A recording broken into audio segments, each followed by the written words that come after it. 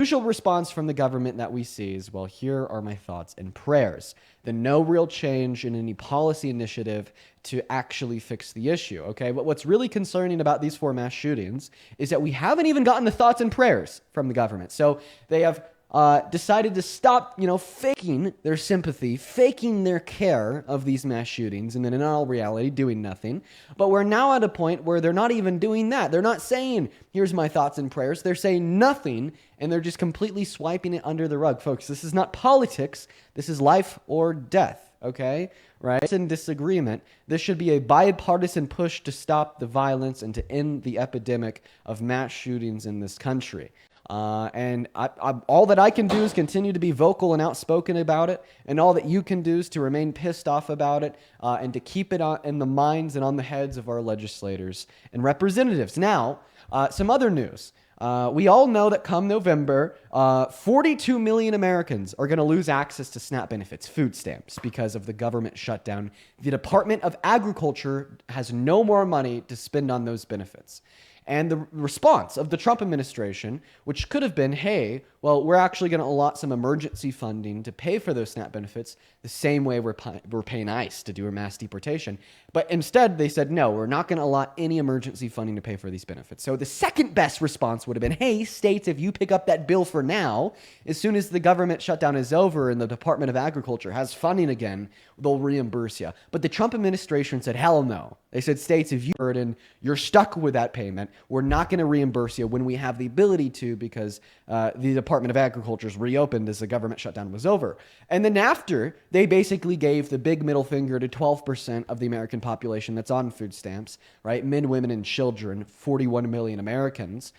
They updated the website of the Department of Agriculture just this morning to say, hey, guess what? You're not going to have any SNAP benefits in November, and you could blame the Democrats in Congress for voting for the shutdown. Are you kidding me?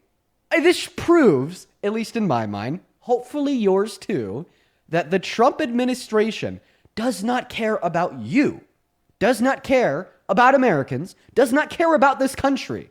All they care about, right, is trying to make the left look bad and to make themselves look good. It's about power, it's about control, and it's about booing the enemy. It's not about fighting for a better life for the average American, okay? They would rather, fuck 42 million Americans over and deny them access to food stamps when they could do something about it, either emergency funding or a promise to reimburse the states once the shutdown is over.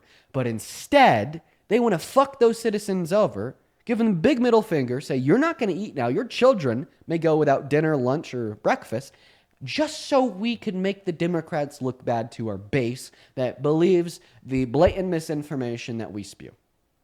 So there's that. That's the news of the afternoon. That one, that story right there, that one's been really pissing me off. That one's really been pissing me off, okay? And it's obviously not like the first time we've seen Trump place his own popularity, Trump place his own power, and making the Democrats look good compared to making the Democrats look bad compared to actually helping Americans. It's not like the first time we've seen that. I mean, we saw that on J6. We saw that when he shot down the bipartisan border bill, and we continue to see that today. But it pisses me off, okay? Just yet another reason why Trump is such an absolute terrible president that no one should support. Now, I'm going to stop wasting your time. We'll go ahead and hop into the debates here. If you've never been here before, let me describe to you what we do. Over on TikTok, there's a multi-guest function where anybody and everybody can join this stream, hang out with us, have a conversation. We use that function to host debates, and I'm specifically asking for American adults that support Trump as president to join our stream over on TikTok to have a conversation with us. Maybe some other personal news. Another recent drama involving me. I guess some NBA player joined my stream and said that he wanted to assassinate me. And the takeaway of like half the internet is my response to him was corny. More concerned with my apparent corny response than they were concerned with what warranted that response, which was apparently this guy saying that he wanted to quote unquote Charlie Kirk my ass.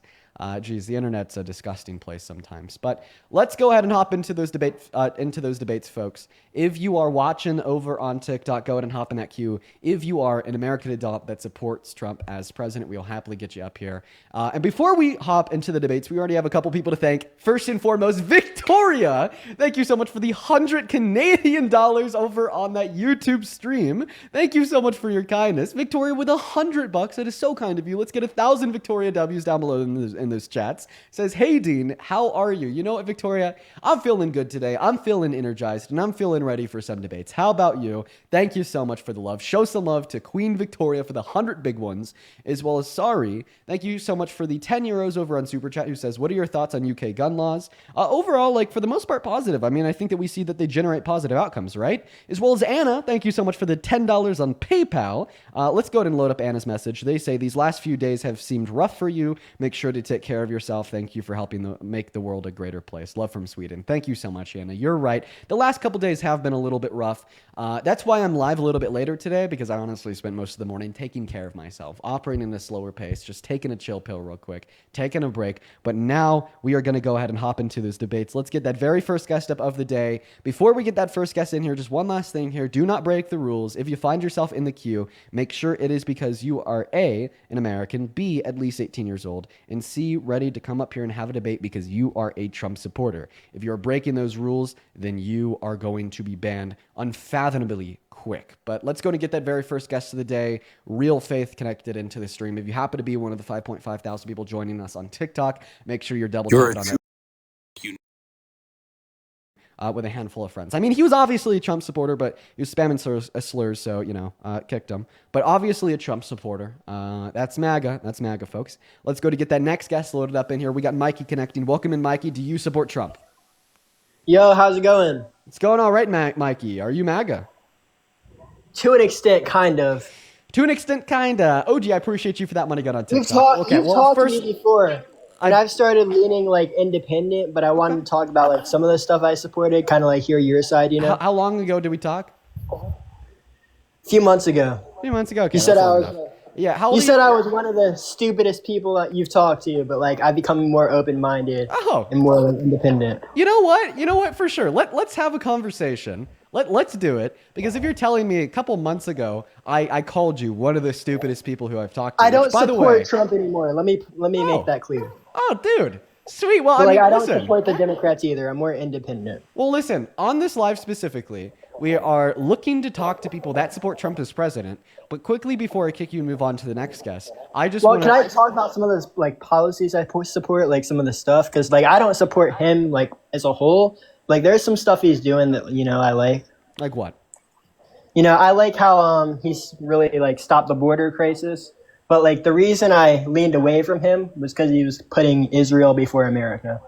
So that's why I don't like him. He absolutely is putting Israel before America. Argentina. Yeah, and I think that's a big problem. But I don't really support the Democrats. I'm more independent. But I think there was a big border crisis before Trump came in, and he's kind of I think he could be deporting more people who aren't here legally.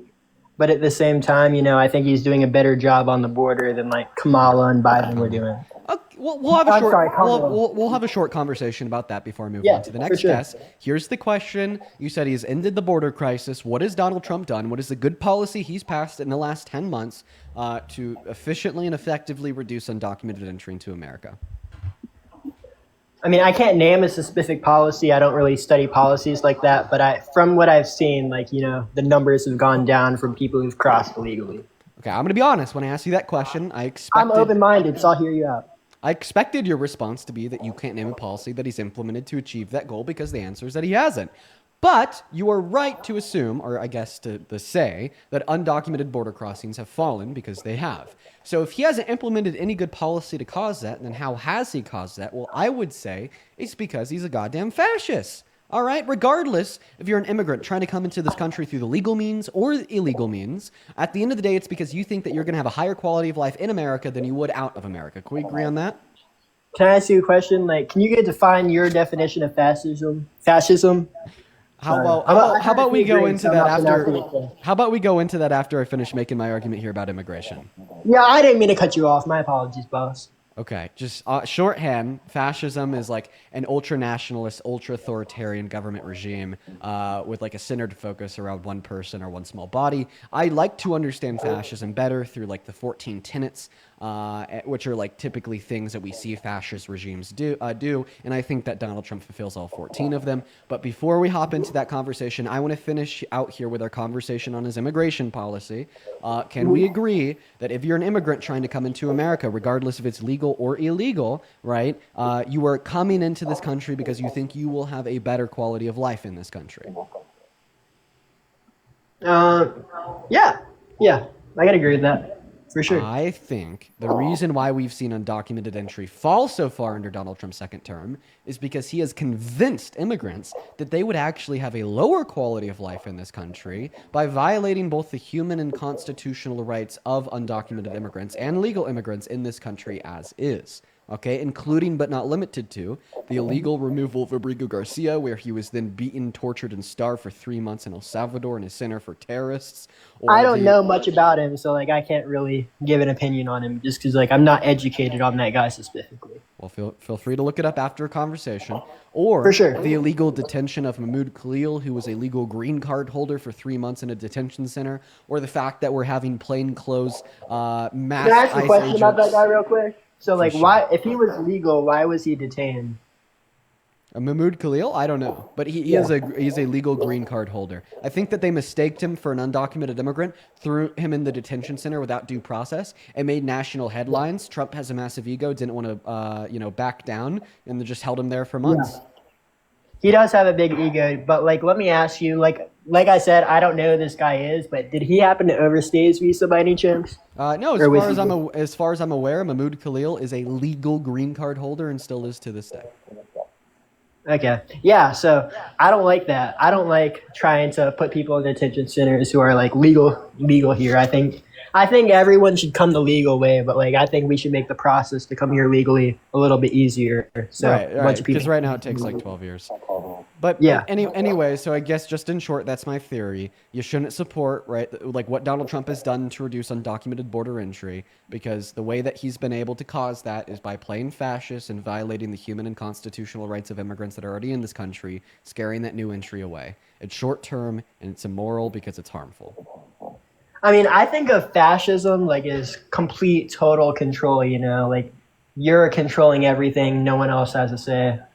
I don't know if Trump's necessarily doing that fully, but that's like I how mean, I think of I think that he it. wants total control, and if he didn't want total control, then like maybe he wouldn't like be calling for the termination of the Constitution, such as he did in December of 2022. Can you like I said before, I'm not a Trump supporter, but can you give me an example of that because I am open-minded, but how is he trying to terminate the Constitution? I'm not trying to like disagree with you or anything. I'm just asking. I'm trying, you know Okay. what I mean? Yeah, and then after I tell you this, I am going to move on to the next guest because you've said it yourself a handful of times now. You're not a Trump supporter. But in Wait, could I give you December, one more tip before you kick me though? no, Like to make Trump supporters switch up? I've been really kind to you. I've been I really know a kind to you. great way to make Trump supporters switch up. Like this is what made me switch up personally. Why don't you tell But us? if tell you us. tell people like Trump supporters about like Trump putting Israel before America and kissing Netanyahu's ass, like I think that'll make a lot of people shift over because I used to be a huge Trump supporter. Then I like saw things for what it was with Trump putting Israel before America, paying them billions of dollars to just bomb innocent people. Like if you really spread that, I think that would make a lot of more like Trump supporters not really like him. So like that's my tip to you personally. Well, I appreciate Terrible. that. It's very kind of you. Thank you for sharing that with me. For sure. I mean, I agree. That is a really big reason not to support Trump as president. I'm going to go to respond That's to your my other main question, reason. and then I'm going to move on to the next Trump supporter. For sure. But you said, how is Donald Trump infringing on the Constitution? Day one, the 14th Amendment was infringed on by Trump when he signed an executive order into law trying to take birthright citizenship away from the children of undocumented immigrants born on American soil when they've had that right guaranteed to them since 1865. He's also attacked the First Amendment by trying to ban the burning of the American flag. Like it or not, that is free speech, per SCOTUS ruling from the 80s. He said that he's, quote unquote, taking your free speech away. He also said Can I he's ask you a now question about the First Amendment with burning a flag real quick? I am so sorry to cut Yeah. you off. But like I think it's very weird in America like how it's legal to burn an American flag, but if you burn an Israel flag, it's against the law. Well, Like, it's actually you not know, against the law to burn the Israeli flag. We have seen a push that's from what I've members of heard. Congress to try to ban that, and I agree that shouldn't be banned. But I'm gonna go ahead and cut our conversation there, man. I appreciate you for coming up, Mikey. We are just looking for Trump supporters. Go ahead and hop in that queue if you are an American adult that supports Trump as president, and we will happily get you loaded up into the live, folks. What's going on? Do How you are you support? doing? I'm doing all right. Are you MAGA? Hello? Yeah, can you hear me? Yeah. Do you support Trump? Yeah, I always have and I always will. Okay. I want to start this off by kind of saying that Always will. I think that you're a very smart guy, but I 100% disagree with you and I despise almost everything you say. Okay, well, let's have a conversation about that. Before we do, I need to thank three people here. Alana, thank you so much for the $3 over on PayPal. Kirani, thank you for the $1 on Venmo. And Kirani with another $5 over on Venmo. I appreciate you, Kirani and Alana, so much for the love. I'm going to go ahead and ask you a question here, sir. You said that you've always supported Trump and you always will. Well, it sounds like you don't Yeah. really have that open of a mind, which I'd recommend, trying to figure out. My first question to you, though, are you a patriot? Yeah. What do you mean by patriot? You mean You pro-America? Oh yeah, I love Okay. America. Do pro-American patriots like place the core values of this country first? Absolutely. Is a core value of this country law and order and respect to the Constitution? Absolutely. Donald Trump is a lawless, orderless president that has infringed on the Constitution 4 times in the last 8 months. The lawless and the disorderness are proved by his, pardons of the 72 violent rioters that tried to kill cops on the steps of the Capitol. He labeled them as patriots, or his 34 felonies himself, or his adjudication for grape himself. And then his attack on the Constitution is clear through some of the points I was discussing with the last guest, like attacking the 14th Amendment and trying to ban birthright citizenship for some people that have it. His attack on the Second Amendment, directing his DOJ to find a way to ban gun ownership for millions of law-abiding citizens. Even the NRA spoke out against that. His attacks on the First Amendment include saying that it's now illegal to criticize him in the media, or that he's taking your free speech away to burn the American flag, even though SCOTUS ruled that was protected under the First Amendment in the 80s. His attacks on the 22nd Amendment include saying that he's going to run for a third term, and there's very specific ways that he could get it done, even though the 22nd Amendment limits any president to 2 terms. So if you are a pro-America patriot that loves our core values like law and order in the Constitution, how could you ever support this lawless, disorderly threat to the Constitution? I think every single thing he does is looking out for the greater good, the long-term benefit of our country. Okay, so then you think him being a lawless, disorderly threat to the Constitution will benefit this country in the long term? How so? Honestly, I know that this is going to get a lot of hate, but honestly, if he was king, I wouldn't mind. I don't agree with kings, but if he was the king, I'd love it. How can you say that you're pro-Constitution and pro-monarchy in the same breath? Like I said, if it was him, I'd let him do anything he wanted to. He's going to steer America in the right direction, and I hope that we get out every single illegal immigrant. You're not answering I my hope question. that. Do you think that a monarchy and a kingship contradicts the Constitution and the checks and balances in which it offers through the 3 separate branches of the federal government? Sorry, could you say that again? Do you think that a monarchy and a kingship are antithetical to the values of the Constitution? Yeah, obviously, I don't want a king, but if it was up to me, he'd never stop being president. You're not answering my question. Right. I'll repeat it for the 4th time. Do you think Yeah. a monarchy and a No, you're kingship good. are I can't even antithetical stand looking to at your values face. of the Constitution? Yeah, you're going to leave I'm and run out. away because I'm smarter than you and you're getting dunked on. Go ahead. Like I said, you're a smart guy. I'm not super educated in I could the tell. whole political system, but I can tell you right now, he's the best thing that's ever happened to this country. He's going to be the best thing that's ever happened to this country ever, and you're going to hate every second of it. And I'm Name gonna 3 sit here and- policies Donald Trump has passed that you agree with. Yeah, I'm done. You are done. You are well done. Cooked and Yeah. served. Yeah. So just to kind of catch you up to where we're at, well, I guess I'm not going to catch him up to where we're at because he just left. Yeah, that's about how long you're gonna last with me when you're just a severe, strict, extreme MAGA cultist. Okay, you'll maybe like last 35 seconds before you just want to up and run away like that guy. Let's go ahead and move on to the next guest, guys. Only hop in that queue if you happen to be an American adult that supports Trump as president. We'll happily have you up here. We'll have a conversation. I think we're gonna try to fill up the panel and do like 1v5 again at some point today, like we did for the last couple days. That's been pretty fun. Welcome in. Are you MAGA? Yes, I am. All right, man. Do you mind if I just ask you how old you are? If you don't want to answer, it's It okay. doesn't matter. It doesn't matter how old I am. No, you're right. It doesn't matter. It's just my own personal You're right. curiosity. Okay. All right. Okay, so ask me a question. I just want to know before you go on, what has Trump done to hurt your life so far? What has Trump done to hurt my life? Well, I mean, there's a lot of people in my life that are reliant on food. No, your life, not a lot of people. Your life. Well, yeah, I'm giving you a way that he's hurt my life. Okay, I'll tell you. Right? So, like, one way that he's hurt my life, for instance, is there's a lot of people in my family on food stamps and Medicaid, and seeing them like have their premiums go up or now being kicked off of food stamps because of the shutdown has caused them a lot of harm and pain, and in turn caused me a lot of harm and pain because I love and care about them so much. Okay, so you're saying that the premium's gone up, and they haven't yet because everybody's in enrollment. So that's a BS. That's BS. Food stamps. Well, you know what? There's a lot of local churches and Salvation Army and Catholic churches in the area. If you're affected so bad, you can go to these places and you can get food.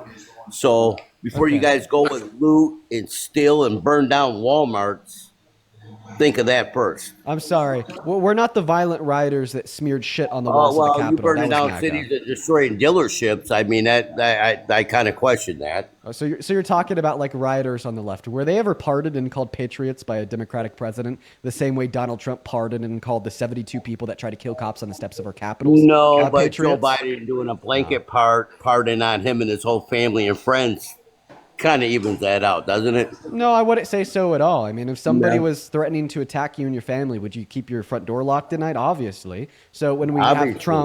have Trump like threatening to attack Biden and his family, saying that he's going to prosecute them and throw them in jail, all right, obviously the smart thing Like to they do did to would be him? to give a blanket Just like pardon they did to Biden. him? Well, the difference would Just be like they did to him. see the one one is baseless in a hold political on, let me attack. speak, The guy. other is with base and holding a criminal you're- accountable. You're talking over me. Let me speak. Thank you. When he came down that elevator, you guys went on your attack immediately, right away, and you haven't stopped since. Oh, I'm sorry. But if you look I'm at sorry that we his- want to hold criminals accountable. My bad. He wasn't a criminal. He's not a criminal. Do you trust Fox News? No, I don't trust any news outlet. Well, of course you I'm wouldn't- going on what he's done for this country. Of course you wouldn't. So Of course do you wouldn't do trust Fox News. CNN? No, That's like me asking you, do you trust CNN and MSNBC? Well, I mean, I try to stay away from legacy media, but I feel like there's a big difference between an intellectual 21-year-old and a brain-rotted 54-year-old MAGA cultist. I thought that you'd like look to Fox News. Just like Trump. Oh, I'm sorry. That was a little bit personal. Okay. we'll Are stay- you going to name? Are you going to name? I guess calling? we're only 26 minutes into this. Yeah, we'll hold 'cause off that's the all name you calling. got. That's We'll all you hold got off is the start name calling. names because I you get have it. no facts. I get it. You have no proof. Okay. I mean, I I get it. All right, You're an let's immature little discuss. 24-year-old that lives in mommy's basement. No, I have and my now own. I have my own mommy's comment. snap Thank you card so has much. been shut off, and now you're trying to make extra money. I get it. Okay. All right. Well, it looks like you fired right back with some personal insults yourself. So if that like, makes me immature, I guess well, it'd make you immature you got to too. fight evil with evil. Okay. Well, if I'm evil, then what does that make Trump? I'm not a sexual predator. He is. I'm not an adjudicated Neither rapist. is He he. is. Where's I'm your not the one proof that has on gone that? in Howard Stern's radio show and boasted about sexually exploiting naked children and naked women. He is. So if I'm evil, what does that make him? Well, okay, you know why they haven't released the Epstein file yet? Because it's a Democratic judge appointed by Bill Clinton who hasn't released these files yet. Gee, I wonder who's on those files. Well, if it only a had to do with Democratic judges- judge will not release it. Listen. Who's on these files? I don't think that it has much to do with the judge. So earlier this morning, No, Donald. it does. It does. Has a Can you let me lot finish to do with speaking? the judge. Are you serious? Can you let me finish speaking? A lot to what did you? Can you let me Okay, finish? go ahead, finish. Thank you. Go ahead. So earlier this morning, okay, Donald Trump was caught on a mic saying, right, that he has control over Mike Johnson in Congress, the Speaker of the House of Representatives. And he even specifically called Mike Johnson his quote-unquote puppet.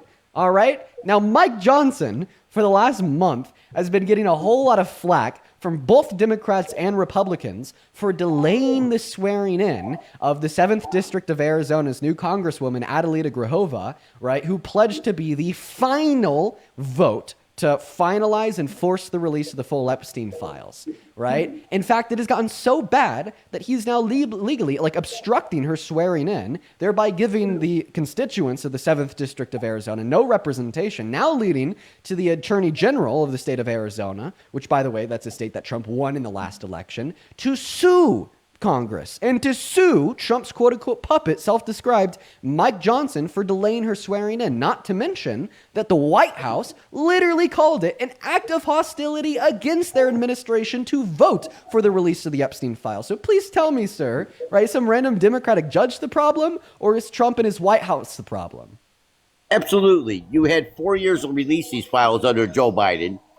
You had a Democratic appointed judge by Clinton, and none of them ever released these files. Tell me why. Well, as soon as you could respond to the very specific set of facts I brought up about Donald Trump. You're going down a rabbit hole now. So hold on. You're interrupting me. Thank you so much. As soon as you could respond to the very specific and direct set of facts that I brought up about Mike Johnson, Adelita Grajova, Trump's White House calling it an act of hostility to vote for the release of the files, and Donald Trump calling Mike Johnson his puppet, who's like delaying the swearing in of Adelita Grajova, then I will happily talk to you, right, about the Epstein files not being released under Biden. I'm not going to allow you just to pivot to Sleepy Joe to try to run away from these facts, though. So make sure that you respond to those facts first. You are. You're avoiding the question by coming up with some. I asked you first. Some Democrat senator or Republican or whatever out of Arizona, when in reality Biden had 4 years to release these files. I asked you first about it. Listen, respond, and then bring up Biden. You are literally incapable of staying on topic. You cannot address and hold Trump accountable for his wrongdoings. Every time I point something out bad that his White House has done, then all of a sudden it's but Biden. It's super embarrassing for you. No, it's not embarrassing. It's embarrassing that you have to dodge a question by bringing up. I'm not dodging a question. I asked you first about this. You brought up the Democratic judge, and I was like, are we sure the issue is the Democratic judge with all of these facts about the Trump administration and their visceral and obviously intentional attempt to prevent the release of the files? And then in response to that, you were like, but Biden. Okay, so just once again, I didn't dodge the judge. I just simply said, are we sure a singular judge is the problem when we now consider all of these facts about the attitudes of the Trump White House towards the release of the files? The judge has the authority to release these files. The judge and judge only. It has nothing to do with some lady in Arizona. The judge, in matter of fact, has the right to release these files. So why isn't he releasing these files? Okay. He is the voice of America. Listen. How about this? So I know the judge. Okay, that now. I'll respond head on. I know the judge that you're talking about, and I know the contents that you're talking about. So I'm just going to go ahead and take the fuel off the fire. What you're talking about is the fact that Donald Trump went to Pam Bondi, and he was like, hey man, get like these very particular files released from specifically. What's his name? Epstein's like day in court, Epstein's trial, and only release the pertinent parts of the jury discussion surrounding Epstein's day in court. And then a judge was like, I can't do that. It'd break the law. You know what? Just to take the fuel out of the fire, fuck that judge for not releasing those files. I'm going to say that judge is concealing transparency from the American people by withholding these files. Now, can you hold that same energy towards Trump's White House for calling it an act of hostility to conceal those files, to vote for the release of those files in Congress, thereby also advocating for the concealment of those files, just like that judge? No, because they'll never release those files because okay. Yeah. Wait. So then you have no right to criticize the judge if you won't criticize Trump's White House. Since under your view, they're doing the same thing. It'd be embarrassing. Because you have no right. Listen to what I'm saying here. You have no right to criticize that judge, right? When you can't criticize the Trump White House, when under your view, that judge and the Trump White House are doing the same thing. Oh, because they're doing the same thing. They're advocating for the files to be concealed and hidden from the American people. I want those files released because it's going to show Trump is not on that list. It's going to show your boy Bill Clinton there was Secret Service years ago, and that's proven fact. That was leaked information. So Sleepy Joe had 4 years. Kamala. I mean, you guys would have released these files to damn Donald Trump. You are talking baseless, inaccurate information right now. Let's slow it down a little bit, okay? You're no, mad let's at not slow it down. Yes. Can I speak without interruption? Listen, go ahead. So you're mad at that judge because you feel like no, I'm not. You criticize that judge because you feel no, like, I do not. What?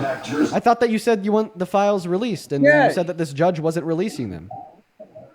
By law, he does not have to. So why would I be mad at him? He's following the law. So even though he's a Bill Clinton appointed judge. So you fault this judge, right? Because that no, judge, I didn't say that. I said this judge will not release the files. I didn't say bad or good. Do you hold negative feelings towards that judge? The law. Okay, are you following me? Do you hold any negative feelings towards that judge for not releasing the files? No, I do not. He's doing his job. Okay, then why are we talking about that judge? Okay, because he's the one and only that can release those files right now. That's not true. So who can release them? The House of Representatives can force their release with a majority vote. Okay, so who holds the House majority? Republicans. The Republicans. So they're going to go over their boundary and say, okay, we're going to release these files, even though Biden and the judicial system has 4 years or whatever to release these files. Okay, you're back to the Biden. Okay, so right now, every single Democrat in Congress has pledged to vote for the release of the Epstein files, and 4 Republicans in Congress have pledged to vote for the release of the Epstein files. They are 1 vote off of a majority. Okay, to fix this, Arizona held a special election to get a new representative in their 7th district. The lady who won that special election, her name is Adelita Grahova, and she ran on the pledge that if she won that special election, she would be the last vote to make it so the House of Representatives had a majority so they could force the release of the files. Okay, when she won that election, the Senate, it would have to go to the Senate then. The Senate has also agreed. They already have a majority there. We're just specifically looking at the House of Representatives because they already have a majority in the Senate. Is the final word, not the House of Representatives. But we already have a majority in the Senate. No, you're lying again. No, I'm not. You're lying. No, it just takes. It doesn't matter about the House now that we've got a majority in the Senate, the last thing that we need it's up to the Senate to release these files. Sir, now that we have gotten a majority in the Senate, we only need a majority in the House of Representatives now. Are you following? So, listen, guy. No, you're not following. That's not on the list. He's not on the list. Oh, my God. If he would have been on the list, you guys would have released that years ago. Okay, listen to me, sir. Tell me if you're understanding the words that are coming out of my mouth. I understand. A majority of people in the Senate have pledged to vote for the release of the files. Almost a majority of the people in the House of the Representatives have pledged to vote for the release of the files, and they are 1 vote short. Are you following me so far?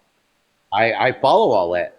But fix this issue, the Senate to fix this issue, because the last thing we need to get to force the release of the files is 1 more vote in the House of Representatives, right? Arizona elected a new congresswoman.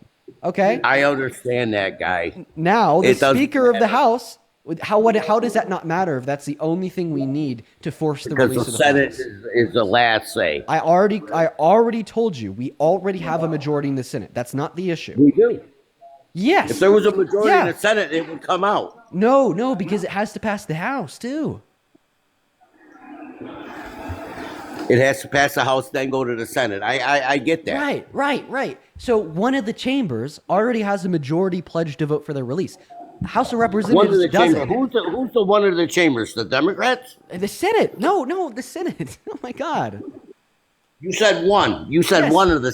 One of the 2 chambers of Congress, okay? Yeah. The 2 chambers are the Senate and the House of Representatives. Yes. Okay, the Senate's good. They're like, yes, thumbs up. If it comes to us, we'll vote for the release. Okay, the House of Representatives is the issue. They're 1 vote off of having a majority to force their release. To go to the Senate. Majority in the Senate right now? Okay, Republicans, right? Yes. If you're not going to engage with what I'm saying here, I'm going to kick you. Oh, if I don't agree with you, you're going to kick me out. No, you don't even need to agree with me. You just need to engage with what I'm saying. I'm engaging. The majority of the Senate is Republican. Yeah, right? let me go ahead. Let me go ahead and thank a couple people here. Brooke, thank you so much for the $50 donation over on Venmo. I appreciate you for the love, Brooke. Brooke with the $50 says, "Love you, Dean." I love you too. Thank you so much for the kindness. Can you say W, Brooke? Can you say W, Brooke? For the $50? No, let's get 500 Brooke W's down below in that comment section, as well as Victoria and Maze and Raylene. Thank you all three for the $5 over on Venmo. Thank you so much. And then Michaela with a 5 says, "I'm MAGA and would love to debate you. I'm in the queue at KK." Michaela, stay in the queue. I'll have you up next. Thank you so much. I'll happily have you up. Thank you so much. But show some love to Brooke for the 50, as well as show some love to Lauren for the $10 on PayPal, who says, "Fuck Steve or fuck Phil." Fuck them both. Appreciate you for the $10, Lauren. And then Adam, thank you so much for the 6, saying, "Hey, Dean, always enjoy the lives, and I really love that shirt." I'd love to know where you got it from. I got it from my girlfriend's closet. Appreciate you for that love. As well as Matthew, thank you so much for the $10 on PayPal, who says, "Day 5 of donating to your stream. Love you, Dean. Fuck Steve and fuck Phil." Appreciate you for that love, Matthew. And then Darius, thank you so much for the $10 on PayPal. Show some love to Darius down below. Thank you so much. And then holy shit, Anne, thank you so much for the $309 donation over on PayPal. Anne with a $309 donation says, "This is to reimburse you for your car's impoundment." Oh my god, dude. And holy fuck. First of all, we were talking about that days ago. That's crazy that you still remember that. And second of all, thank you so much for your kindness. Like, holy shit. That is like preposterous. That is so incredibly kind of you. I want to see nothing but W-Anns. Goddamn Anns. Down below in that comment section right Yes, now. Ann. Thank you. What's that? Yes, Ann. Thank you for the $309. Yo, for real.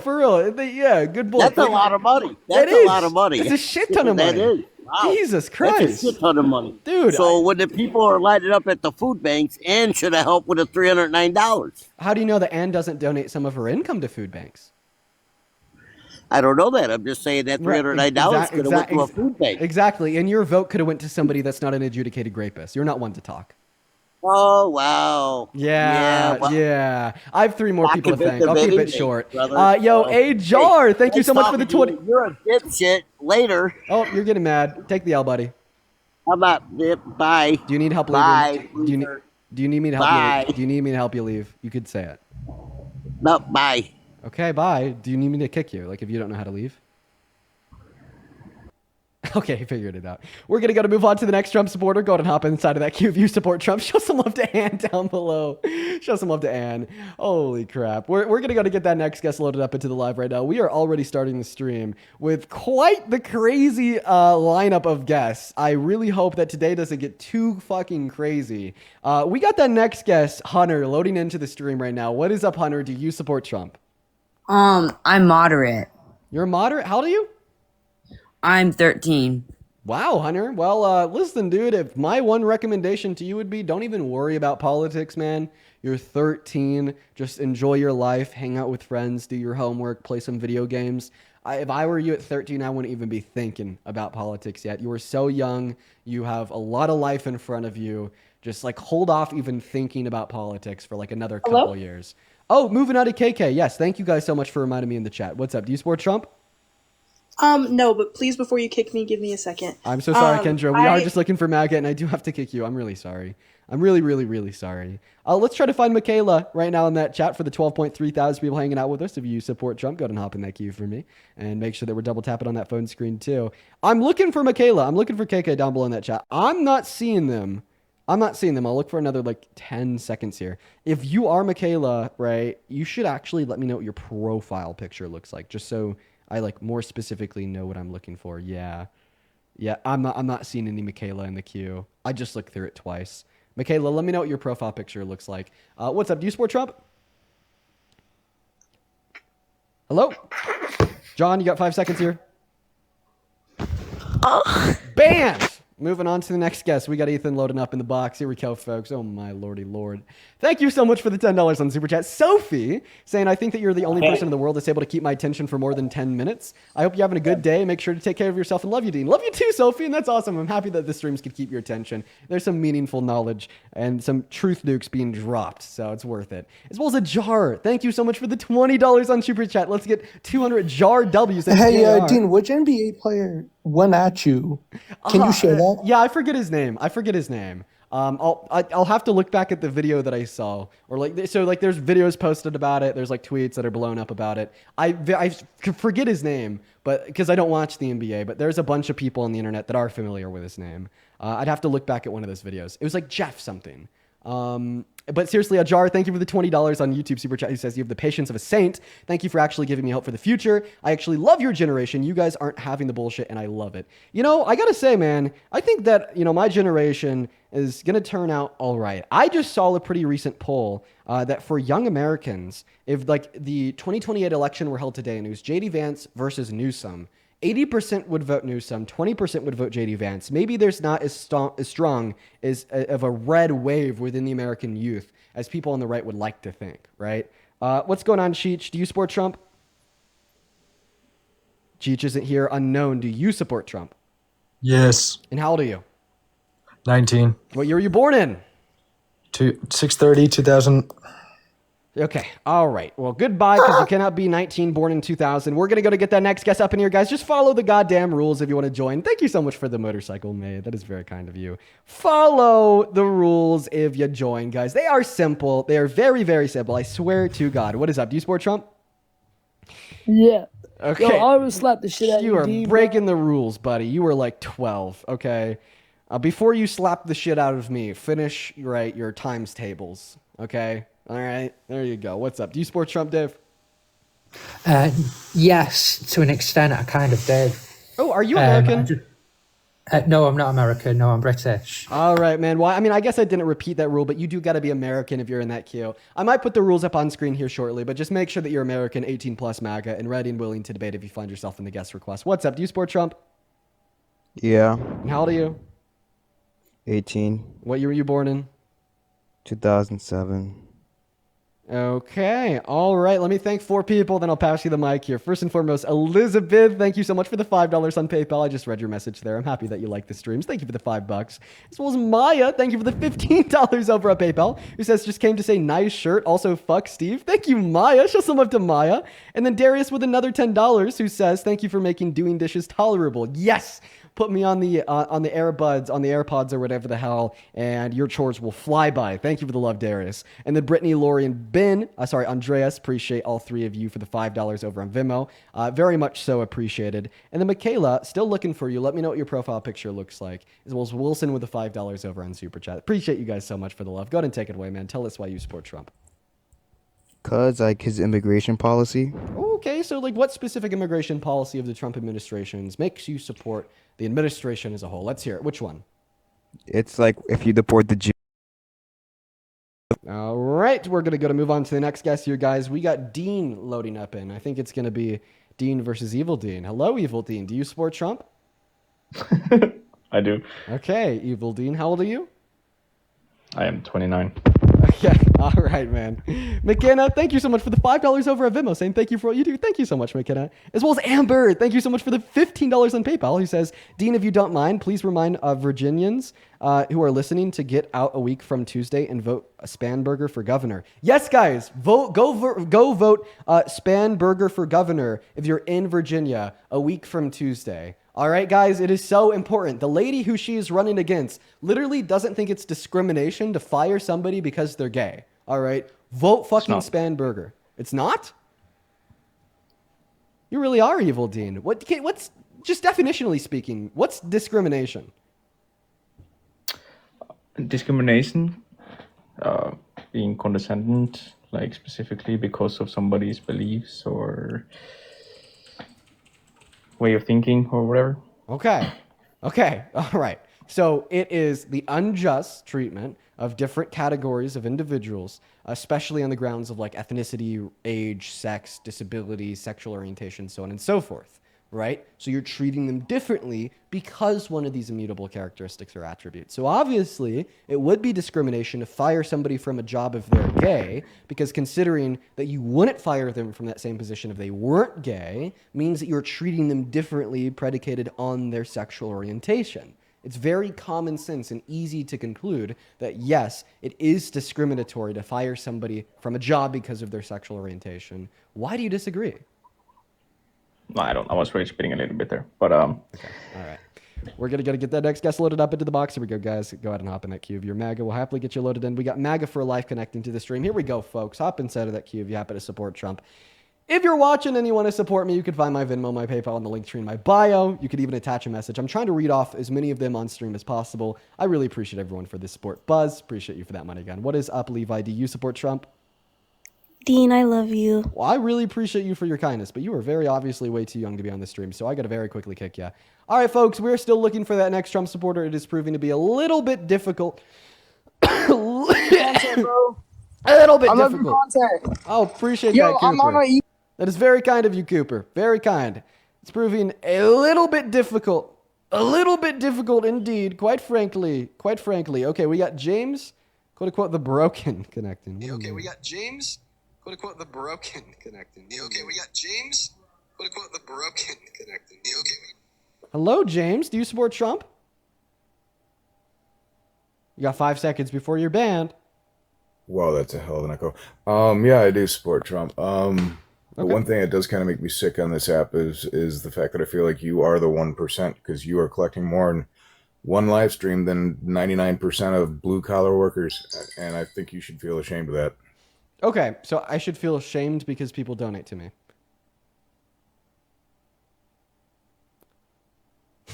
All I had to do was look at him. All right, moving on to the next guest. He left, by the way. All I had to do was look at him. I just looked at him in his eyes, and he left. Hey, what's up? Do you support Trump? Yeah. How old are you? 18. Okay, what year are you born in? 2007. All right, sounds good, man. So why do you support Trump, Ethan? You got a little bit of lag and a little bit of background noise. I don't know if I'll be able to hold this conversation with you. I'll try though. Why do you support Trump? Yeah, we'll see. I don't know. I love immigration laws. Sorry, Ethan, your connection's too bad. Feel free to re-request as soon as you get a connection that's a little bit better. I'll happily have you back up here. But I mean, that connection's Slap the shit out you, bro. Slap the shit out you. Very nice. How How old are the you? shit out you. Charlie Kirk, yo. Yeah. How old are you? Dean, I ain't gonna lie. Slap the shit out you. Charlie Kirk, yo. I think that's a kid. What's going on, King SGK? Do you support Trump? Hello? All right, no, he's not here. We're going to move on to the next guest. We got Michelle loading up in. Kimberly, thank you so much for the $20 over on PayPal. Appreciate you so much for the love. Show some love to Kimberly down in that chat for the $20. Let's get 200 Kimberly W. Seriously, thank you so much. As well as constructive criticism for you and Parker. Small nitpick, perpetuate, and purport sometimes get used interchangeably, and it drives my ADHD brain crazy. Perfection otherwise. Well, thank you for the love, Kimberly. Show some love to Kimberly. What is up? Do you support Trump? Oh, no, I'm sorry. I did not mean to hit that. Yeah, no worries. All right, guys. So right now we have 13.6 thousand people hanging out in the stream with us here today, and we can't find one Trump supporter that's willing to come up and debate. I mean, we have a couple Trump supporters that want me dead, another couple Trump supporters that want to scream slurs, but we don't have a Trump supporter that just wants to debate. Shit. You know, if I got to say, my most compelling argument that MAGA is dead, right? My most compelling argument that it is so totally unreasonable to support Trump as president is just seriously the people that join the stream. What's going on? Do you support Trump, Gabe? Yes, I would say I do. Okay, and how old are you? I'm 20. You're 20? All right, sounds good, man. I have like 4 people to thank, and then I'll go ahead and pass you the mic, and you can tell us why you support Trump. I just want to make sure to show everyone some love. Armando, thank you so much for the $20 over on Venmo. Appreciate you for the love, bro. Armando with the 20 says, hey, Dean, you're a great dude, and I need voices like yours right now. Well, thank you so much, Armando. I did also read off the rest of your message there. I'm just going to keep it to myself. Just know that I really appreciate you, man. I'm happy that you're hanging out with us in the stream for the day, and I'm happy that the stream helps you. Let's get 200 Armando W's down below in that chat, as well as Denny with $1 on Venmo who says, I hate you, you dirty communist bastard. Denny, here's what I'm going to do with your dollar. I'm going to multiply it by 100, and then I'm going to donate it to Planned Parenthood in your name. Thank you so much for helping to pay for a woman or girl's abortion. You are awesome. W. Denny's in that chat for the 100 towards Planned Parenthood, as well as Patrick. Thank you so much for the $5 over on Venmo saying, keep up the good work, Dean. Thank you so much. And Sarah, thank you so much for the $20 on PayPal. Thank you, Sarah. Sarah says, thank you so much for helping my 18-year-old daughter realize how how much young people can make a difference. You are our future, Sarah. All the love in the world to you. I bet it's great, and I bet you're a great mother as well. Thank you so much for the $20. Let's get 200 Sarah W's and 200 Armando W's, as well as Alex. Thank you so much for the $10. Thank you so much for the love, Alex. And Heather, thank you so much for the $20 as well on PayPal, who says, thank you for educating people and giving all of us help. Thank you so much, Heather. 200 Heather W's down below. And then Tony, thank you for the 5. And Maya, thank you for the $15 on PayPal, who says, W. Abigail Spanberger. Could not agree more. I really appreciate everyone so much for the love. Show some love to our donors. Gabe, go ahead and take it away. Tell us why you support Trump. So you can let me know if this isn't allowed, because this is my view right now where I'm at. I voted for Trump last election, but where I'm at right now is that I still would say I support Trump because there are some policies that I do like, but like you have said, I think he makes a lot of questionable choices and a lot of questionable decisions that I'm personally not liking. But I cannot find myself liking the Democratic Party right now because I don't feel like they have a strong enough candidate. Like, for example, the way that you are about it, you're young, you are going about it, you are trying to reach people in ways that are more modern, I would say. And like having someone who's young and passionate, I think brings people more in, and that's why I'm where I'm at. But I'm not saying either that Trump is young and passionate. Here's where I'm at, okay? So I actually agree. The Democrat Party has a problem with endorsing strong candidates. I mean, like, the strongest Democratic candidate I've seen in a long time is Zohran Mamdani out in NYC. He won the Democratic primary, and we're still seeing state legislators that are Democratic, and then legislators inside of our Congress that are Democratic that will literally not in the Democratic primary, all right? A lot of issues with the DNC and their terrible, terrible, terrible view of, like, candidates and who they should endorse and who they shouldn't, okay? I could critique that. But matter of fact, if you can support Trump, okay, then any Democrat in Congress is strong enough. If you can support Trump, then any Democrat that may want to run for president is strong enough. All right.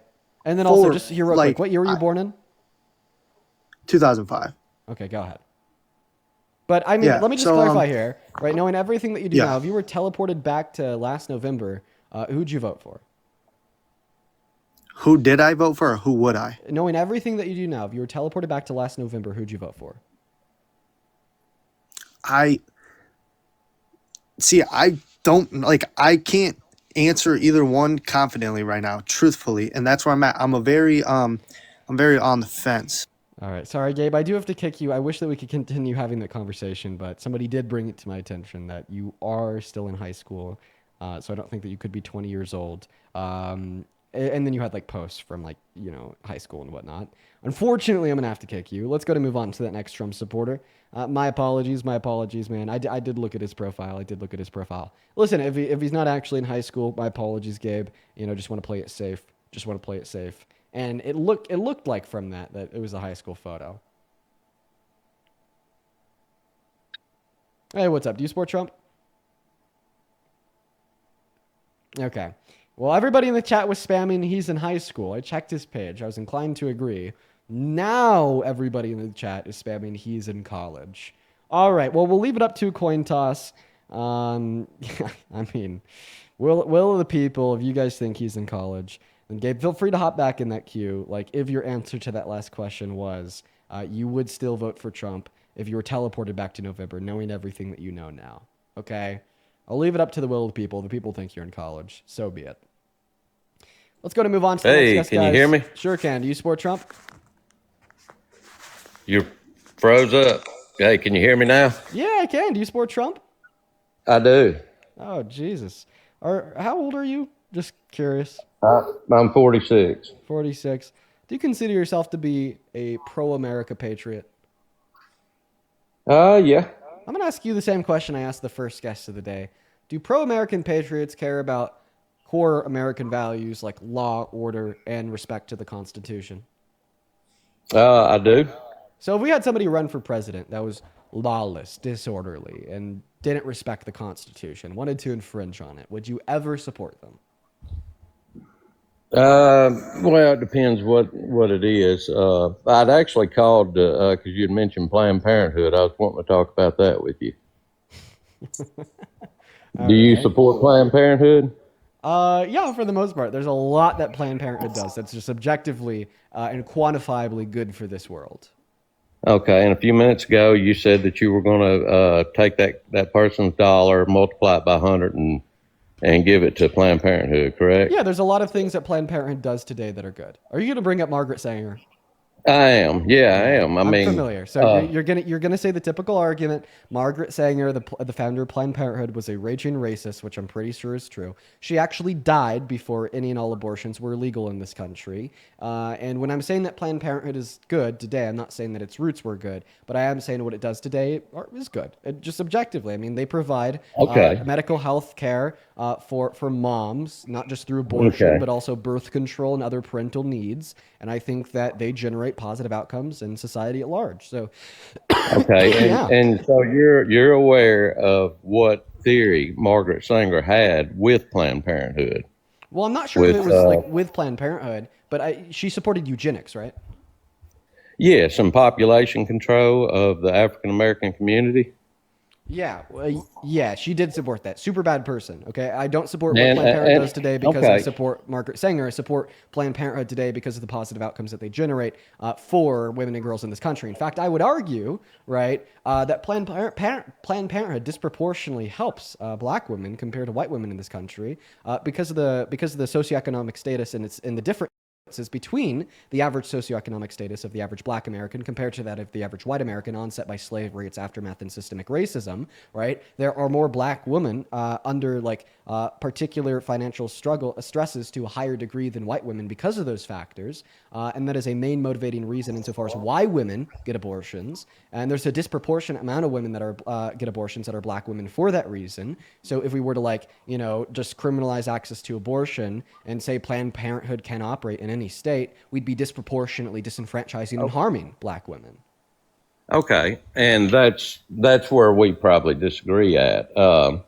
So you would agree that Margaret Sanger, her original idea with Planned Parenthood and the movement toward birth control was to keep the African American population from growing, which is towards birth control. I think that you're right. Towards abortion, I don't think that you're right because abortion wasn't legal until she was dead. Okay, so her intended consequence was to prevent the population from growing, and it's worked perfectly. What her intended consequence was for Planned Parenthood by putting the centers in the ghetto, specifically in the ghetto. Okay, I don't think it's proper to call places the ghetto or to associate black people with the ghetto. I think that's a racist. I think that's an incredibly racist stereotype. But continue. Oh, okay. I disagree with that, but anyway.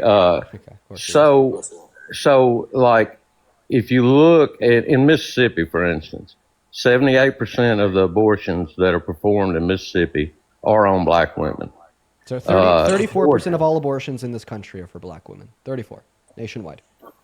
Yeah, and I'm just going on the state right now. So Mississippi is 78% is performed on black women. Georgia, it's upwards 65% are performed on black women. Okay, so if you look over the last 30, 40 years, the African American population has just barely grown. I mean, it's gone from 12% to roughly 14% in 40 years. So whether you agree with Planned Parenthood being a racist organization or not, the same intended consequence that Margaret Sanger fought for has happened. Yeah, I think that you're virtue signaling. I don't think that you care. I could prove it.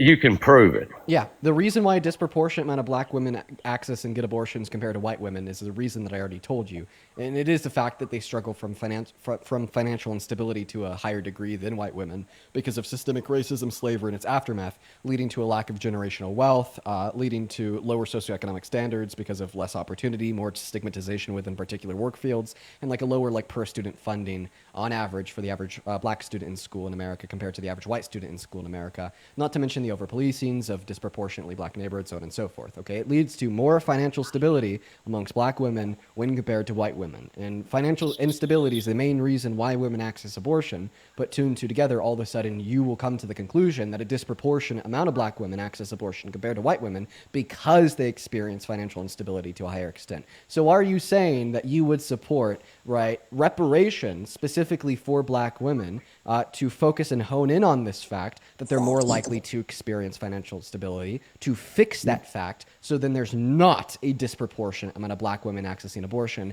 and we could end, right, this decades-old machine of racism killing black children, in your mind? Well, hold on before you pivot on me. Let's It's not a finish pivot. the I just want to say, conversation. I just want to make sure that you're proactively supporting solutions to the problems that you're creating in your head.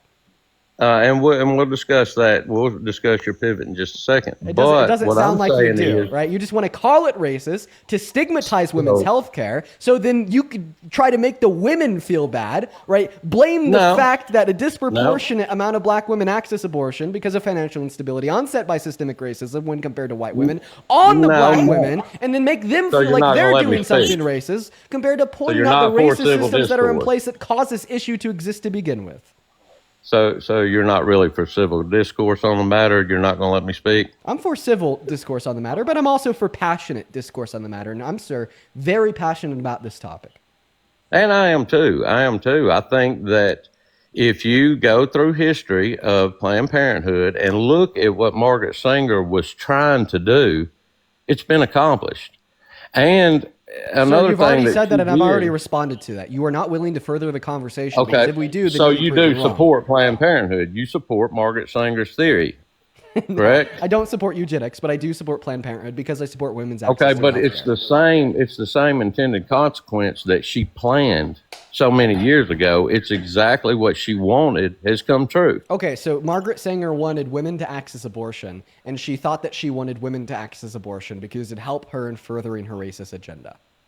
It's population control that has worked. The black population has barely increased So how about in this? 40 years. So how about this? I don't want to further racist agendas, but I do want to further women's rights and access to health care. And if you're saying that this is a racist agenda in the context of abortion because a disproportionate amount of black women access it, well, then let's fix the reason why that's the case and eliminate the inequities that have resulted in black women experiencing. This is a racist agenda, and let's fix the reason why that's the case. And financial instability. That the women are accessing more by choice is the exact reason that Margaret Sanger You're formulated. not responding to what To I'm make saying, it- sir. This is supposed to be a conversation. Can you please respond to what I just said? You're not listening to the words that are coming out of my mouth. You were being dense and you were ignoring them because they're not conforming to your agenda of trying to blame women for accessing healthcare and calling them racist in the process, even when they're black, okay? Right? I'm going to need you to work with me here. I'm going to need you at the bare minimum to respond to what I'm saying. I will happily repeat it, but sir, I just need you to tell me that if I do repeat it, you'll actually listen and actually respond. Can I get that confidence from you? Yeah, go ahead. Ask the question. I don't want to further racist agendas, but I do want to advance women's rights and access to healthcare, including abortion. So if you're telling me that in furthering access to abortion, access to healthcare on behalf of women, that is furthering a racist agenda since a disproportionate amount of women that access abortion are black, and we could identify the reason why that's the case is because of the higher levels of financial instability experienced among black Americans compared to white Americans, let's focus on what is causing that disproportionate level of financial instability, like systemic racism, slavery and its aftermath, a lack of generational wealth, over-policing of black neighborhoods, stigmatization in the workforce, a lack of opportunity, and lower per capita student funding if they're black compared to white in schools. And let's try to fix that compared to just banning women's access to abortion. So instead of, like, from your perspective, furthering a racist agenda in the process of furthering women's rights, we could actually dismantle that racist agenda and still further women's rights. Yeah, and I can agree with that to an extent. I can say this. Okay, I graduated in '97. I went to a predominantly black school. In fact, it was probably 70% black to 30% white. In the South, we all grew up together. There was very, very little racism. I mean, we all grew up together, and Yeah, very little. I believe you, but go ahead. okay, and that's your prerogative if you don't want to believe me. But I'm telling you, I mean, I grew up in the South with plenty of black people that I went to school with, and no, there wasn't a lot of racism. We all got along quite well, to be honest, and still do.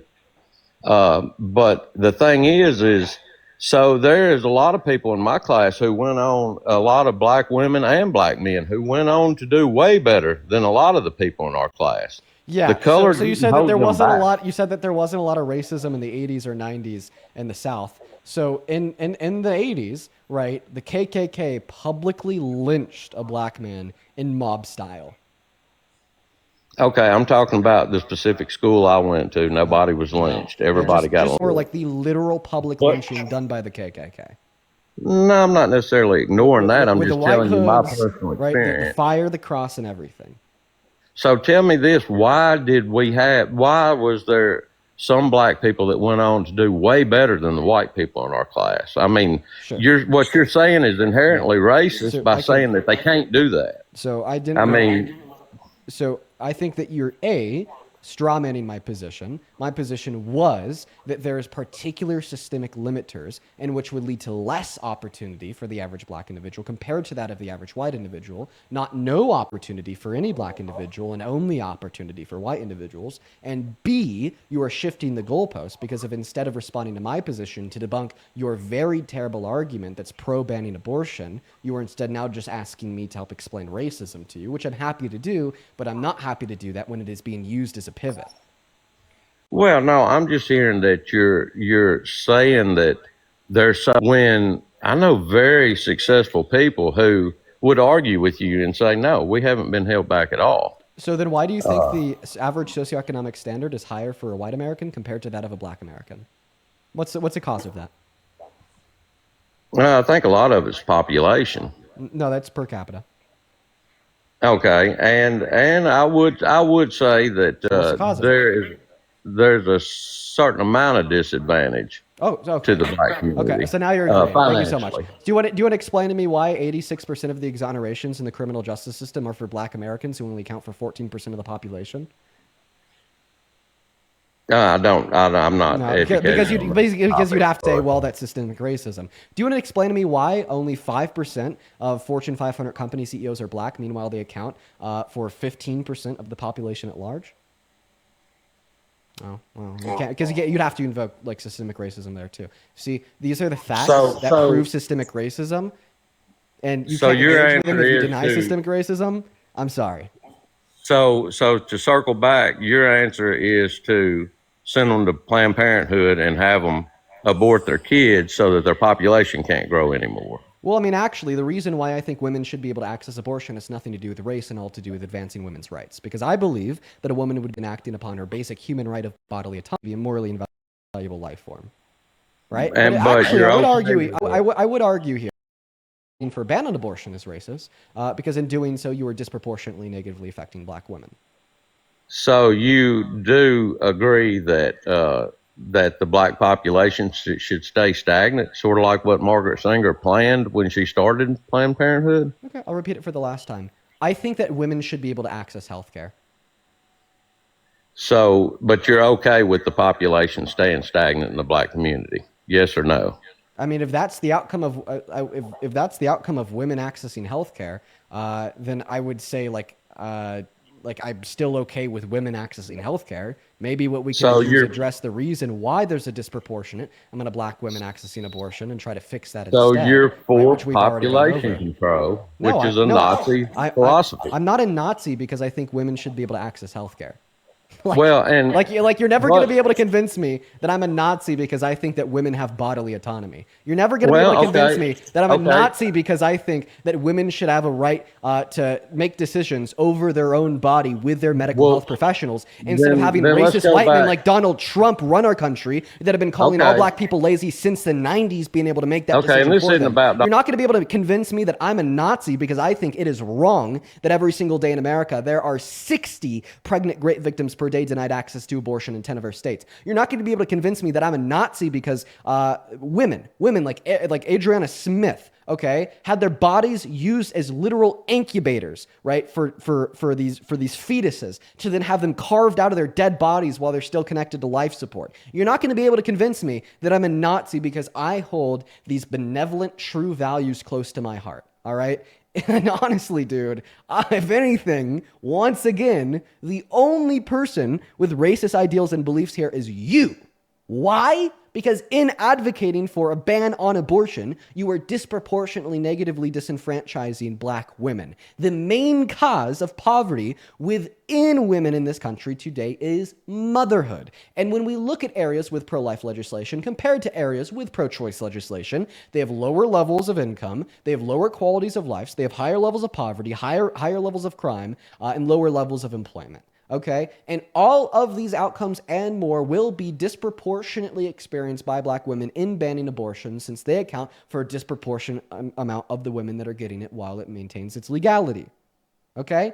And then for the very last time here, you are thinking about this topic so one-dimensionally, it's making my head spin. You are saying disproportionate amount of women that access abortion are black, therefore disproportionate amount of fetuses that are aborted are black, therefore population control of black Americans. All right? If you are hell-bent, right, on solving this issue that you see, well, what I want you to do is focus on what is causing it. What is causing a disproportionate amount of women that are accessing abortion to be black is the higher levels of financial instability that we've already went over inside of, for the average black American compared to the average white American. Fix that issue, and then we'll no longer see a disproportionate amount of women that are accessing abortion to be black. So what I want you to do moving forward is to say what's causing this and how can we fix it. But of course, you will never do that a day in your life because in all reality, you don't care, and you're just trying to play the virtue signal card to try to find a way to advance your ironically racist and misogynistic agenda of banning abortion.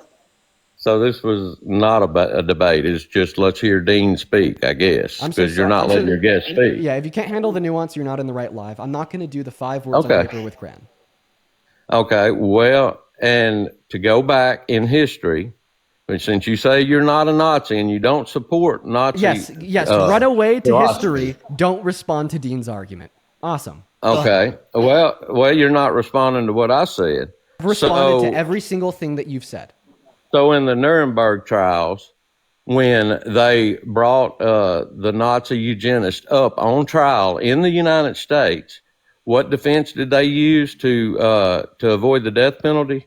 They used the Margaret Sanger defense, the founder of Planned Parenthood, who openly supported eugenics and controlling the black population, which is still happening today, Dean. If you support that, you're supporting exactly what they said. Dude, you're just going back to saying the one fucking sentence because it's all that you know. So, I mean, I would actually, I gotta say, I would legitimately and hate selling to be it you as right healthcare. now. I'd legitimately hate to be you right now because you're just getting fucking cooked. Okay, let me see if I can make this super. Not really. I'm not the one that's supporting population control. Let me make like this, a Nazi. Let me make this so fucking clear to you, you delusional old man. I'm not for population control. I'm for the advancement of women's rights. You are, because the population hasn't grown any in 40 years. Can you not get that through your fucking skull, dude? Can you not get it through your fucking skull that if you want to reduce the amount of black women that are accessing abortion, you're reducing them. You're reducing the whole population, and make it proportionate to the amount of white women that access abortion, then focus on why those black women are making that conscious will decision, which is the higher levels of financial instability experienced amongst they're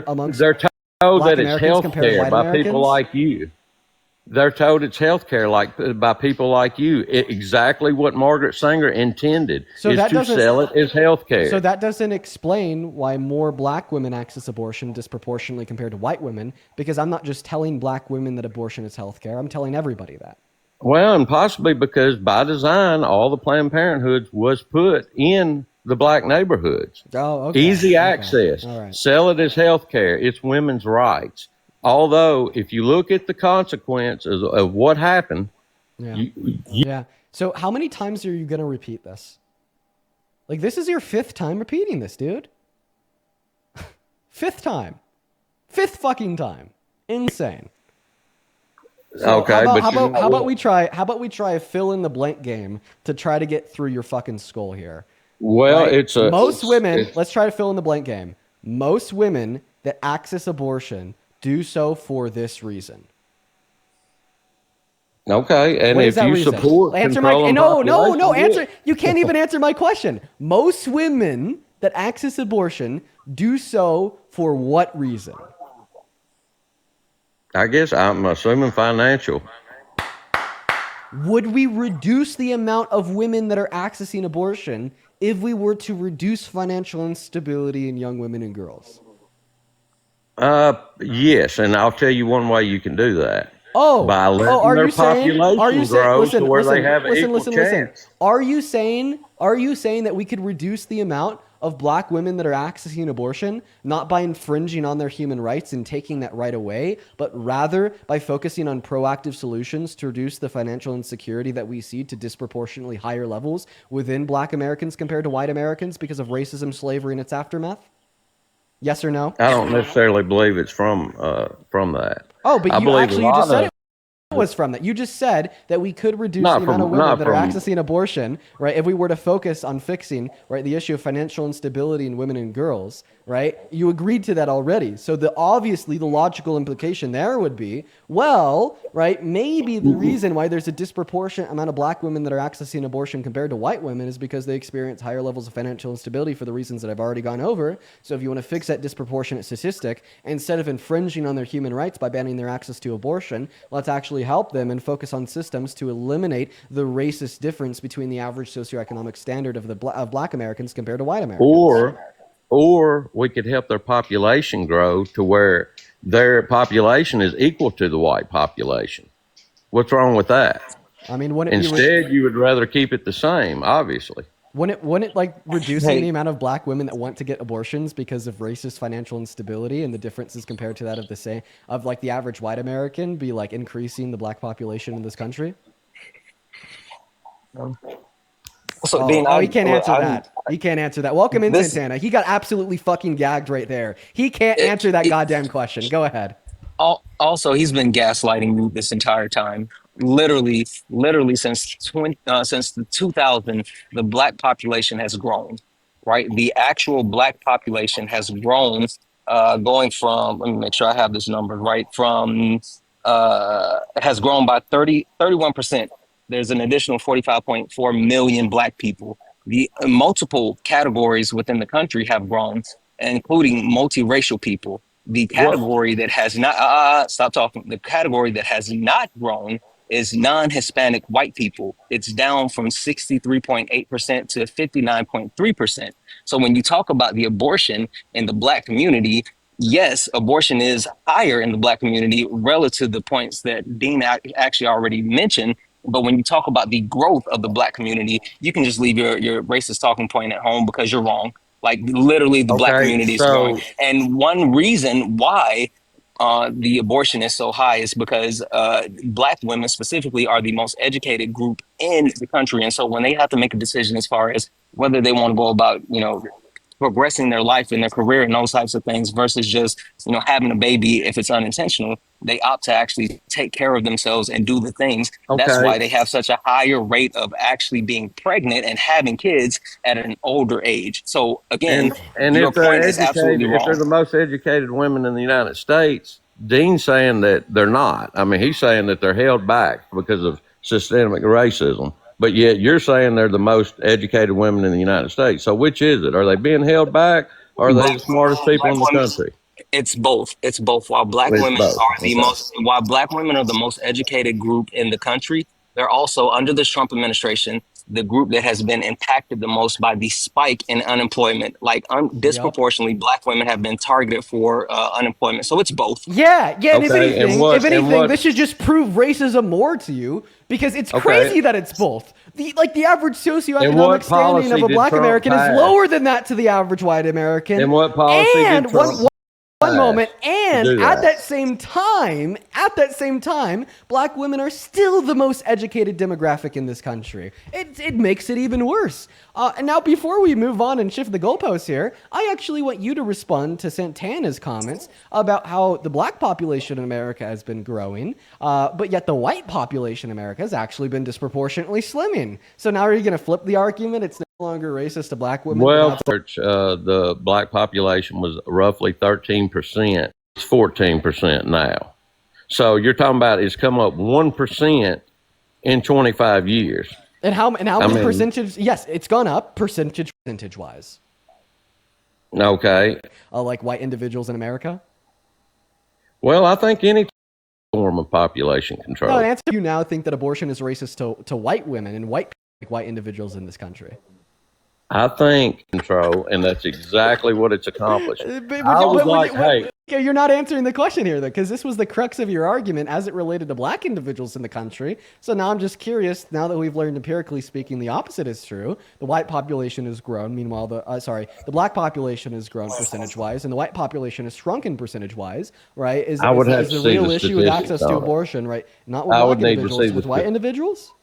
I'd like to see you can check in Pew, and one other cap, since the overturning of Roe, the actual abortion rate for white women has spiked. Yeah. And it coincides forever in the United States, white women are taking the position of being homemakers and things like that. They're acting themselves. So you coincide the fact that Roe has been overturned, and white women specifically are getting educated at the same level.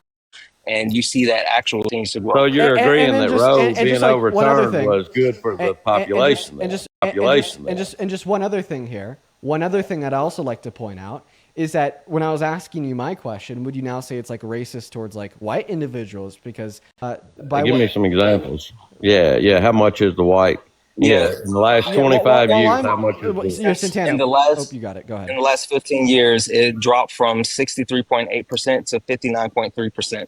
Thank you so much. Now can I finish my point? And that could be possibly because the population has changed in the last 25 years. I'd like to finish my point now. Thank you so much. I'm going to go and finish my point. All right? So like now that you're seemingly arguing that abortion is racist to white people, right? Because there's because the white population has shrunk over the course of like the last 20 or so years. Earlier, you were calling me a Nazi because I think that women should have access to abortion. Who's a Nazi now? You think that? But you're trying to put words in my mouth. Who's a Nazi now? I mean, now are you going to say that you want to infringe on the human rights of like white women and ban them from accessing abortion so we could have more white babies? That's pretty Nazi, man. That's pretty Hitler, dude.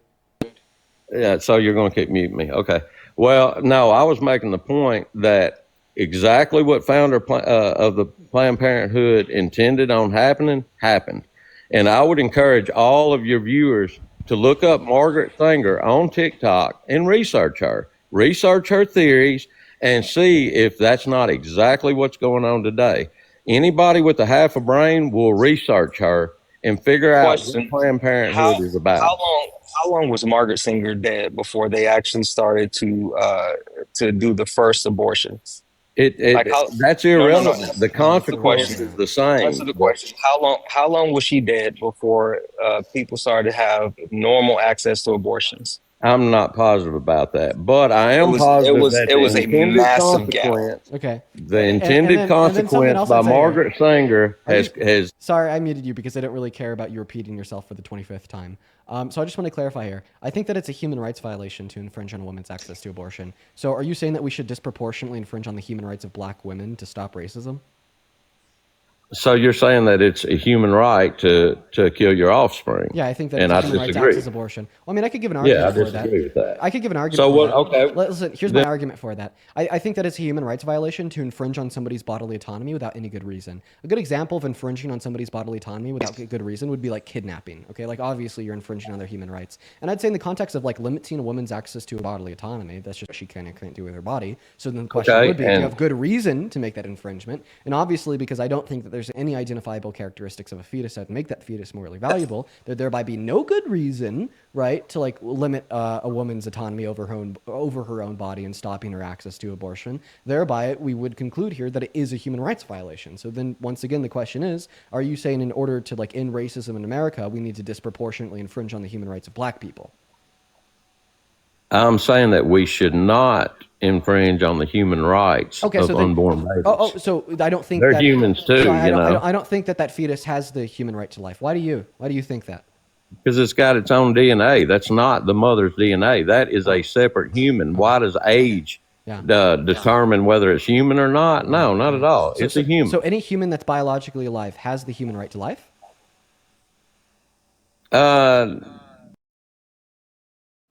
Yes, to an extent. Okay, so brain dead patients, they're biologically alive, they're human. According to you, they now have the right to life. So then when a doctor pulls them off of life support, they're committing murder?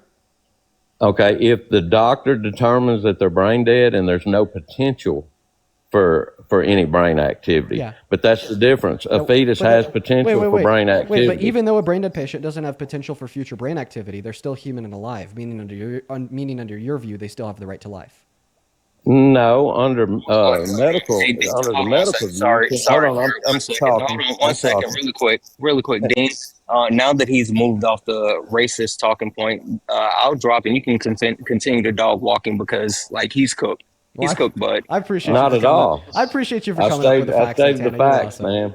Absolutely. I'll see you. Yeah, you take care, man. So do you want to respond to Yeah. that? Brain dead patients, they're biologically alive. That's a fact. And they're human, according to the right to life. No, medically, a medical doctor will tell you if there's no brain activity and no potential for brain activity, they're dead. Yeah, they would be What medically.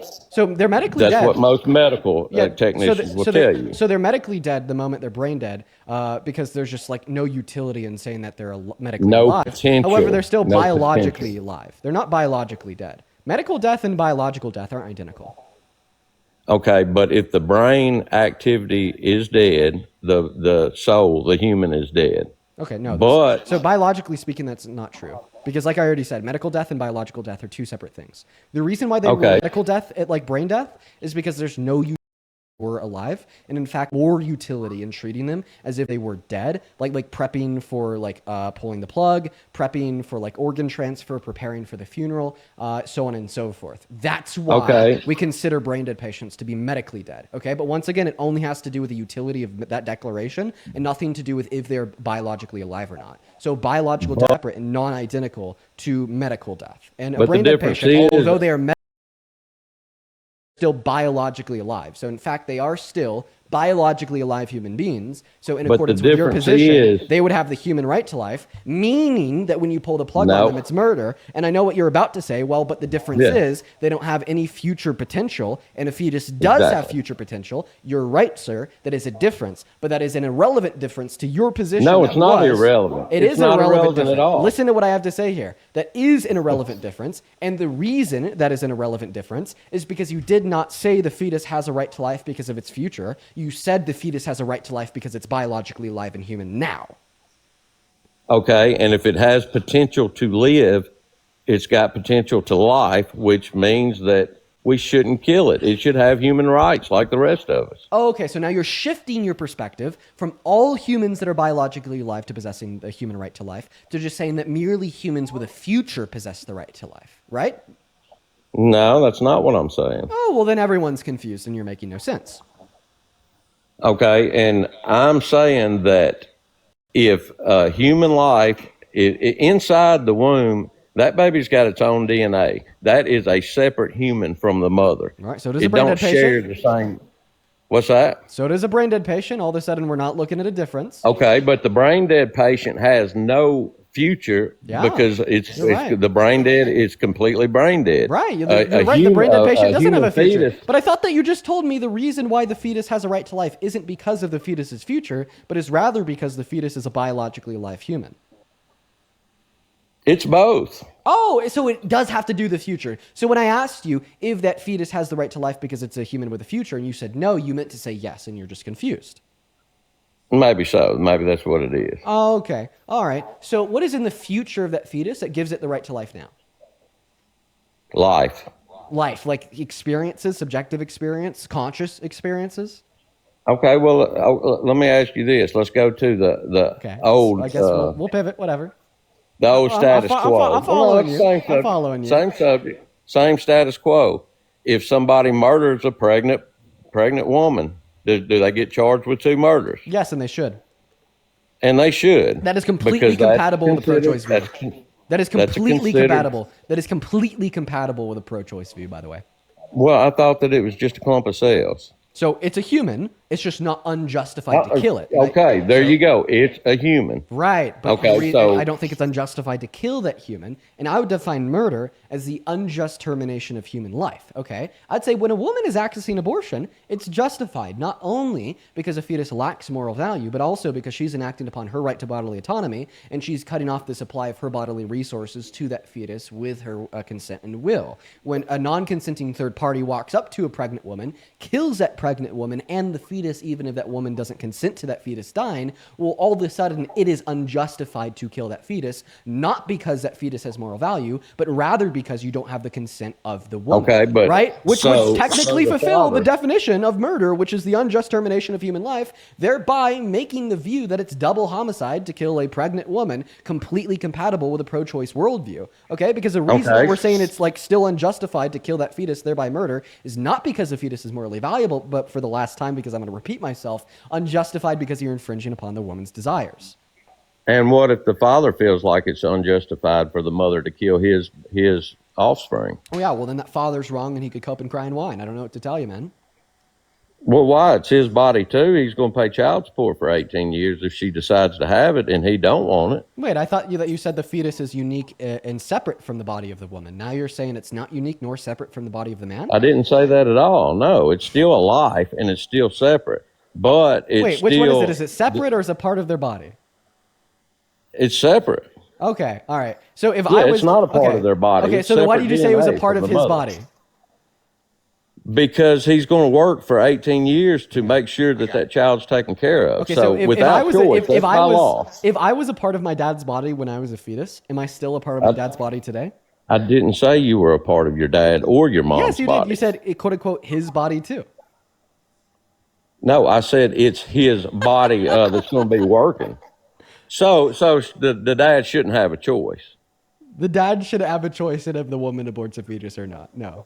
Okay, should he have a choice whether he pays child support or not? No, he shouldn't. Oh, okay. So the mom should have a choice, but dad shouldn't. Yeah, the woman should have a choice Yeah. to abort, and the man shouldn't have a choice to care for his offspring and his child, given the fact that his offspring and his child is brought into the world around us. And I mean, So if you're you think that this is contradicting yourself. yes, if you think that this is contradictory, Yes. then you don't Yeah, actually yeah. care about children. And the reason why I'd say that is because a father or a mother paying child support to care after their valuable born kid has nothing to do with the other parent and is all to do for caring about the quality of life for that morally significant child. Okay, right? The Well, now, moment if the in my mother mind, doesn't feel like paying for it, she can kill it.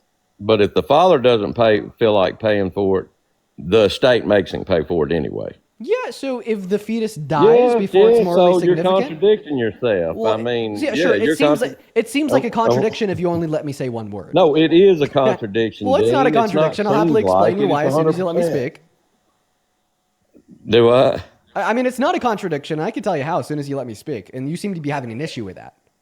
Yeah, go ahead. Right. No, it's absolutely hilarious. I hear this all the time from the right, where they try to like reduce everything down to one dimension and yes or no's, so then they can make something that is not contradictory by ignoring the nuance. It's just a terrible perversion of reason and fact and logic, and we see it all the time. So I'll try to explain this to you, but you're just going to have to sit down, shut up, and not interrupt me so we could explore the nuance together. All right? So before like 20 through 24 weeks, the fetus doesn't possess subjective experiences nor consciousness, meaning that I don't think it's a morally significant life form. And because that fetus is domiciled in the woman's uterus and reliant on her bodily resources to live, that woman has a special right to terminate the life of that fetus by evicting it from her uterus and revoking consent from said domicile and revoking consent from said bodily resources. Now, this right is special to the woman because it's in her body and it is not in the body of the man. And this alternate version of reality where like conception and pregnancy was not unique to the woman, but rather mutually shared by the man and woman, then the man and woman would have that right, as it is both of their bodies.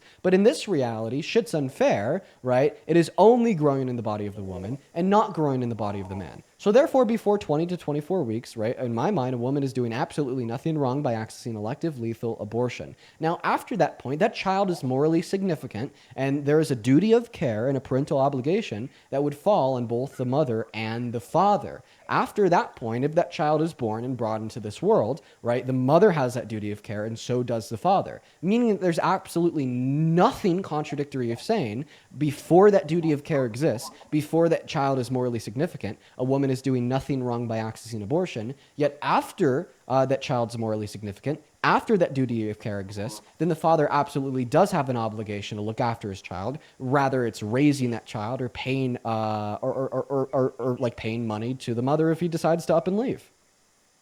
So he shouldn't have the choice to up and leave and not take care of the kid. Right, because that duty of care exists for both parents the moment that child is morally significant. Yes. Okay, yeah, I disagree with that, but that's a good point. I mean, it's a fair point. Wait, you don't think that a It's fair. duty of care would exist for both parents to care for their child the moment Well, the I child's think it morally takes significant? both parents to make the. I think it takes both parents to make the choice. Therefore, should be both, or to make the child. So therefore, it should be both parents' choice on whether to have the child or not. Yeah, how many people did it take to build the car you drive every day? I have no clue. Right, maybe like a couple hundred to assemble it, paint it, configure it, so on and so forth. Yeah, maybe. So would you say that every single one of like those couple hundred people that were involved in the production of your vehicle have a say over your vehicle today? Dude, that has nothing to do with two parents who have made a baby. You're comparing Well, apples. it's actually like it's actually pretty comparable, right? Because the Not contractual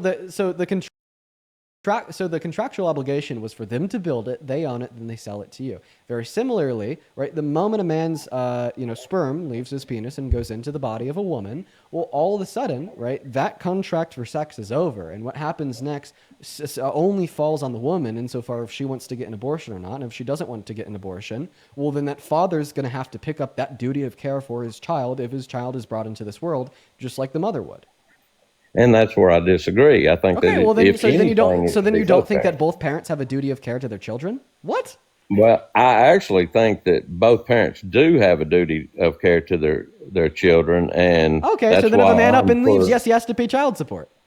Well, and that's why I'm against abortion altogether.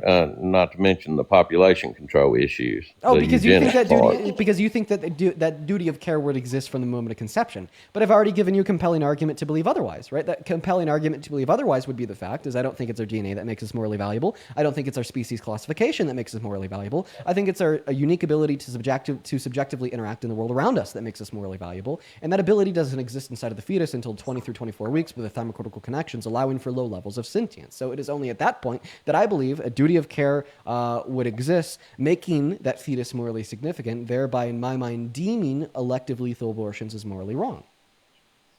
Okay, and what we can do is agree to disagree on the subject. Well, what we're agreeing to disagree on is... One moment, I just want to add on there. What we're agreeing to disagree on is my position, that is not contradictory, my position that doesn't entail any absurdities, and my position, which is best for women's rights, best for girls, and best for children, best for everyone, and then your position, which is like riddled with a plethora Not of best for the one that contradictions. gets killed. Well, I mean, it's not best for the baby that gets killed. Well, actually, so the fetus that gets killed doesn't even have a well-being, as there's no like conflict of interests and or desires, meaning that you can't do anything that's best for them, as they don't have a well-being to be cared for. Right? That's like saying that there's like things that you can do that are like best for a rock. There's things that you could do that are like best for a blade of grass. There's things I could do that is like best for this cup. Obviously, it's nonsensical and seemingly gibberish to say those things because a rock, this cup, a blade of grass, they don't possess a well-being, right? And I think that very similarly, a fetus lacks a well-being, meaning that you can't do what's best for it. Yeah, well, I think that when there's potential for life and potential for a good life, that it's a life. That you're taking a life is what the way I feel about it. Right, but you take disagree. lives when you hunt. You pay for the taking of lives when you buy chicken or pork from a fast food stop. You take lives when you cut a flower to give to your wife. Right? We're not necessarily like saying that taking life is wrong. So then, how could we tell when it is wrong to take life? And I'd say that would fall down to a delineation. Well, is this life significant in the sense? Does it have a conscious experience? Can it interact with the world around itself? Right? Can it operate at a higher level of rationale? And all those things would be true of like humans, particularly humans like you and me. And I believe that subjective experience and the ability to deploy those subjective experiences through a mind would start at like 20 through 24 weeks. It's really not complicated when you just spend like more of a second thinking about it. And the reason why there's so many shitty pro-life men is because like you don't have like any like emotional attachment to like abortion. You don't have any emotional attachment to pregnancy since you're not the one one that has ever or will ever experience it. Man, And you think very like not one true. dimensionally How about many the kids subject do you here. have? You just say taking life therefore wrong, and it's just completely And that's not gibberish. true. How many That's kids not do I true. have? How I have many- 0 kids. Never experienced pregnancy with your. I've never been pregnant. I'm a man, Yeah, and I've and never I had a child have, because I'm and not a man, father. it's special. It's special. So I when you shouldn't be able to see talk your- about the subject because I don't have kids. Therefore, you shouldn't be able to talk about the subject because you don't have a uterus. Damn, you walked straight into that one, man. No, it's nothing to do with the uterus. Oh, okay. It's Well, to then my do lack with of the kids has baby. nothing to do with It's it. Then my lack it's of to kids has do with nothing the to do with human. it. Then my lack of kids And- has nothing to do with it. Don't try to play that fucking card, sir. Well, you're saying that a man don't have the experience of being pregnant when That's right. You to an don't.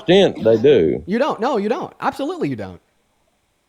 Okay. Well, we'll just agree to disagree. But No, I come will on. say Come on. this. No, listen. This is like the shittiest claim ever. Okay, imagine that you have never eaten avocado toast in your life. Okay, you've never eaten avocado toast, but you have a wife, and your wife's favorite food is avocado toast. Could we say here, just because your wife has experienced eating avocado toast, that even though you have never experienced eating avocado toast, that you understand the experience of eating avocado toast? Yeah, avocado toast is a lot different from We wouldn't be your able child. to say there that you have experienced eating avocado toast just because your wife has. So therefore, why would we be able to say she's that definitely you got have more of an experienced experience pregnancy with it. just Yeah. because your wife has? Yeah, no, she's definitely got a more detailed experience for sure. But No, at the it's not same even a token, more I've laid detailed next. experience, right? It is the only firsthand experience. Your wife is the only individual experiencing firsthand the Okay. the process of pregnancy and the process of giving birth. Sure, you could have secondhand observations of that experience by Okay, like, and gaining I agree with information that. about it by being with your wife, so on and so forth. Okay, but and at I the end of the agree day, with that. ultimately, The a secondhand experience is not Okay. a firsthand experience. And I'll agree with that, but it's still a special experience to experience your kids rolling around in their belly and kicking and all that. I mean, it's your offspring. I mean, how anybody can kill their offspring is still a mystery to me. But anyway, my main point for being against abortion is because it's Nazi philosophy, whether you like it or not. Look up Margaret Singer and research her, man. Yeah, no. We that's- already went through this, right? You want to end Yeah. racism in America by disproportionately infringing on the human rights of black women. No, I Complete just gibberish. want to quit. I just want to quit controlling the population of the African American community. By It's- starting it's to a- control the bodies of women and girls. Got it. No, not controlling them. No, just Wait. Oh. Yeah. Oh. All right, Dean. It was good talking to you, man. Yeah. You take care. We're gonna go to get that next guest loaded up into the box, guys. Go ahead and hop in that queue if you happen to be an American adult that supports Trump as president. We're gonna go to get that next guest loaded up into the stream, y'all. And also, there is a lot of you guys that have sent some love over on Venmo and PayPal. I'm gonna go ahead and start thanking you guys now, but I may have to like split it up in between like the next debate that we have, for instance. Let's go ahead and start with thanking Lauren for the $5 over on Venmo. Appreciate it. Oh. But Dr. Give me a Peter second. Attia is a star in the growing Hello, do you support Trump? citizen who has attracted No, millions. Zach's not here. He's just watching the goddamn TV. Listen, why don't any of you children spamming W guests in the chat actually hop in the queue? We have such a prevalence of like the Trump supporters in that chat, right? It's the only thing that you see half the time. But then for whatever reason, it just doesn't correlate to the queue, man, right? Like I'd actually fucking love it if you guys would have the spine to come up here and talk to me. Like seriously, like I'm being dead ass. Like I would be so grateful for like all of the Trump supporters spamming W guests down below in that chat to actually hop in the queue and talk to me. What's up, Anna? Do you support Trump? No, Anna doesn't. She's not even here. Let's go to get that next guest loaded up in here. Seriously, like if you're spamming W guests in the chat, please hop in the queue. I'd love it. We're going to go to get that next guest loaded up in here right now, guys. Only hop in that queue if and only if you support Trump as president. Right now, folks, we got Lauren loading in. What's up? Are you MAGA? Are you MAGA? What? Okay, that's like a 4-year-old. Moving on to the next guest, we got Aiden connecting. Lauren, thank you for the $5 over at Venmo. Thank you so much. Appreciate you for the love, Lauren. As well as Adriana, thank you so much for the $5 on Venmo, who says, do men also have the first-hand experience of postpartum depression? Do they deal with the bodily changes and destruction that women deal with? Are men at the risk of losing their life due to pregnancy? All good points, Adriana. Thank you for the $5. As well as Ashley, appreciate you for the $5 as well over on Venmo. What's up? Do you support Trump? Oh, they already left. Moving on to the next guest. We finally found KJ, I believe. Allison, thank you so much for the $25 over at Venmo. Let's get 250 Allison W's down below in that chat for the 25 bucks. Thank you so much for your kindness. Allison says WD-40 was invented to prevent rust on nuclear missiles. If I use it for a squeaky hinge today, does that mean that I really endorse nuclear weapons? Good fucking counter argument, Allison. I wish I would have saw that earlier. You're fucking awesome. Show some love to Allison down below. What's up, KJ? Do you support Trump? Yes, sir. Have you been up here before? You kicked me yesterday, like before I got to talk. Okay, and how old are you? 22. Okay, could you go into a place with less background noise? I could turn my fan off. Perfect. While you're doing that, Maze, thank you so much for the $6 and the 66. Yeah, Sandra, thank you so much for the $10 over on Venmo as well, who says you are the best. Keep teaching the Trump supporters. Well, I really appreciate you for that love, Sandra. It's good to see you again. You are always hanging out with us in here. Show some love to Sandra for the 10 and show some love to Fallon for the 10 as well. Saying my boyfriend watches you every day. We also we love you so much. Keep cooking these Trump supporters. Dude, huge shout out to you, Fallon, and huge shout out to your boyfriend. Love you guys as well. Thank you guys so much for the love, for the $10 over there on Venmo. What's going on, Jay? Do you support Trump? No, Jay's not here. It's a child. Dude, I'm telling you, listen, we get all the people spamming W guests in the queue and the chat, but then it just doesn't correlate to the queue. The only people we get in the queue are like children, unless the people spamming W guests in the comment section are also children. What's up? Do you support Trump?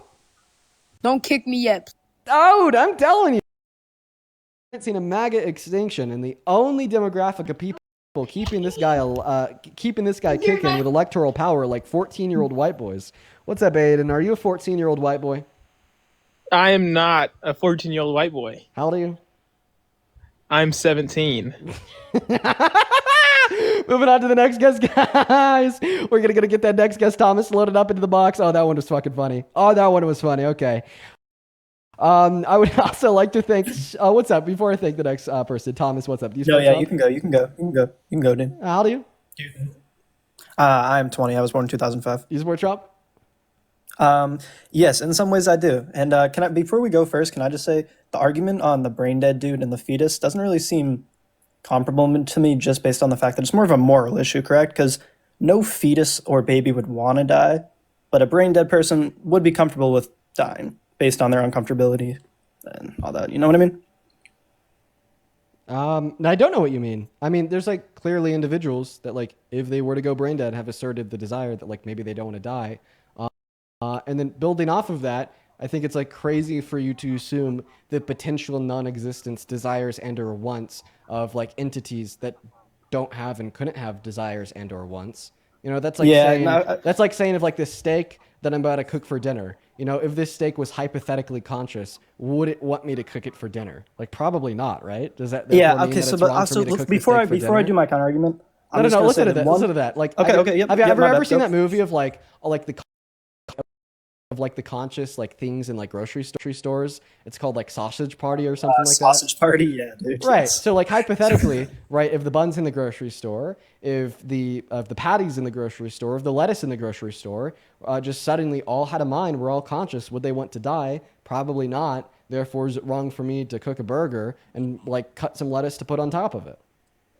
Okay. Before your vernacular better than mine. Your political knowledge, yes, better than mine. You're definitely a better debater too. I have no experience with debating, but I feel like that's a bad argument, right? Because you're comparing hypothetical foods to a real situation. No, it's not a real situation. It is not a real situation to assume that a fetus has desires. That is a hypothetical. Just as hypothetical as Sausage Party. Oh, I was referring to the brain dead people that a lot of people would want to pass away. That's also not a real situation because brain dead people are brain dead. They can't assert like desires. They don't have a mind. They can't say that they want this or they don't want this because they're literally brain dead. Once again, just as much of a hypothetical as Sausage Party.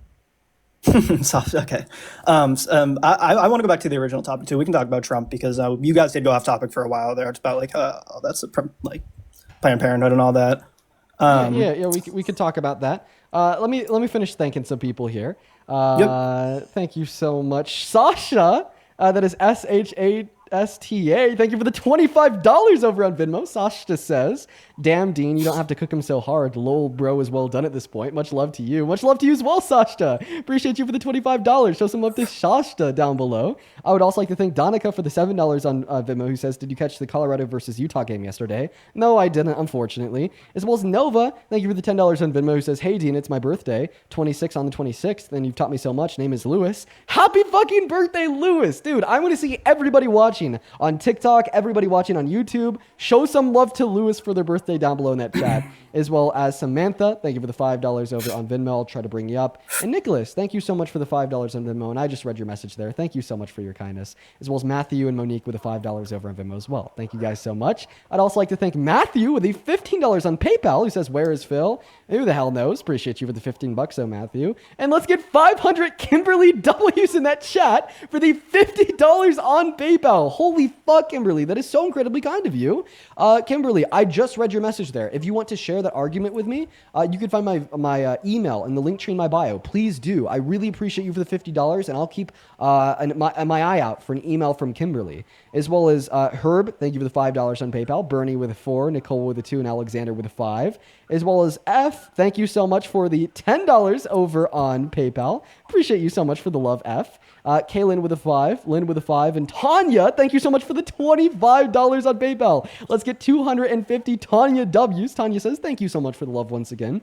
Tanya says, you are quite articulate and well-spoken. Keep spreading knowledge and truth about the head Cheeto in charge.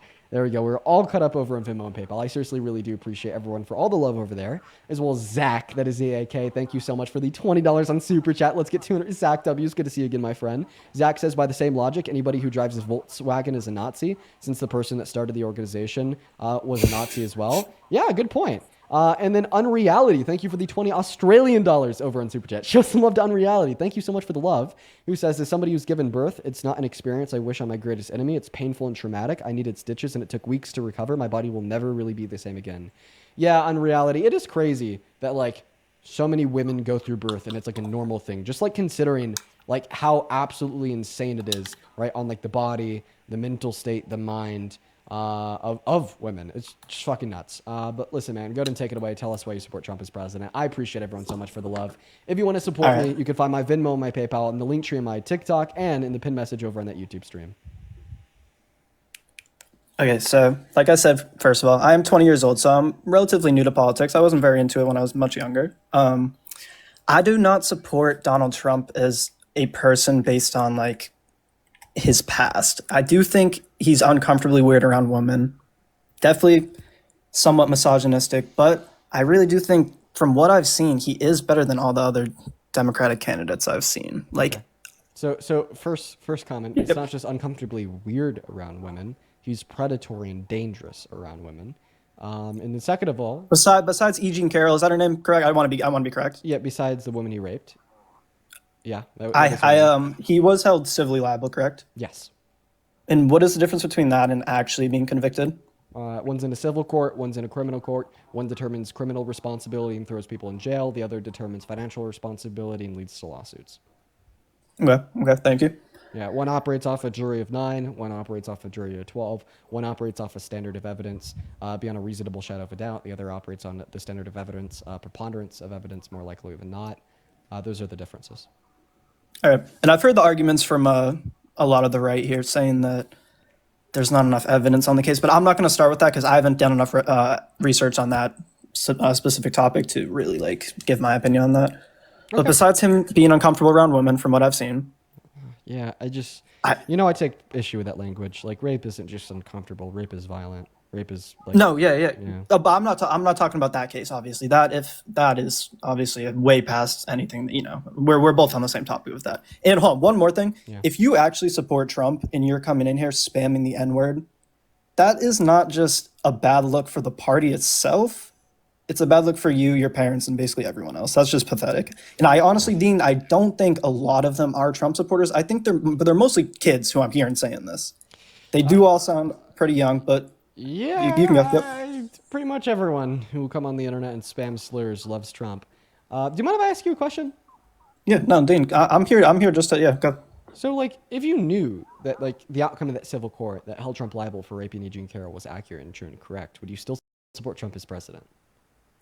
If I knew for 100, no, obviously no, 100%. What if, like, you knew that he'd, like, sexually exploited, like, naked girls and or naked women by, like, perving on them unconsensually while they are undressed in a woman's only space? Yeah, that would be too far for me. That would be too far for me. So if I could prove that he did that to you, and you agreed that he did that, you were like, yeah, Dean, this is proven now, you'd stop being MAGA. Yeah, I would, but the thing is, I'm not trying to say that your sources aren't reliable, but I feel like I would need to do my own research here on that. Oh, like, man, because I got such a reliable source. but Dean, you are literally you're like the left's boy right now. So like, I don't know if I could just trust your sources alone because you have an agenda. I think you're going to be able to trust my source. Do you want to know what my source is? Okay. You can go ahead. Donald Trump's own admission. I'm going to go ahead and roll the clip. This is coming from the Howard Stern radio show, season 11, episode 76, recorded and aired live on August 21st, 2005. Not be construed. No, I mean, some of these foreign girls, Mr. Trump, in my country, we say hello with vagina. And well, you could also say, as the owner of the pageant, it's your obligation to do that. So you have done that. Now, I'll tell you the funniest is that I'll go backstage before a show. Yes. And everyone's getting dressed and ready and everything else. And, no men are anywhere. And I'm allowed to go in because I'm the owner of the pageant, and therefore I'm inspecting it. I'm inspecting. I want to make sure that like everything is doctor. good. You're there. Yeah, the dress. Is everyone okay? They're standing there with no. Is everybody okay? And you see these incredible-looking women, and so I sort of get away with things like that. Okay. So, before I make my point, since we are technically having a debate, I'm not the dude you'd catch walking around with a MAGA hat, Dean. Like, that's not me. It really isn't. Yeah. You'd never catch me in public doing that. No. But I feel like that there's a chance that's satirical, correct? Or no? Like it's because it's Howard Stern, dude. We know what Howard Stern is. It's a comedy show. Yeah. Well, we know that this isn't satirical because he said this, that he actually does this. That was the first thing he said in the clip. I mean, you could say you're doing something in a satire. And then we also know that it's not satirical because people that competed at Miss Teen USA have spoken out and said that he did this to them. Okay. So I feel like, right. Yeah. It's not satire. He said this is something that he actually does. Okay. Then he described what he actually does. At the end, he said he gets away with it. And then we've had victims come forward that have said that he's done exactly what he described to them. Also, right, satire is funny, right? Yeah. Okay. So if you're trying to be satirical, you're trying to be funny. It's supposed to be funny. Okay. Right. Is it funny to say that you're a sexual predator? No, his joke was not funny, nor is the actual concept of his joke funny. Therefore, we know it's not a joke. We know it's not satirical because it's not funny, right? He was just talking about something that he's done. I mean, people bomb on satirical jokes all the time, but yet, Could you point me towards another person that has bombed a satirical joke by saying they're a pedo? No, I can't. I can't. All right, so then stop. Probably someone on Kill Tony though. I'm sorry. I'm sorry. Like this is just like a terrible train of thought here. Right, that's obviously like just not true, right? Yeah. He said he's done this. He described exactly what he's done. We've had victims come forward and say that he's done this to them. Okay, it can't be satire because it's not funny. Okay, and you can't point towards anybody else that's like bombed a joke, bombed a satire moment by saying that they sexually exploit kids. All right, so matter of fact, that was Trump admitting to something that he's done. Do you agree? Yeah, no, I think I started my point with him being uncomfortably weird around women. So what was the question that I asked you right before I played you that clip? You're gonna have to remind me. It was if you knew Donald Trump had done the things. I said I president, and you said that you wouldn't. You'd stop being MAGA. You'd redact your loyalty. So just to make sure that you're a man of consistency and honesty. Loyalty would be a hard word. Loyalty would be a hard word. Just to make sure that you're a man of consistency, honesty, and a man of your word. Right? You obviously don't support Trump anymore, and this conversation's over, right? I already said, I stated in the beginning, I don't support him personally, though. Like, I don't like his personality. I don't like him as a person. Oh, but now you're trying to like make a distinguishment between supporting his personality and supporting him as president. The question was, would you still support Trump as president if he had done those things? And you said no. Yeah, I would stick by that. Obviously, I mean, sexual predator. So you actually don't support Trump as president anymore? I'm not going to say based off of, I mean, I already knew that he was a weirdo before this, though. Like, you're not really showing me anything new. Oh, well, I mean, right before I played you that clip, I was like, hey, man, would you still support Trump as president if you like knew that he had like boasted about like sexually exploiting naked teens and naked women, walking on them backstage before their shows and consensually looking at them while they're naked? And you said, no, Dean, I would stop supporting Trump as president if I knew that he had done this. So obviously I am giving you something new here, which is a clip of Donald Trump admitting to doing exactly that. No, yeah, I'm not going to lie to you. I'm not want to. So before I played that clip, you're like, Dean, if you possessed a clip of Donald Trump saying this, I'd stop supporting Trump as president. And then I was like, guest, I actually do possess this clip. Here it is. And then you're like, Dean, well, thank you for playing that clip, but I actually still support Trump as president. So you're a goddamn hypocrite. No, I don't support Trump as president. I'm saying that I don't support him. No, So you're not a hypocrite. You're not MAGA anymore. Well, I'm coming up here as a Trump supporter, technically, just because I think the hate is overwhelming. Wait, just because of what he's. Now you're just being so unclear. You just said I don't support Trump as president, but I do support Trump as president. Okay, in a way. But that's just completely like contradictory. That's gibberish. I don't have shoes on, but I do have shoes on. I'm not wearing a shirt, but I am wearing a shirt. My name is Dean, but it's not Dean. I know. I get the point you're making. I'm just also flustered because of the Time 70 defend rapist chat thing. That's like I would never defend a rapist. Well, I mean, listen. I've never defended Trump on any of these sexual allegations. I believe women, so listen, there's no point. I'm going to be honest. At this point, I am going to end the conversation just because we've reduced you down to like bold-faced hypocrisy, right? Saying you don't support Trump, but you do support Trump. That's hypocritical. That's a contradiction. And I'm going to move on to the next guest. I appreciate you for coming up, and I really do hope that you examine your views here a little bit more. But we're going to go to get that next guest up right now. Thank you so much, Lola, for the $20 over on PayPal. Appreciate you for that love, Lola. Lola says, how is the Un-Mormon mission going? I haven't seen them for a while. I think that they their mission ended and they like moved somewhere else. But I really appreciate you so much for the love. Show some love to Lola down below in that chat for the $20. Let's get 200 Lola W's. Thank you so much for the kindness. I also hope that you're doing all right. I'd also like to thank Clifford for the $5 and A3 Studio. Thank you so much for the $80 donation over on PayPal. Holy shit, A3 Studio. That is so much. I'm so sorry. I do not deserve that. $80. God damn.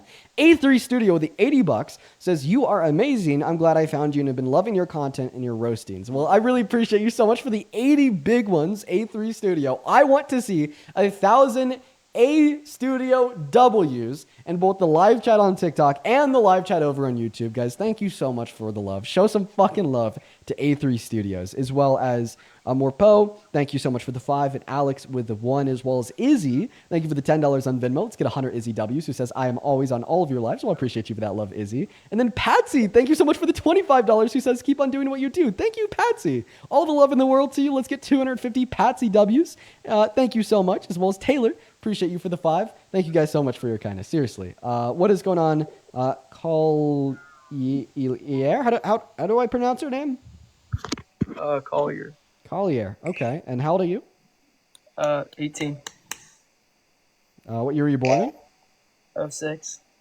Yeah, I don't believe you. Moving on to the next guest, guys. Only hop in that queue if you are an American adult that supports Trump as president. We'll happily get you loaded up into the stream. We'll have a fantastic conversation, quite frankly. Irvine, thank you so much for the 10 pounds over on Super Chat. Irvine didn't leave a message, only the love. Appreciate you so much, Irvine. If you're watching right now and you want to support me and you want to support what we do here, you can find my Venmo and my PayPal in the link tree in my bio on TikTok, and it can be found in the pin message over on Super Chat. In the pin message in the chat over on YouTube. At this point, we are going to go to get that next Trump supporter loaded up into the stream. Only join the queue if you are MAGA, please. But let's go to get that next guest loaded up right now. What's up? Are you MAGA? Yep. How old are you? 40. Okay. All right. And why do you support the worst president, Mr. Trump? I'll give you a second. Sorry about that. I'm trying to move somewhere quiet. So why do you support the worst president of your 40 years of life? Well, not 40. We won't go there. I will say I detest the man. I do believe in some of his policies, or I wouldn't go as far as saying policies. Let's say some of the stances. I'm originally from New York, from the city, and the whole snap thing that's going on right now. I worked in places where I had to deal with people who bought with EBT. I overheard conversations, and I've seen firsthand that a lot of people do defraud the government with SNAP. I have seen people from the Dominican Republic, namely, they're here illegally. Some of them, not all. Hold on, I'm going somewhere with this. Yeah, I'm gonna let you know the hill that you got to climb here. You're somehow going to have to justify the Trump administration intentionally letting funding expire for SNAP benefits, kicking that's not the 41 million Americans off of I'm- them, and then blaming it on the Democrats, even though they could have allowed emergency funding or reimbursed states to allow them to continue until the end of the shutdown. That's the hill that you're going to have to climb. You're trying to climb that hill very similar to the way that I've seen many other Trump supporters try to climb that hill, which is to say that they're all just defrauding the government and they're terrible, lazy, low-income Americans that don't deserve the SNAP benefits. And it's a terrible fucking argument that is going to make the Republicans lose the midterms because the vast majority of people that are on food stamps are Republicans. So just putting that one out there. Okay, hold on. I'm not disagreeing with you. This shutdown is bullshit. I agree that it's the Republicans' fault. Now, that being said, I can tell you firsthand what I've seen and what I know, and people do defraud the government with SNAP. Let me explain to you how before you say anything. Yeah, so I'm sure that there's some low level of fraud rate on EBT. I don't understand how it concerns a conversation about why you support Trump as president. Not at all. Well, I'm supporting the new SNAP guidelines that where you have to work. Oh, you're confused. There's always been a work requirement on federal food stamps. The new work requirement is on Medicaid. Okay, so I was confused on that part. I thought that they said for SNAP, because I know for SNAP you do have to work, but there are people, and I can tell you, I grew up in the projects in the South Bronx. My building had maybe 50 apartments in it. Out of those 50, I know people that still live there to this day that are in their 50s that are lifers on public assistance. Never worked a day in their life. Okay, I just don't know how that concerns federal policies surrounding work requirements for food stamps or the introduction of a new work requirement on Medicaid, but not food stamps through Trump's Big Beautiful Bill. Big Beautiful Bill's bullshit. I just, like I said, I don't agree with everything. I agree with some of the stuff. So let's clear this conversation up. What is one thing Donald Trump has done in the last 9 months that has made you support him as president today? Honestly, I can't think of anything right now. But you've already been able to lined up for you. You've already been able to think of like a billion things that he's done that you're not a fan of. I think of one thing. Oh yeah, I can tell you there are a lot of things I'm not. My stance is a little weird because I don't necessarily go left or right. How about some things. How about we give you some help, Kyle? What's up? Do you support Trump? Yeah, man. Yeah. Can you name like one specific thing that Donald Trump has done in the last like 10 months that has made you support him? Oh man, well he put together the whole chip factory, something that Biden and Harris tried to do, but then got thwarted from doing, and then Trump achieved that. Oh. So there's something. Yeah. So that was actually the funding for the chip factory in Idaho. That was from the Chips and Science bill passed by Biden, not because of anything Trump's done. Hate to be the one to break it to you. Do you need another second? Oh, go ahead. Wasn't that passed under the Trump administration, the final act of it? No, the Chips and Science Act was one of the first acts under the Biden-Harris administration in 2022. We need a third person. Both of you continue to try to think of one thing that Donald Trump has done in the last 10 months that makes you a fan of him. We'll go ahead and get a third Trump supporter up on the panel just so we can help. Because, we'll get it. Hey, well, he's also, hold on. Okay. He's also, states with high error rates like the state of Virginia has an error rate of 11.86%, which means that. For what?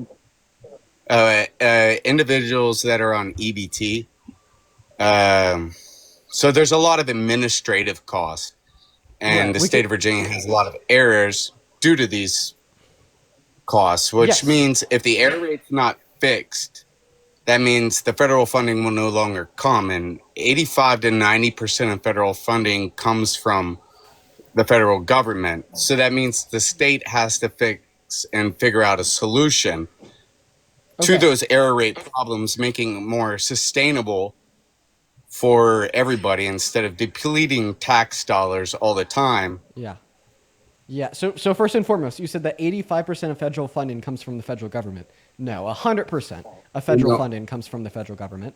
And then you're saying some states funding have comes to from the state. states have to fix their error rates in order to more appropriate, funny enough, federal funding to these federal systems of benefit. Absolutely, 110%. You know, one way we could reduce the error rate is by reducing the administrative burden. A lot of the administrative burden with social programs comes in with a new work requirement. So, I mean, you're just saying we should get rid of the work requirement at the end of the day. And then third and final point here, this fundamentally has nothing to do with why 41 million Americans are going to begin to starve on November 1st. The reason why 41 million Americans are going to begin to starve on November 1st is because the Department of Agriculture, who runs food stamps, is running out of money because of the government shutdown. Instead of the Trump administration appropriating emergency funding or making a promise to reimburse states if they pick up the burden until the government shutdown is over, right? Instead, right, they're giving the big middle finger to those 41 million Americans and then saying it's somehow the Democrats' fault.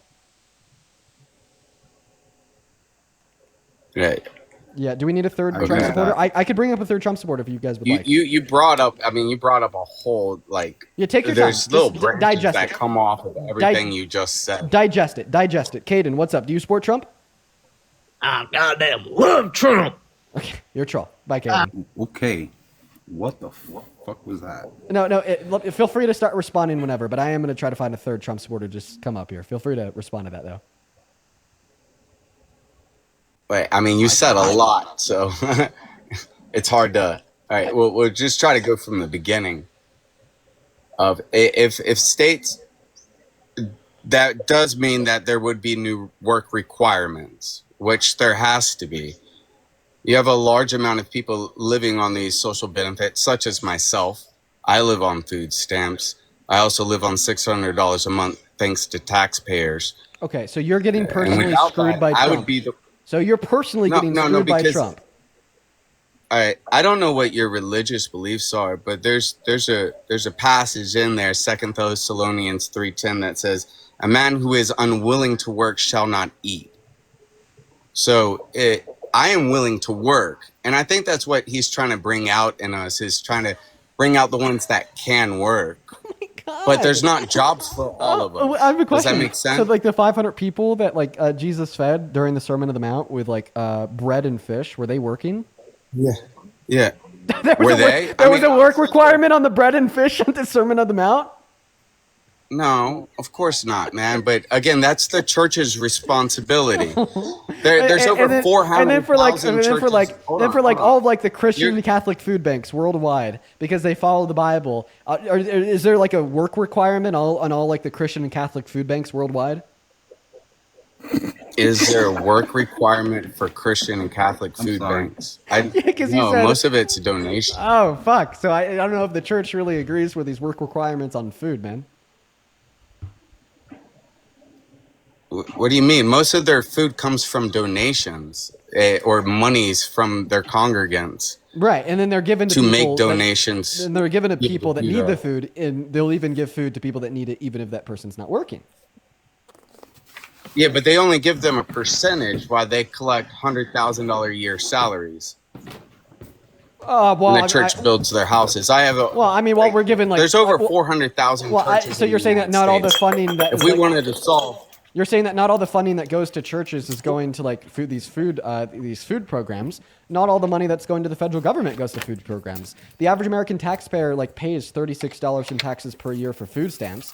Meanwhile, they pay over $700 per year in corporate subsidies and billionaire bailouts. So what should the solution be? As we're tearing apart soybean fields and corn fields to put in solar fields, what are we supposed to do? Well, I don't even know what you're talking about. We have to figure out other ways to work. This is a very vague question. What are we supposed to do? I don't even know what you're talking about at this point. How about we just ground ourselves in reality? Why did you support Trump, even though you are personally getting fucked over by him? Okay, at this point now, it is Donald Trump's fault that starting on November 1st, right, less than a week from today, you are not going to have access to your food stamp benefits. That is Trump's fault. How could you possibly still support him come November when you are personally? It's going to be turkey season and deer season.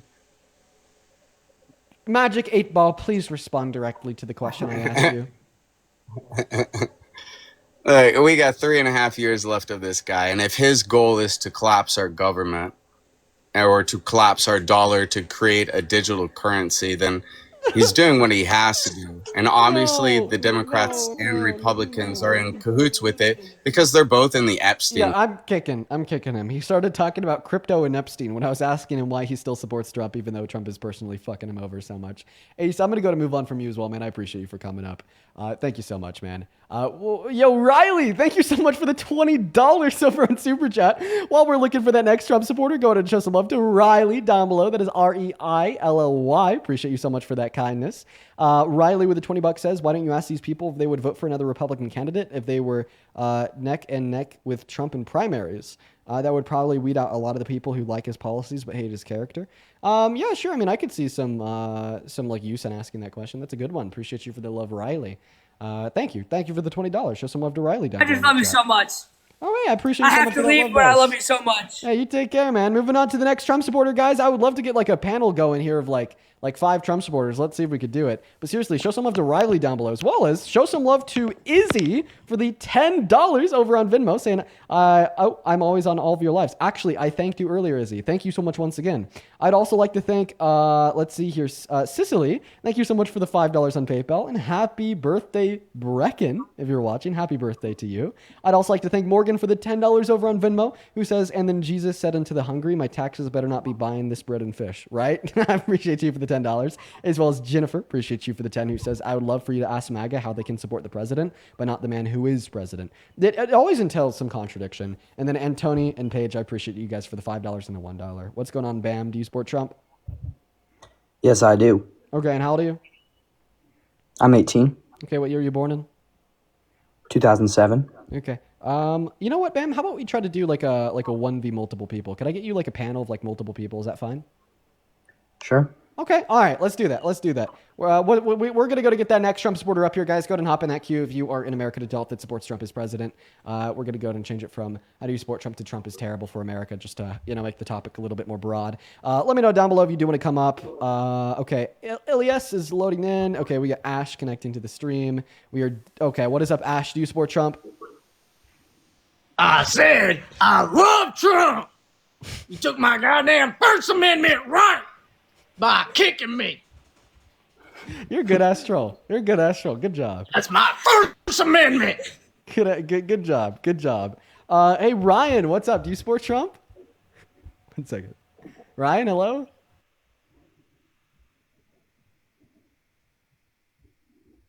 Okay, Ryan's not here. We're going to go ahead and get that next guest loaded up in here. So we got Bam in here right now. We're looking for multiple. Just, for no reason at all, can we get random a W girlfriend in the chat right now? Can we get a W girlfriend in the chat? Thank you. Love you. What's going on, Sav Paz? Do you support Trump? Sav Paz is not here. You know what? Listen, while we're looking for, another Trump supporter here, Bam, why do you think it is the case that we have like 12,000 people watching the stream, but it's just like literally impossible to find a single person that supports Trump to come up here and have a combo? Probably because your audience mostly doesn't support Trump. Yeah, well, I mean, mostly, yeah. If we assume the majority of the people in this live are not MAGA, that'd still leave like 6,000 people that are. You know what I mean? Emily, what's up? Do you support Trump? Yes, I do. Yeah, it is a 4-year-old. All right, guys. Guys, only leave the queue if you are not an American adult that supports Trump as president, right? Like actively, everybody that is in the queue that's not MAGA is like slowing down the stream. You know what I mean? Like very significantly so. All right, moving on. We're going to try to get somebody else up, guys. Just looking for Trump supporters. I wish that this was easier than it is. Right? Like, this is just insane. This is seriously insane. What's up, 007? Are you MAGA? Yeah. As a child. Low quality, are you MAGA? No, I don't want him. Base Noah, are you MAGA? Yeah. You are. How old are you? Fuck you. Okay. All right. Well, Noah left. Bam, do you see what we're dealing with here? Yeah, it's tough. Yeah, no, it is. It is tough. It is very, very, very tough, Bam. We'll try again. I want to try to get a panel thrown together. I'm really trying my hardest out here, man. We're going to go to get Maya loaded up. Guys, go ahead and just let me know if you're MAGA down below in that queue and you want to come up. What's going on, Draco? Are you MAGA? You say what? Are you MAGA? I'm 19, Of but course I'm I am. by MAGA. You don't know what you mean by MAGA? So that means, are you a Trump supporter? Oh yeah, I'm a Trump supporter all the way. You know me. Okay, you're a troll. Levi, are you a Trump supporter? Levi? Hey, Dean. Yeah, of course I am. Okay, what year were you born in? Yes, sir. Yeah, can you hear me, Dean? Oh, you're going to be a fun one. Your most recent video says... I'm a Trump supporter. Your most recent video says how the New World Order plans to enslave all of society. You're going to be a fun one, Levi. Your stream is glitching out a little bit. Yeah, I'm a Trump supporter. The Illuminati is getting you. The Illuminati is trying to silence you. That's why it's glitching. 1996. What? He's a little behind. Oh, very behind. The Illuminati is getting to him, guys. Okay. I really want to talk to him, too. Keep him on. Yeah, I want to hear him. Yeah, me too. I really want to hear him. Dude, he thinks that the whole society is going to be enslaved by the New World Order. I got to talk to this guy. John, appreciate you for the under control. Thank you for the budding heart. What's up? Do you support Trump? Alexis? Yes. And how old are you? I'm 26. Okay. All right. Sounds good. How about we'll just leave it at this? 1v3. Okay. All right. I'm going to go ahead and start this debate with a very simple question that I want all of you to answer, or at least to try to answer. Let's see how many of you actually can. Name 3 things Donald Trump has done, right, as president that you like. We're going to ceasefire that was enacted and violated by Israel in the last. I mean, but it hasn't been. It's still not back up to what it was before. I understand that ceasefire is no longer in effect. Okay, Israel's already recut off trade, food, and water routes into Gaza. They're already killing innocent Palestinians once again. 2 days in, we had 12 innocent Palestinians die. All right, Palestinians are back to starving. Do you support Palestine or do you support Israel? I support Palestine. Can I like talk to you about that? Because I think like for me, I don't really understand the side for people who say I support Palestine. Just like, I mean, I understand the baseline, which is like it's a genocide. I'll tell you super quickly, but I want like to stay on Trump, okay? But I'll tell you super quickly because it's important. I support Palestine because I have common sense. Okay, there has been, like, I don't even know the official toll anymore. Like 60,000, 70,000 innocent Palestinians, men, women, and children, murdered, fucking slaughtered by Israel. Okay, I mean, you could go on Google and find like videos of hospitals being bombed, it's a war where there's dying. And then when like the humanitarian workers go into that bombed hospital to find anybody that's still alive, they just bomb them again, then kill the humanitarian workers. Okay, every single Al Jazeera journalist on the Gaza Strip is now fucking dead. Israel admitted to specifically targeting the journalists. You could find literal videos of 5-year-old girls dying because they were in school and then Israel bombed the school and then it become inflamed. Okay, 85% of the hospitals are gone. The schools are gone. The churches are gone. The mosques are gone. Okay, the public infrastructure is gone.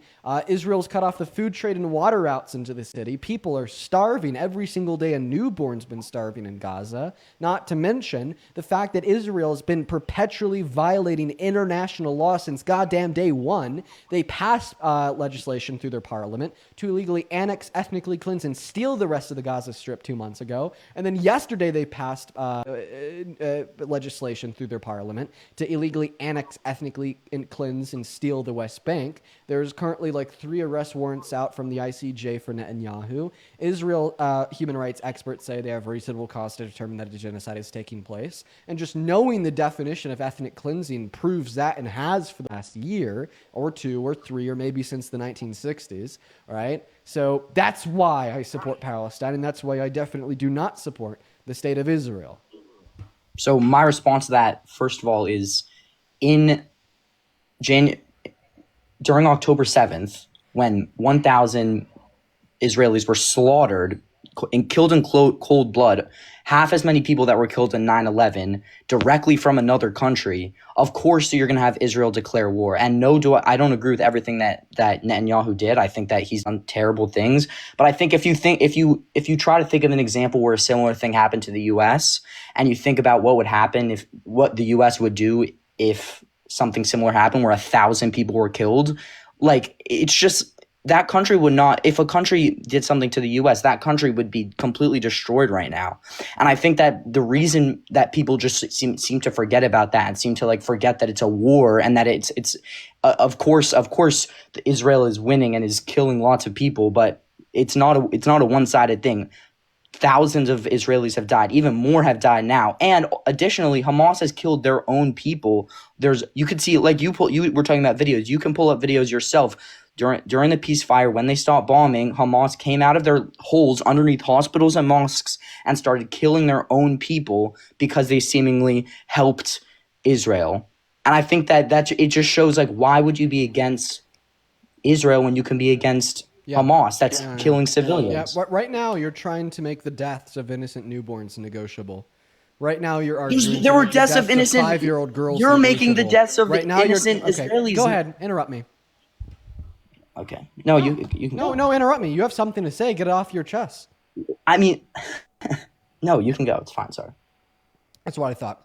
Right now you're arguing to make the deaths of newborns negotiable because it's war. Right now you're trying to argue and make the deaths of 5-year-old girls in their schools negotiable because it's war. Right now you're arguing to make the deaths of 67,000 innocent Palestinians negotiable because it's war. 67? But then go ahead and just not on acting like a 14-year-old. Then as soon as it's Israelis that were attacked on October 7th, then it's non-negotiable, then it's a human rights tragedy, then it's a disaster, then it justifies ethnic cleansing. But when it is the ethnic cleansing of the 67,000 innocent Palestinians that didn't go and attack those 1,000 Israelis, that didn't even vote for Hamas, 70% of people alive in Palestine today didn't vote for Hamas. Right? They did. Then They it's literally negotiable. elected Hamas 10 years ago. The last time there was an open election was over 20 years ago in Palestine. And today, 20 years ago. And today, right, 70% of people in Palestine were not of voting age 20 years ago.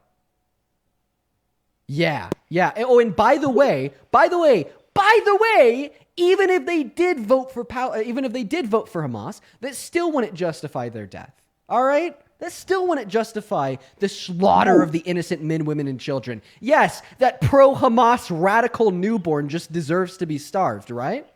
What about No. What about, answer my question. All those pro-Hamas radical newborn children deserve to be starved. What to I'm death, hearing right? from you is that you're not answering my question. Answer my goddamn question. The pro-Hamas radical newborn children, do they deserve to be starved to death? No, I'm forcing you to confront reality. No one deserves to be starved to death. What I'm doing is I'm forcing you to confront reality. See, this is the experience that I have with every single Zionist and pro-Israeli Zionist that I speak to on this live. It's that you have a very difficult time talking about the facts. As soon as we mention the 67,000 innocent Palestinians, including women and babies that have been starved to death, shot in the back of the head, raped and killed, all of a sudden it's October 7th. I don't know, man. What's common sense to me Raped by who?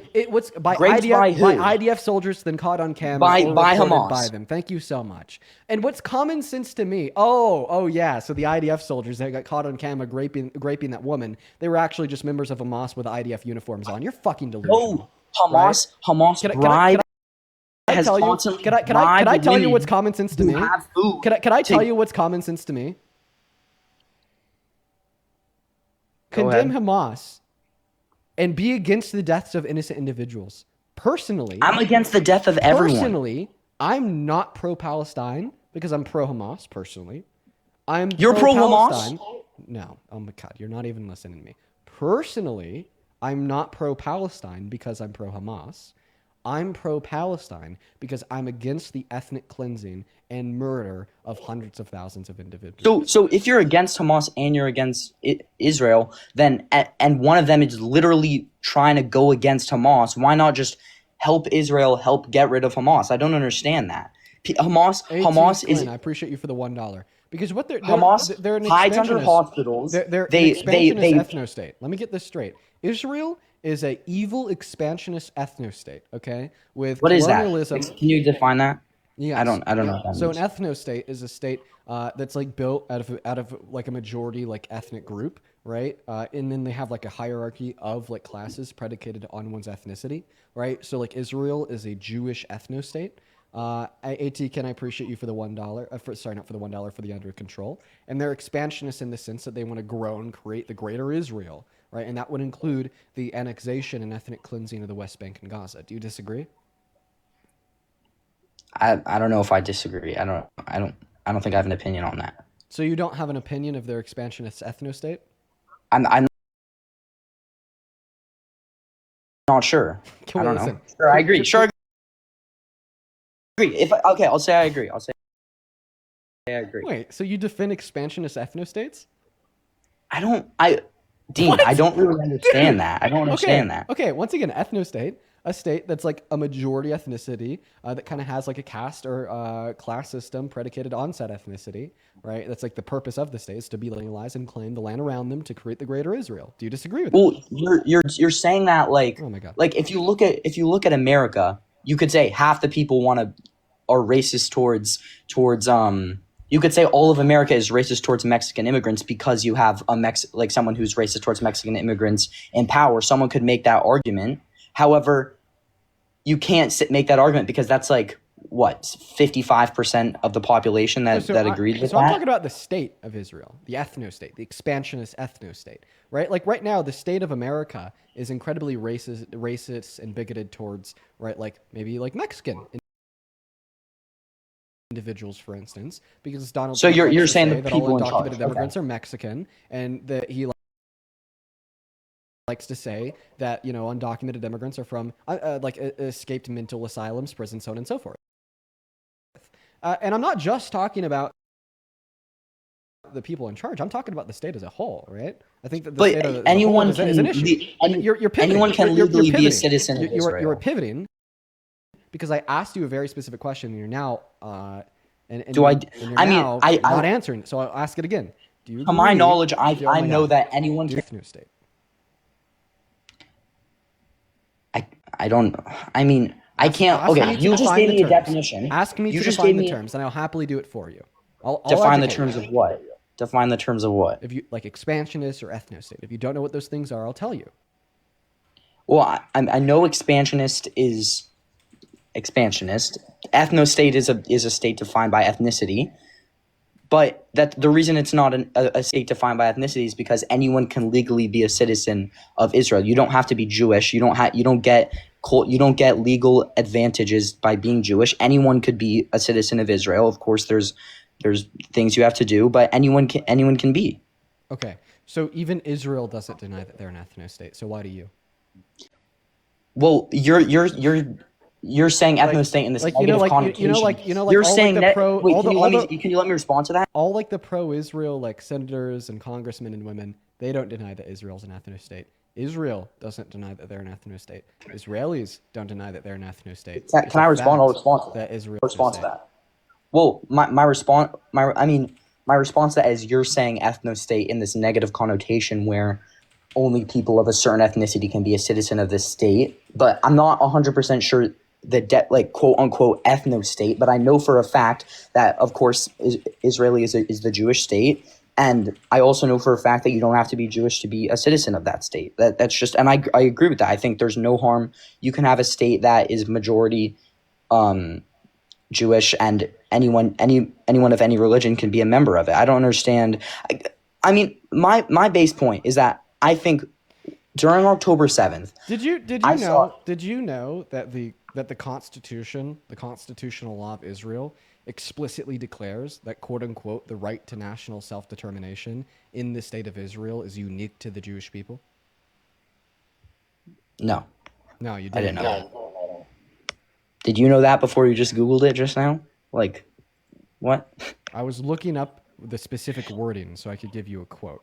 I didn't know. I didn't know that looking for very specific information to make sure that every word that comes out of my mouth is accurate is wrong. I mean, wait. Can you tell me? Okay.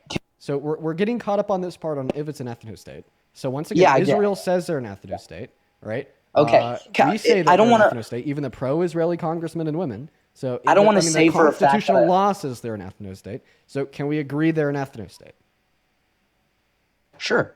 Okay. I don't know. Can we agree that they're expansionists?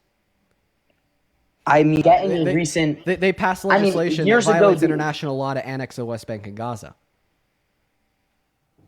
They passed it. Yes. Okay, so tell me. So can we agree that they're if you can't agree on this, I'm going to kick you, right? Because we're here to talk about Trump. All right, kick me then. Instead, I'm educating you about Israel. But if you're going to reject the education on Israel and you're going to reject the conversation about Trump, then I'm going to move on. Okay. So either engage in the conversation about Israel or engage in a conversation with me about Trump. But if you're refusing to do either, then I'm going to kick you and move on. I got to go anyway. So it's good talking to you. Thank you. So you don't want to agree that Israel's you beat me. You beat me. Okay. I lost. Right. You beat. We're going to move on to the next guest, guys. Only hop in that queue if you are an American adult that supports Trump as president. We're going to move on to the next guest. There's no excuse for ethnic cleansing. There's no excuse for perpetual violations of international law. There's no excuses for 2 to 5 warrants out from the ICJ. There's no excuses for 67,000 dead innocent Palestinian men, women, and children. And there is absolutely no excuses for using the explicit colonialization, displacement, ethnic cleansing, and genocide of millions of innocent individuals. So there's my thoughts. Common sense. That's why I said when I first started to speak that it's a very common sense view to be against the state of Israel. Very, very common sense. And by the way, it's becoming a uni-party agreement. 71% of Democrats at or under the age of 50 are against the state of Israel. 50% of Republicans at or under the age of 50 are against the state of Israel because the wrongdoings of the state of Israel are incredibly clear and they are transparent about them. All right. We are watching an ethnic cleansing broadcasted live on Twitter, live on the internet, live on Google Images, live on your Instagram feed, live everywhere. And it is changing the minds of so many individuals. Common fucking sense. Common sense dictates that ethnic cleansing is wrong. All right, move on to the next guest. What is up, Ethan? Do you support Trump? Yo, I'm not from America. Okay, unfortunately, do you have to be from America if you're going to come up, guys? Make sure that if you are in that queue that you are explicitly an American adult that supports Trump as president. We're going to go to get that next Trump supporter loaded up in here right now. What's going on, Clayton? Are you MAGA? Yeah. Okay, how old are you? I'm 19. Okay, can you please disconnect me from any Bluetooth device? I got you. Sav Paz, what's up? Do you support Trump? Well, I used to support him a lot, but now. Perfect. Clayton, do you support Trump? You already said yes. Can I hear you better now? Can you? Yeah. How old are you? I'm 19. Perfect. Before I pass you the mic to tell us why you support Trump, I'm going to go and thank a handful of people. Juliana, thank you so much for the $10 over on Venmo. Let's get 100 Juliana W's, who says, my mom just lost her job of 7 years due to federal cuts. Please keep spreading awareness. I'm really sorry to hear that, Juliana. Give my wishes to your mother. That's insane. And I hope that she gets her job back at some point in the future. I'm really sorry to hear that. Thank you for the $10. As well as Darlene. Thank you so much for the $15 over on Venmo. Darlene, I did just read your message there. I can bring you up if you're MAGA. Let me know if you're MAGA. Appreciate you so much for the $15, Darlene. As well as Shauna. Thank you for the $5 over on Venmo. Mary with a 5, Samuel with a 5, and Paige with a 5. Thank you guys so much, as well as I just read y'all's messages. Thank you guys so much for the kindness. If you're watching and you want to support me, guys, you can find my Venmo and my PayPal in the link tree in my bio over on TikTok. You could also find it in the pinned message of that YouTube stream. I get 100% of the proceeds over there compared to around 30% on TikTok and on YouTube. And you can even attach a message that I could read off on live. I really appreciate everyone so much for all the love and support. Clayton, you said that you're MAGA. Let me ask you a good question. Do you think that Donald Trump is good for low-income Americans? I mean, I would say I'm not sure. I'm not like an expert on every specific topic of Trump. I'm sure you could probably do maybe much better than that. Do you think that Donald Trump is good for law and order? I mean, I would say so, yeah, generally. Okay, if Donald Trump is good for law and order, then why did he pardon 72 violent offenders that, spread their own shit on the walls of the Capitol and then turned around and assaulted cops? Yeah, I mean, I can't defend that. I'm not like a. Right. I mean, I thought you were gonna ask me why I support Trump, not like nitpick, like, because you're just more educated on like every area of Trump, and I don't condone everything he does. Obviously, Okay. I don't So think his I guess we'll character's just well ask good you. at all. I guess we'll just ask you, why do you support Trump? Well, as a Christian, I would say he's more favorable to pro-life policies. Okay. All right. Yeah, I don't think that Christians should support pro-life policy. You think that you think that the Bible could actually support pro-choice? Well, I just think it's absolutely incoherent to apply the moral virtues described in the Bible to run a criminal justice system.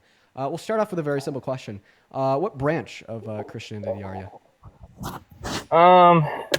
I mean, I would probably say non-denominational, but probably Perfect. lean more Baptist. Baptist is non-denominational. Fun fact. So now that we've determined you're non-denominational, you believe in what is it called? Sola Scriptura? I think that's what it is. Sola Scriptura, yeah. Sola Scriptura. There we go.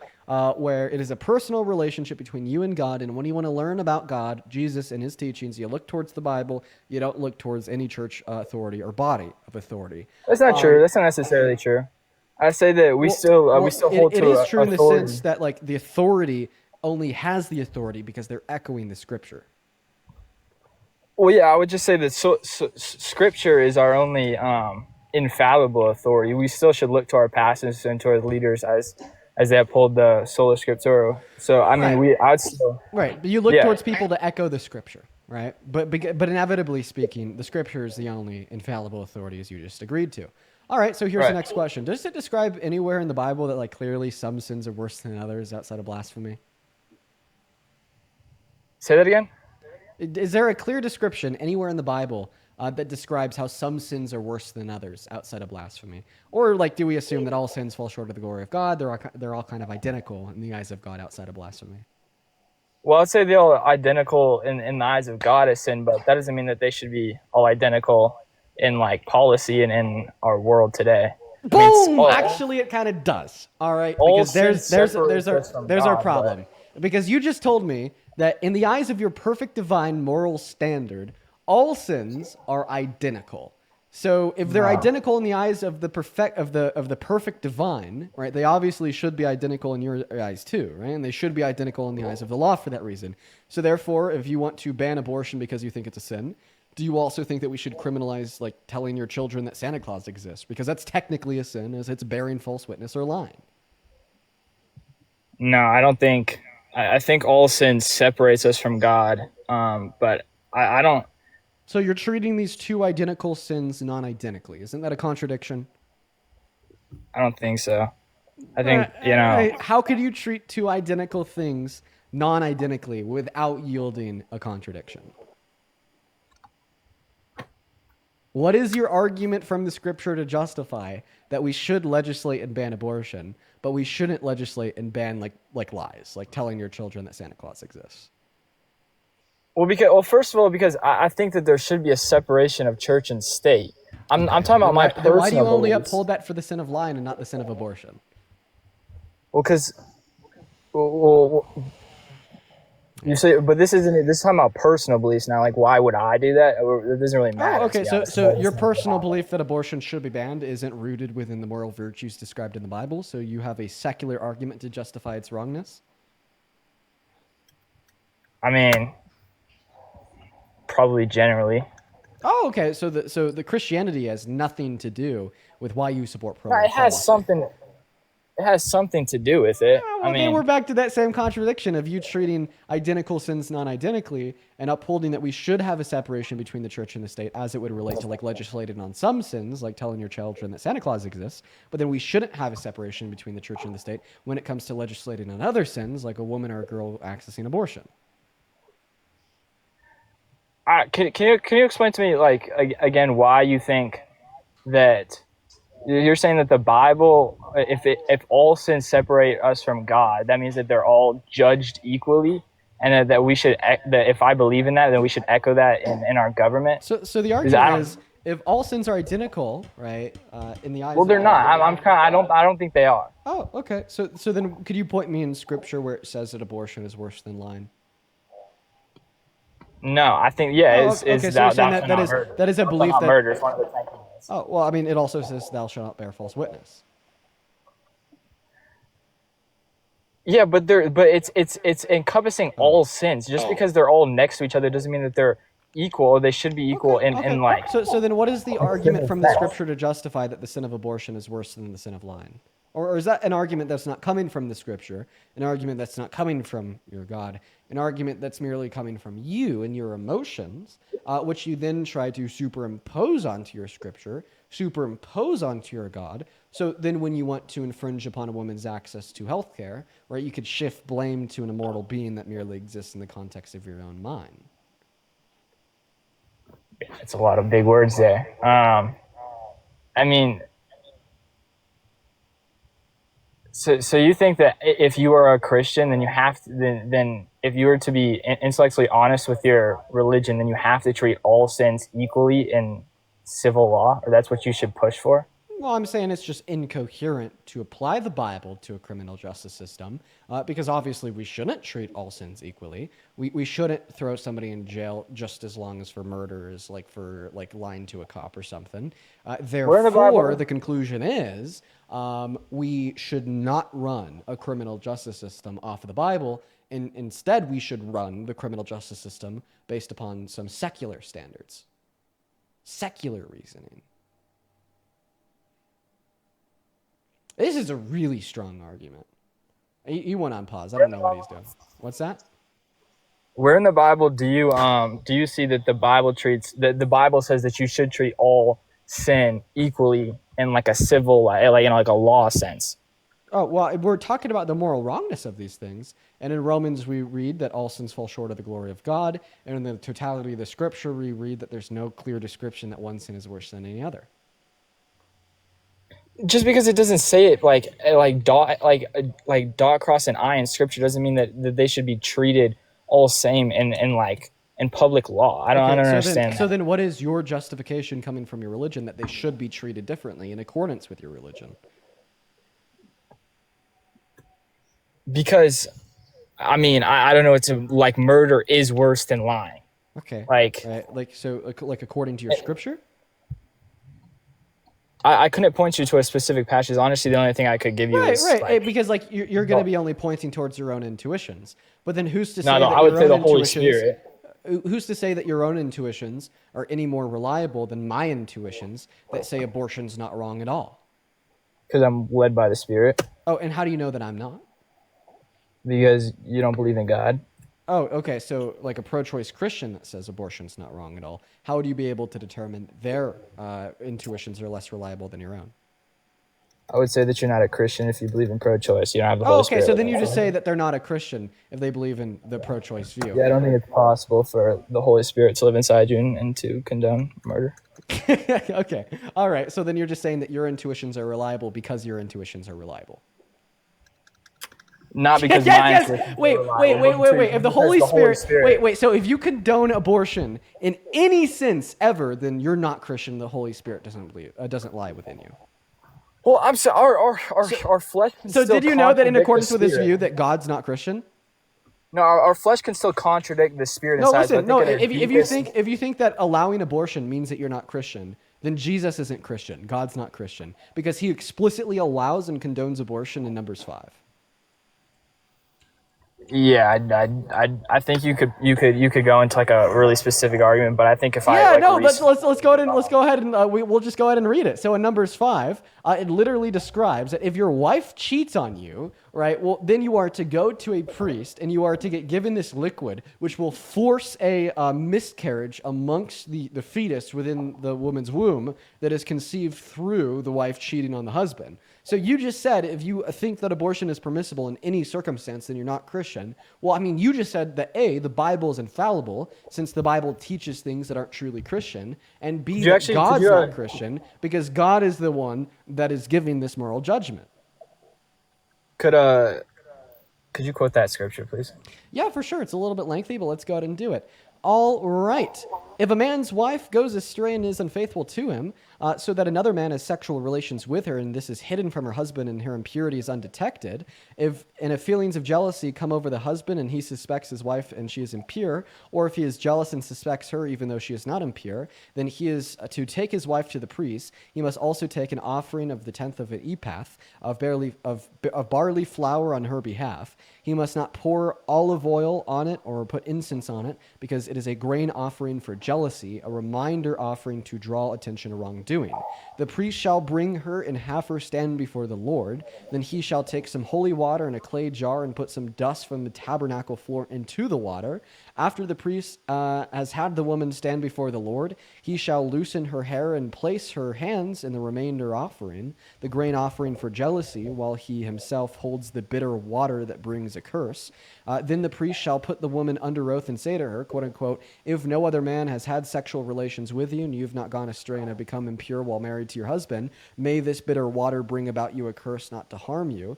But if you have gone astray while married to your husband and you have made yourself impure by having sexual relations with a man other than your husband, here the priest is to put the woman under this curse.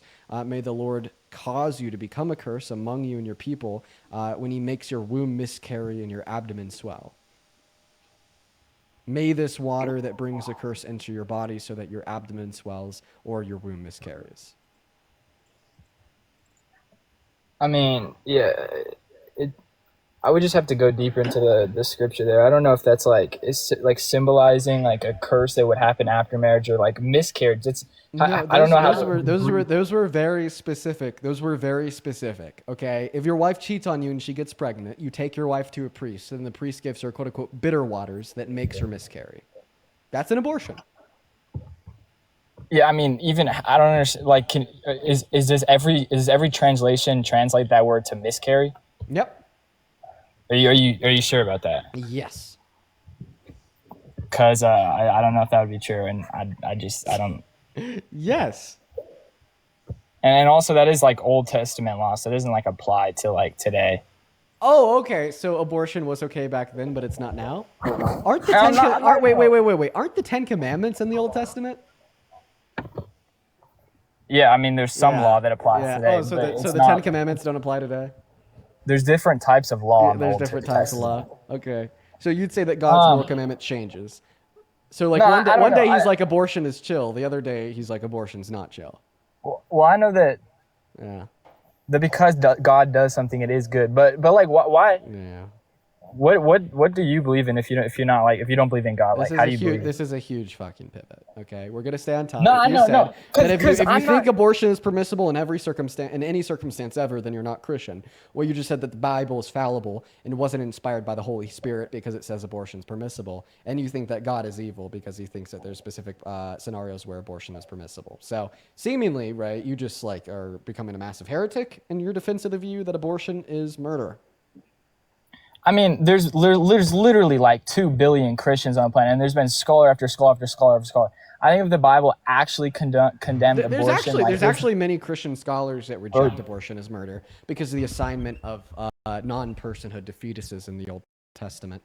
By the way, a lot of Christian scholars don't think that fetuses are persons in accordance with the Christian text. But now what you're trying to do is you're trying to do a vague appeal to the argument of a scholar because you realize that you're seemingly the Bible says. There's many parts in Scripture that if you read it at very face value, you can interpret it very wrongly. Okay, give me an interpretation of the Scripture that entails a conclusion other than what the Scripture says. I want you, like, for instance, like the final fucking line. Interpret, quote unquote, may this bitter water that brings a curse into your body so that your abdomen swells or your womb miscarries. Interpret that in any other sense than to force an abortion. I mean, it literally could be like a dream or something that happened prior. You're not like reading context. Like, I don't know. It could be like a dream that happened, or it was like. Oh, so it's gonna be like an abortion in a dream. Yeah, I don't know. It could be like a symbol or something. I don't. Well, that's why I was saying. I mean, we're looking at the very start of it. Then the Lord said to Moses, "Insert everything I read here." Okay. The Lord didn't say to Moses, "Don't make them dream. Just have them go to a priest and." Well, he says the water will bring. the water will bring like a curse and a miscarriage. Like a curse could sound like reasonable, like that would happen, and then maybe the kid would grow up in somewhere like I don't know. But a Yeah, miscarriage, do fetuses that are miscarried grow up? So I'm do they? So in the do fetuses that are miscarried grow up? No, that's what I'm saying. The miscarriage part is what I'm skeptical about, not the curse. The miscarriage part. That's why I went to wonder if that's actually how every single translation accurately translate that word into miscarriage. Because I assume that back like in the like when the Bible is first translated, miscarriage probably wasn't even a word that like you could be used. So and also like I'm confused. I'm so sorry. We understand when we like continue to read the scripture. What I'm saying here only becomes like more clear using other words. Like going down here to like Numbers 5:27. Like once again, right? The priest is to like make the woman like drink the bitter waters. If she has made herself impure and been unfaithful to her husband, then the result will be a miscarriage. However, if the woman has not made herself impure but is clean, meaning she didn't cheat on her husband, she is cleared of guilt and will be able to have children, right? Like that second point there, will be able to have children if she didn't cheat on her husband, is what proves that it's actually talking about a miscarriage, because that is what would prevent her from being able to have that child. And I mean, yeah, I mean, so you think that in the Old Testament times back in the day, like the priest would literally give the woman water and it would actually kill the fetus? Bitter water. Like the water. Yeah, so I mean, abortions have been around since like ancient Greek. Bitter water just has like different compounds in it that like force a miscarriage. Yeah, abortion's been around for a long time. So Camp, thank you so much for the $20 over on Super Chat, who says you can be a good Christian or a Trump supporter, but you can't be both. No, I actually agree with you. We should talk about that next. You're a bad Christian for supporting Trump, and I believe that. Let's get to Gomorrah. You're right, DK. There were. I mean, there had to have been, right? Just numbers, statistics. God fucking didn't just kill the fetus. He killed them too. No, that's a good point. Yeah, I guess God has done abortions before, right? As well as Laura, thank you so much for the $10 over on Venmo for quote-unquote putting up with the MAGA mentality. And Christopher, thank you so much for the $15 over on Venmo. Who says, I am MAGA. Bring me up on the stream, Christopher Hartley. Okay, I'll keep an eye out for you. Thank you for the $15. Putting your money in the right places. Better in my wallet than yours. I'm just fucking with you. Thank you for the $3 over on PayPal, and Cassidy with a 1. So, I mean, do you have any like counter objection or argument against this position? Or should we just move on to my position, that is you are a bad Christian because you support Trump? I mean, I don't support the like morally like wrong. Like I don't. Trump has a terrible character. Like I'm not gonna lie, he doesn't have a good character. Like what he's done in the past is devil has full hold of him, right? Raping women, sexually exploiting little girls. So you voted for somebody that the devil really has a firm grip on. Yeah, no, all those actions are abhorrent. But if I were to like vote for a Democrat instead, and they were to get elected, and they were to put in pro-life policies, or like you're not pro-choice, that you're not allowed to ban abortion in any of the states, then I think that would be worse, because it would result in my position a lot more death. So I'm not. Well, I mean, actually, since Roe v. Wade was overturned for the first time in 32 years, the annual amount of abortions in this country has only gone up. So actually, voting for Trump and supporting him is worse because it's made the amount of abortions go up. Yeah, it's sad, but at least it leaves the opportunity for future ban. But like for right now, right? Like you caused, right? Like a significantly higher level of abortion in this country. By the way, I don't know what caused that, right? The amount of abortions per year in America was going down from the moment Roe v. Wade was signed into law until the moment it was overturned. Every single year that number was lower. The moment it was overturned, boom, started shooting up every single year. I think it made like women that were pregnant feel like a sense of urgency. Maybe if like they were living in like a blue state where it was legal, it's like shit, like now it can be illegal. So if I'm gonna get this abortion, I need to do it now, instead of like, well, if I'm gonna get an abortion, I could just kind of do it whenever I want because I have that right and it's federally protected. Maybe that's a hypothesis. I don't know. But regardless of what the explanation is, it is a fact that for the first time in 32 years after Roe v. Wade was overturned, the annual amount of abortions in America started going up. Yeah, I mean, that's sad. I don't know how I could have like predicted that. So it's like I can't. It seems like a terrible strategy to save lives, right? Well, it was a great strategy that didn't work very well, but I mean, you think it would have been a better strategy, like just to hypothetically think that if I were to vote for that and it were to like stay legal. You could and all always this, revoke your support now, right? Now that we know it's a terrible strategy, these are the outcomes. Do you still support Trump? No, because like I would hope that it would more ban would be in the future. So why would I like revoke my support now? Yeah, because Donald Trump is an anti-Christian lunatic that has been held civilly liable for raping a woman, sexually exploited children, was best friends with Epstein, sending him letters no one's depicting the naked supporting bodies his of women. character. Oh, and his policy, If I'm you going to get there, not to mention his economic policy is incredibly now taking food stamps away from 41 million Americans, 12% of the population, and said that he's not going to give any emergent... What's that? Socialism is anti-Christian. What? Okay, yeah. So when Jesus was giving his speech, the Sermon on the Mount, he said, "Well, I mean, listen, guys, I would give you the bread and fish, but you got to pay more in taxes first." Yeah, it's a one-time experience, not giving bread and food. Right. Exactly. No, absolutely. No, completely. 110%. Republican Jesus is a real thing. Oh, but guess what? It's socialism for poor people that's bad. But socialism for the corporations is awesome. Like the average American taxpayer pays $36 per year in taxes to fund food stamps. Do you know how much they pay for corporate bailouts and subsidies for billionaires? Do you know how much they pay out of the $700? Oh, by the way, you don't even know what fucking socialism is. I'm getting no. 1 second. I'm getting the quadruple fucking dunk on you. All right, now that I've shown you that Republican Jesus is a goddamn myth, and that I've shown that you support this sense of socialism, quote unquote, for the ultra wealthy and the corporations. Now I'm gonna the triple dunk on you here. What's socialism? Go ahead and define that word. Socialism? Yeah. I mean, it depends what kind of socialism you're talking about. Full socialism, like communism, or like democratic socialism? So socialism and communism are totally different. What's socialism? It's the workers owning the means of production. Oh, so when we give poor people food stamps, the workers own the means of production? What? No, that's okay. So then why did you say that food stamps were socialist? What? There's different forms of socialism.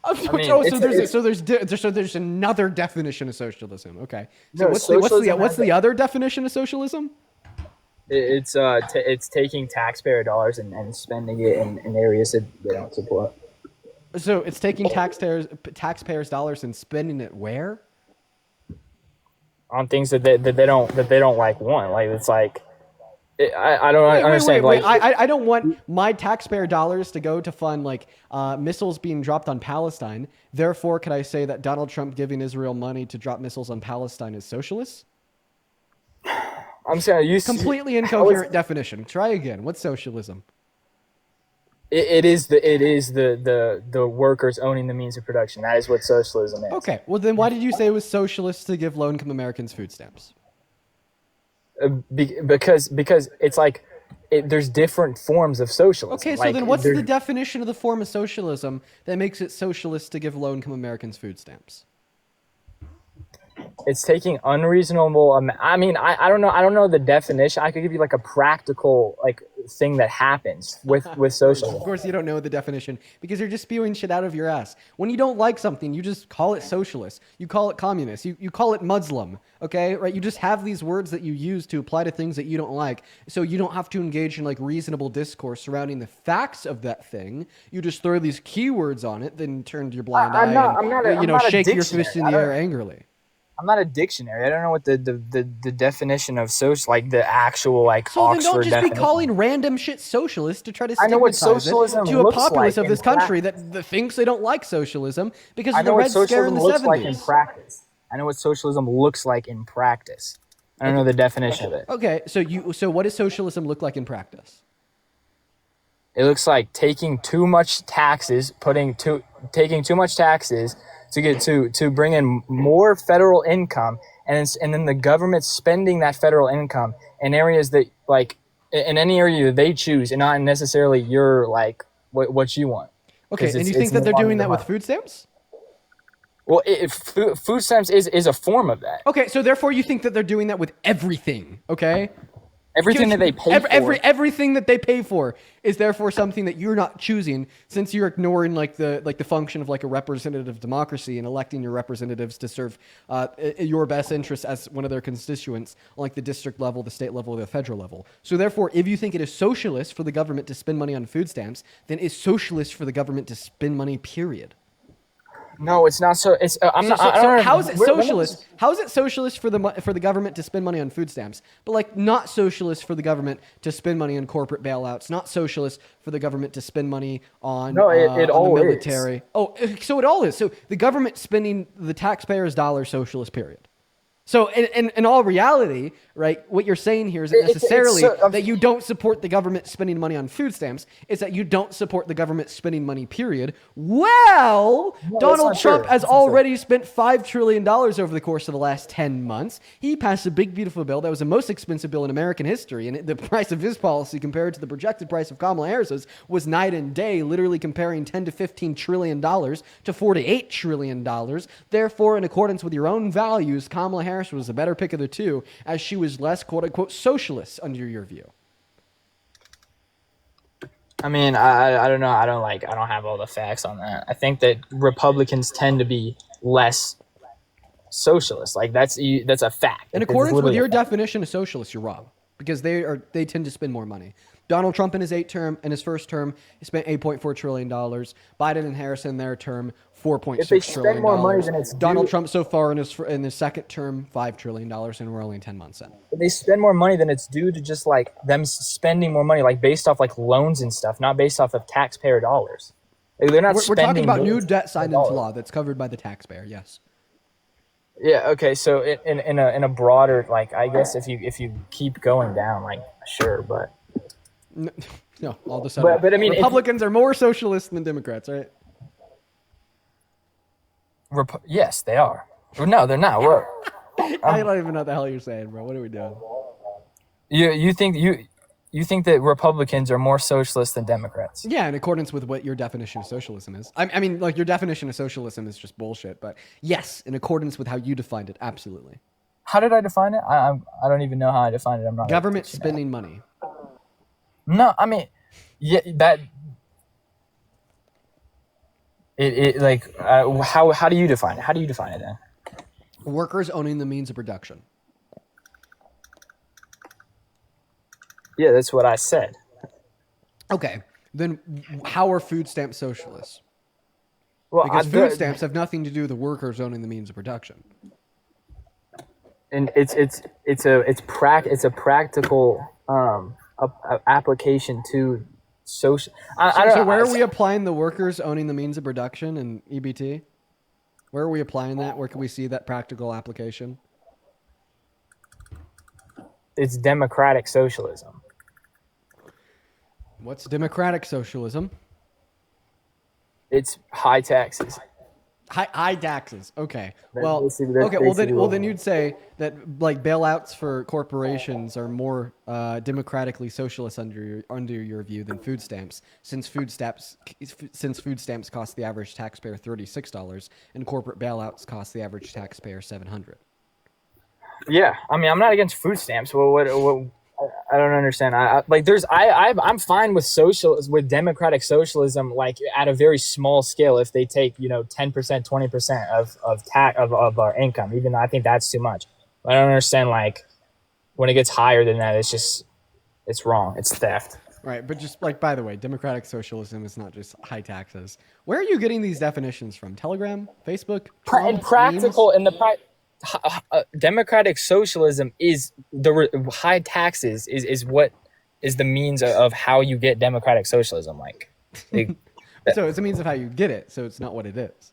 I mean, I'm just critiquing everything that you're saying so far, right? You've now refuted that that's how you define democratic socialism, because the definition of democratic socialism won't be how you get democratic socialism. It just would be. How do you define it, bro? I'm not an Oxford dictionary. How would you define it?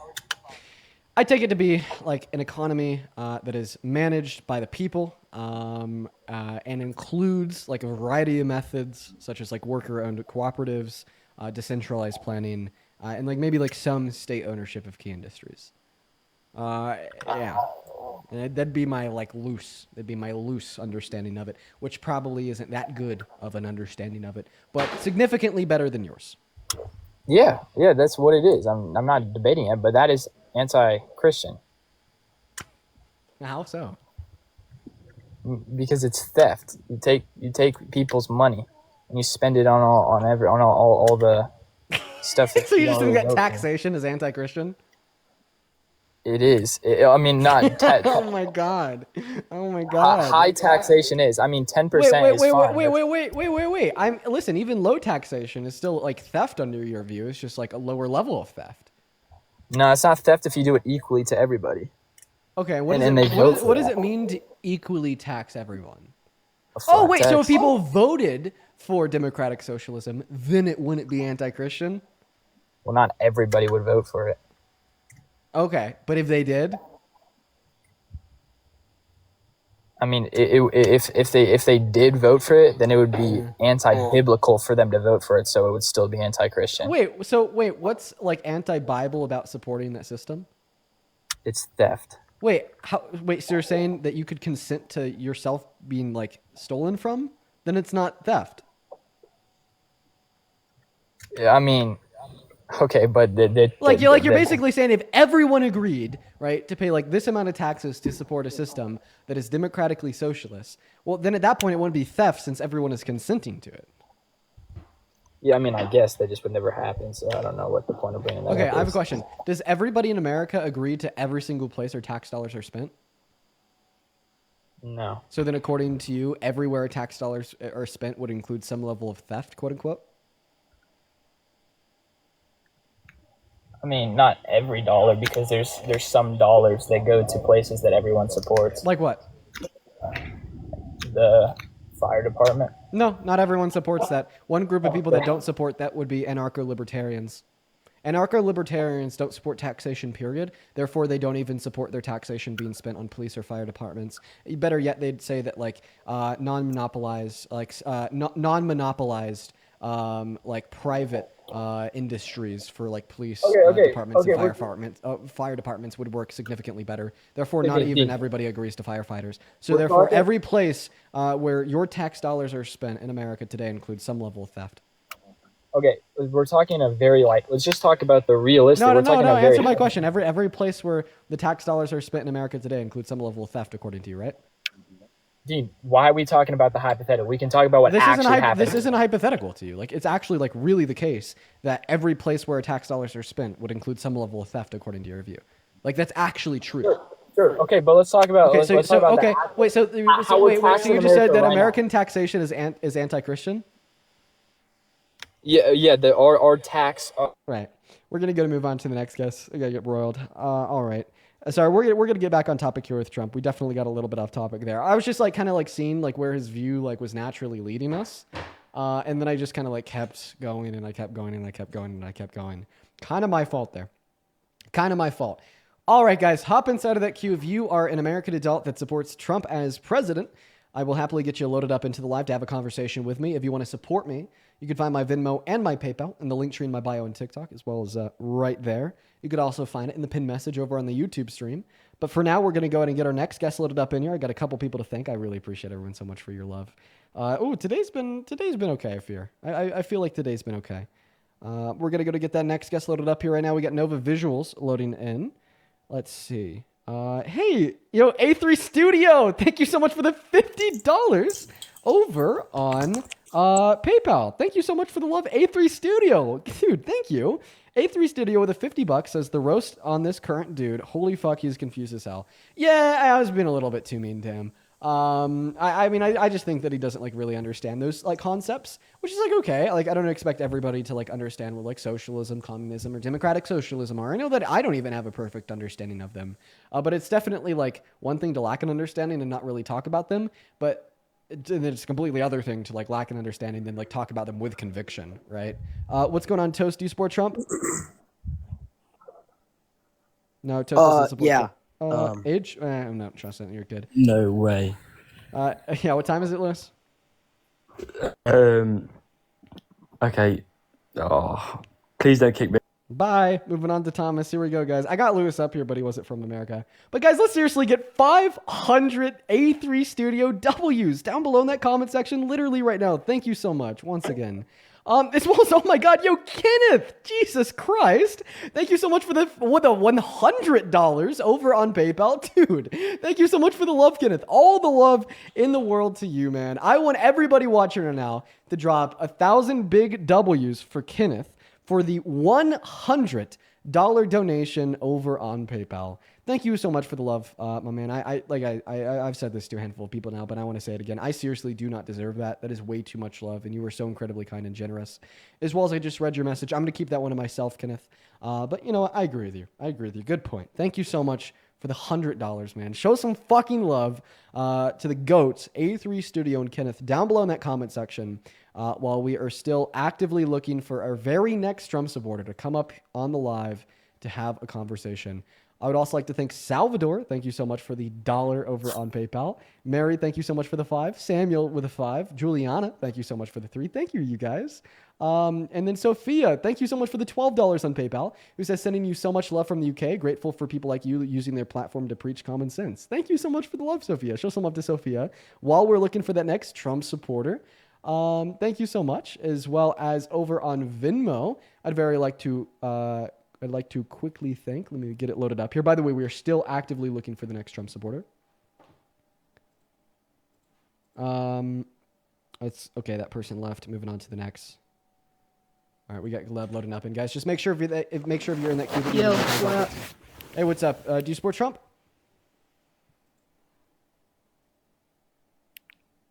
Are you MAGA? Oh, yeah, I support Trump. And how old are you? I turned 13 like 7 months ago. Oh.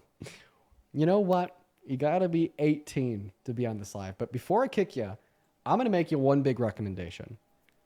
All right. Don't get political when you're too young. You're 13. Enjoy your life. Hang out with your friends. Okay, play some video games. Do your homework. Don't be focused on politics. All right? I'm telling you, right? If you just stop focusing on politics and you just focus on trying to have fun in your youth, okay?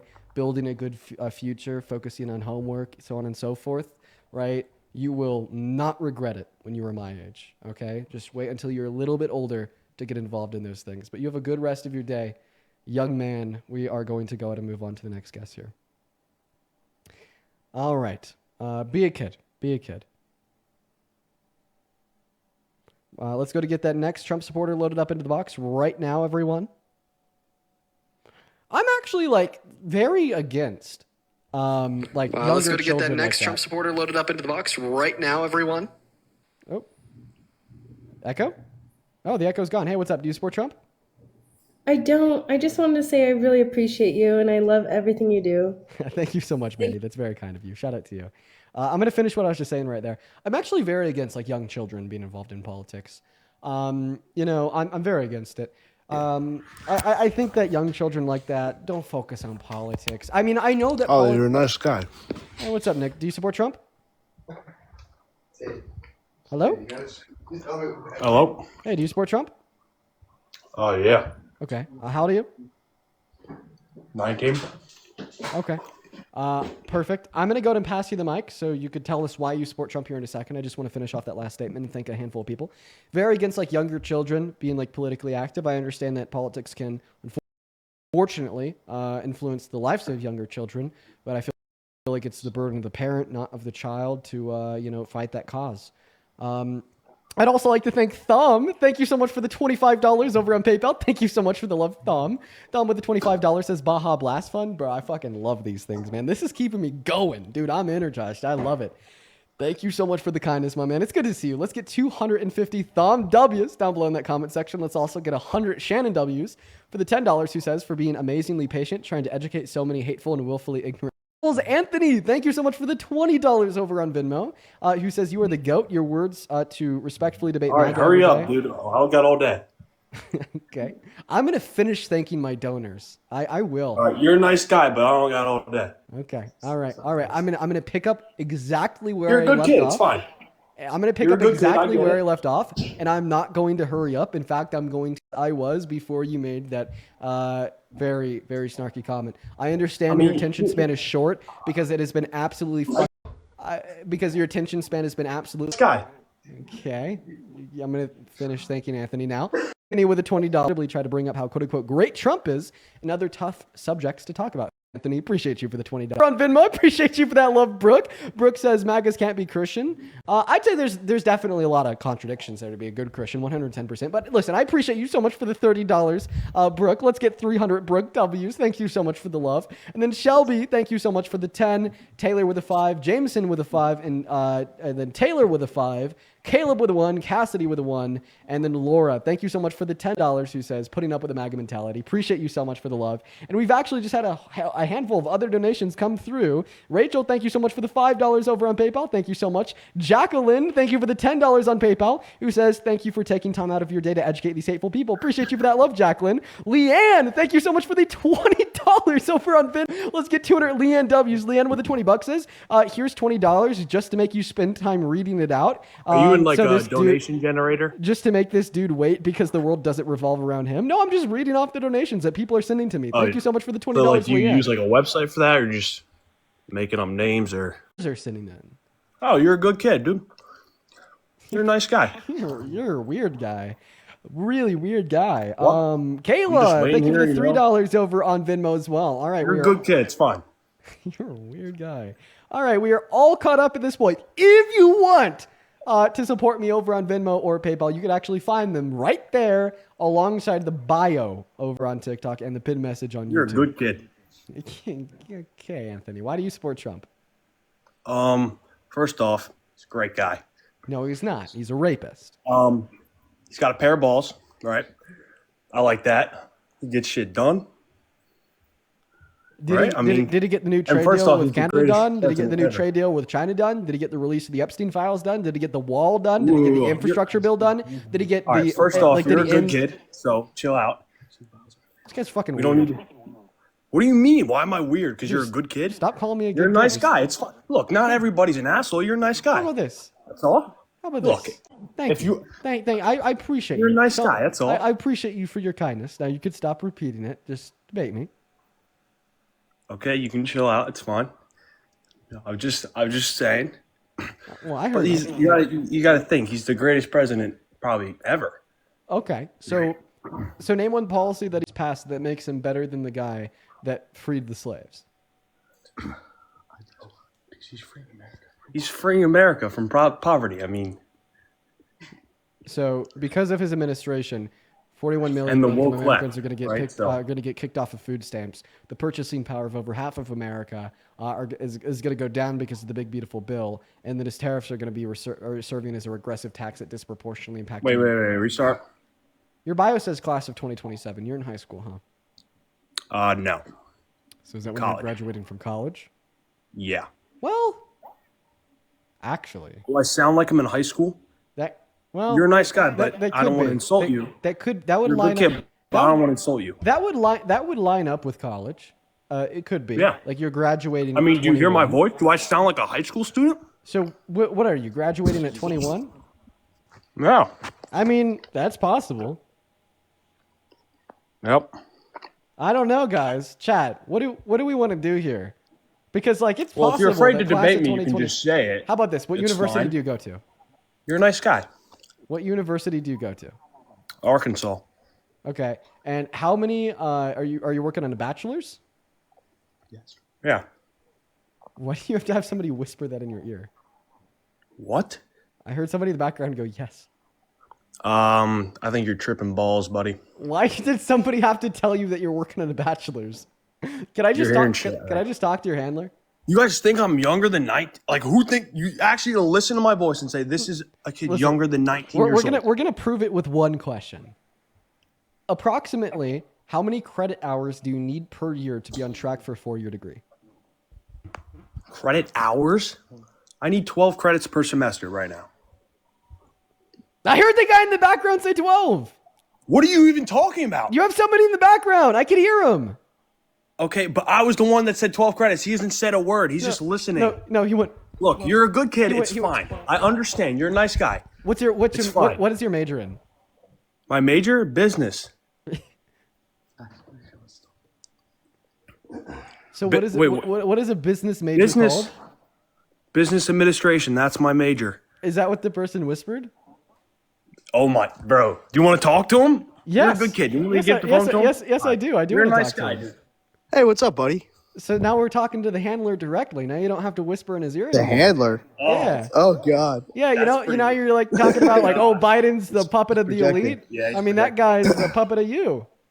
You're a good kid, dude. You are a good kid. That's Okay. nice. Okay, how old are you? You want to ask me about my college degree? How old are you? I'm 21. Yeah. Okay, what year were you born in? 1942. Oh, you guys sold it. You guys sold it. You fucking sold it. Oh, you had a hunch. Had a hunch they bag. They sold the bag. Moving on to the next guess. Moving on. Here we go. All right. Let's go to get that next guest loaded up into the box. Oh, he's a good kid. Good kid. You know, just was lying. Just good kid, though. Good kid. We're going to go to get Danny up on the left. That guy was a good kid. All right, here we go, guys. Everyone just give us a minute to get that next Trump supporter loaded up in here. Joshua, thank you for the 10 cents. Saying, Dean, what is your opinion on chicken tenders with ranch? I don't like ranch, but I do like chicken tenders. Trinity, thank you for the $5 on Venmo. Hello, do you support Trump? God bless you, everybody. What's that? Are you MAGA? Danny? You're a good kid. Just got to move on to the next guest. You take care. Good kid. Good kid. Moving on. Here we go, guys. Hop inside of that queue if you happen to be MAGA. We'll happily get you loaded up in here. Here we go, guys. All right, we got Kylie loading up. Just, guys, make sure if we are in the rules that you are MAGA. If you come up here and you're not MAGA, you're going to get a ban. All right. Welcome in, Kylie. Are you MAGA? I am not, and I will willingly leave if you want me to, but there are some of these topics that I would love to like debate on somebody with. Well, yeah, unfortunately right now, I'm just kind of doing 1v1s, but Kylie, I appreciate you so much for coming up and thank you for being here. And I hope you have a good rest of your day. We're going to go to get that next Trump supporter loaded up in here. You know what? Actually, I want to ask this question.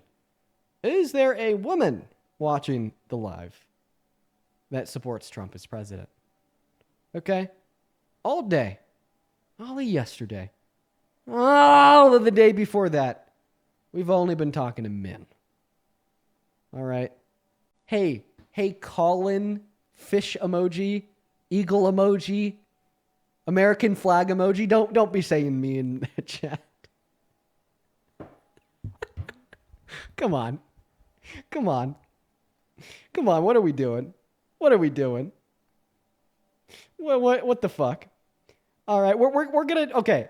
What I want, if you are a MAGA woman, say me in that chat. All right, say me, dude. Colin, you're not a woman, okay? All right, Colin, stop saying that. Colin fish emoji, Catholic with cross in bio. Stop saying that, Colin. All right, guys, let's see. Looking for one MAGA woman to come up here and debate us. Let me know in the chat if that's you. Okay, I think we found one. Woo! I think we found a MAGA woman. Hello. So you support Trump? Yes. Okay, and how old are you? I'm 18. What year were you born in? 2007. And why the hell do you support the worst president of your 18 years of life, Mr. Donald J. Trump? So, I'm sorry. I don't actually, but I love you.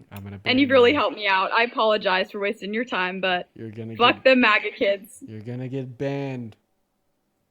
I'm just kidding. I didn't actually ban her. I just disconnected her. Moving on to the next guest, guys. Stop yanking my chain. Well, I mean, this person's name is Red Lady Red. Hi, do you support Trump? Hi. Red Lady Red, are you here? Yes, I'm here. Do you support Trump? Yes, I do. Okay, Harsh K, do you support Trump? I do and not. What's that? I do it half of it, but Okay. not half of it. Harshkate, feel free to hop back in that queue. I guess we're just gonna go one guest at a time. We'll start with Red Lady Red. It's a pleasure to meet you. I'm gonna go ahead and thank a couple people here. Then I'll pass you the mic, and you can tell us why you support Trump. DK, thank you so much for the $5 over on Super Chat. Really appreciate you so much for your kindness. As well as Mia, thank you for the $5 over on Venmo. Sophie with the $2. Both Mia and Sophie say, you're a good kid. You're a nice guy. Appreciate you guys for the love. As well as Isabella, thank you so much for the 5. Trinity and Sam, appreciate you guys for the 5. And Shannon, thank you for the 5. You guys are awesome. As well as back over on PayPal, I'd very, very quickly like to thank, let's see here, Charmaine with the $3, Javier with the $5, and Kevin with the $5. Appreciate you guys so much. Go ahead and take it away, Red Lady Red. Why do you support Trump? Because I didn't like the direction in which the Democrats was leading this country into. Okay, so what direction are But we mostly heading in now because that's better?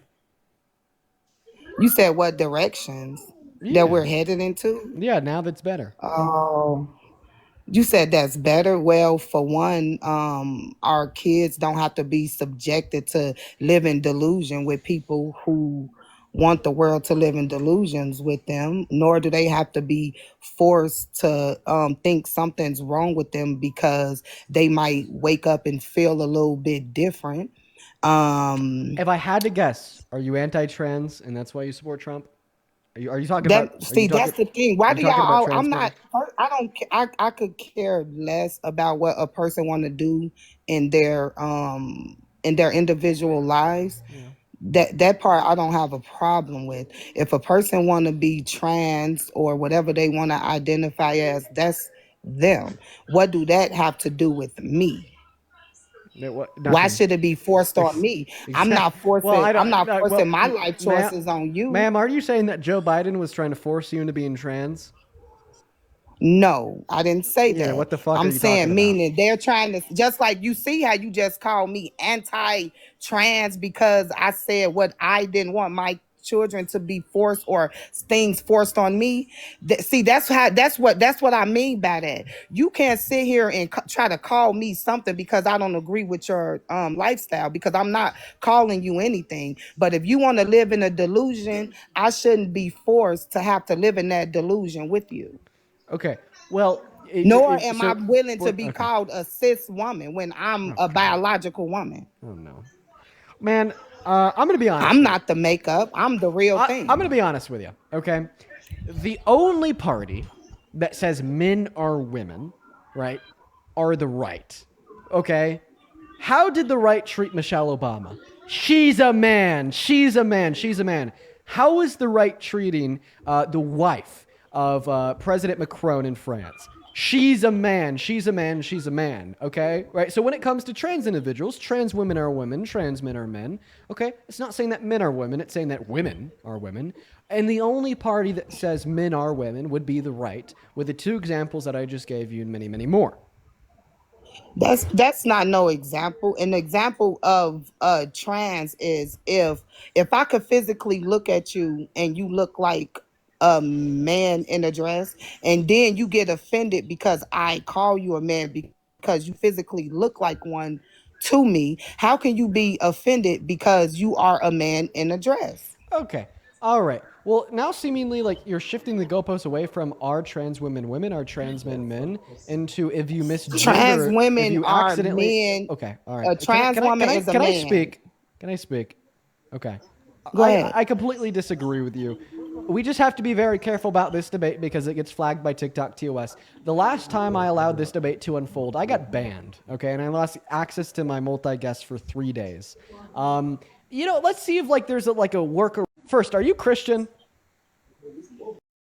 That workaround way is dead. Second, do you think that trans women should be able to go into women's private spaces? No. And okay, all right. So do you think that a cis man like me should be able to go into a woman's private space? No. And if a man does go into a woman's private space, what do you think should happen to him? Like, imagine there's this hypothetical man that walks into the dressing room of naked teens and naked women to unconsensually look at them without clothes on. A total pervert. What should the punishment for that man be? I already. Y'all funny. Men should not be in the spaces with women, period. So if a man goes into Now, I a don't care woman's how you private want to space to be a word it, predator, how to look you at them while want they're to. naked, what should the punishment for that be? Jail for life? Wait, I'd you say. say what? So if Wait, say that again? if a man does go into a woman's private space to look at naked women, naked girls while they're undressing in a dressing room, right, to perv on them, to exploit them unconsensually, what should his punishment be? You said what should a man that's coming intentionally into a woman's locker room while they're naked? Yeah, to look at them while they're naked, to be a total fucking sick perv. What should his punishment be? The same as any punishment if you been creepy. Should he go to jail? It depends. I would need more context to what Okay. happened. Okay, let's just imagine that there's like a 60-year-old beauty pageant owner, all right? Some dude, some really creepy dude. And while he's owning these beauty pageants, he's abusing his position of power as the owner of the beauty pageant. And like, imagine that they then walk back into the dressing rooms of these naked teens, literally minors, and naked women, like naked. And then he looks at them unconsensually. Was they naked, or that's the narrative? No, it's was just they it's naked, just or is that the hypothetical. narrative that y'all want us to play? I'm just giving you some hypothetical context. So if a man did this, abused that position No, of that's power, not hypothetical. it is hypothetical. You trying to make it. No, you're trying to paint it as if I'm okay with that, then why I shouldn't be okay with a man just coming into a bathroom with a woman. That is inappropriate. You're thinking it's inappropriate for listen, men to be in the bathroom with women. You're thinking way too far ahead, okay? If a man owns a beauty pageant, abuses that position of power. Trying to control. You're only saying that because of the narrative of what they tried to push about Trump, and I support him. I know exactly why you're saying that. Listen. Trump's not done this. That narrative was made by fake liberals that were lying, okay? I'm with you there. It's not about Trump. Okay? That is where you was going with no. Like, listen to my be words. For real. This isn't about be Trump. For real. Trump okay, so I hasn't have done a question this. to you. Do you have any kids? I'll let you ask your question after you answer mine. Okay, what's the question? All right, remember, nothing to do with Trump. Okay, Trump hasn't done this. The liberals, they try to fake this narrative. Quite frankly, fucking delusional, dude. God, I mean, just get a load of the liberals, right? But listen, hypothetically, if some random guy, not Trump, because he's a good guy, a very good guy, not Trump, were to like own a beauty pageant and were to like walk backstage and look at the naked women, look at the naked girls unconsensually.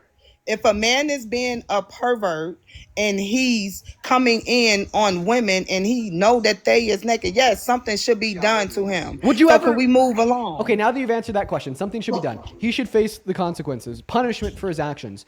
Hypothetically, if a man did that, would you ever support them as president? Hypothetically. I'm gonna still I'm going to support Trump no matter how you try to spin the narrative because So hypothetically, I'm not brainwashed. If you knew for a fact, hypothetically, if you knew for a fact, this isn't the real world, just a mere hypothetical question. If you knew for a fact that Donald Trump had like sexually exploited naked teens and or naked women by walking into their dressing rooms and looking at them when they had no clothes on, would you still support him as president? If you knew that for a fact in this hypothetical fairy tale world. I don't know that for a fact, so show me so I can see. No, well, this isn't the real world. It's hypothetical. I'm saying in another version of reality where you did know this for a fact, where he'd actually done this, would you still support him as president? You said if I knew this for a fact, I wouldn't support no one that would harm children intentionally. Okay, so like including Trump. So if Trump did this, you would no longer be MAGA. Including whomever. So if Trump did this, you would no longer be MAGA. Can I just get a clear yes or no? I'm not MAGA. I just support Trump. If Trump did this, would you still be a Trump supporter? Could we get a clear yes or no? If Trump did that and he's already the president, I still would rather him be the president than what they had. Yes. Okay, what the fuck? Okay, so the first thing that you brought up when you joined this live, I just muted you, not because you were interrupting me. I was just kind of angry. Feel free to unmute yourself. So the first thing you brought up into this live was saying that you support Trump, right? The guy that's taking healthcare away from 10 million low-income Americans, the adjudicated rapist, the 34-count felon, the guy that's taking away food stamps from 41 million Americans on November 1st. Is there a criminal record of him being the rapist? So yeah, he was sued for that and he was proven guilty in a No, civil court. No. Suing is civil. I said criminal. Oh yeah, no, he doesn't have a criminal record for rape, Has but he's he still a proven ever been rapist. criminally charged and convicted of rape? So no, he hasn't been criminally convicted of No, rape, but he he's has still a not. proven rapist. No, But he has not. Anybody can go keep to in the mind the courts and sue somebody. but he's still a proven rapist. And no, he has not. Yes, the civil court proved it. The first case to ever be won by substantial evidence off of hearsay, word of mouth. Because I know if I was a great victim of a man of Trump's status, I wouldn't have waited 30 years. Well, I mean, in fact, it's the status of I Trump. wouldn't wait a day. I wouldn't wait an hour. So it's actually. So what Trump, are you talking about? It's actually Trump's status that would actually put more pressure on the victim to wait longer. I mean, think about it. He's a billionaire. Right? No.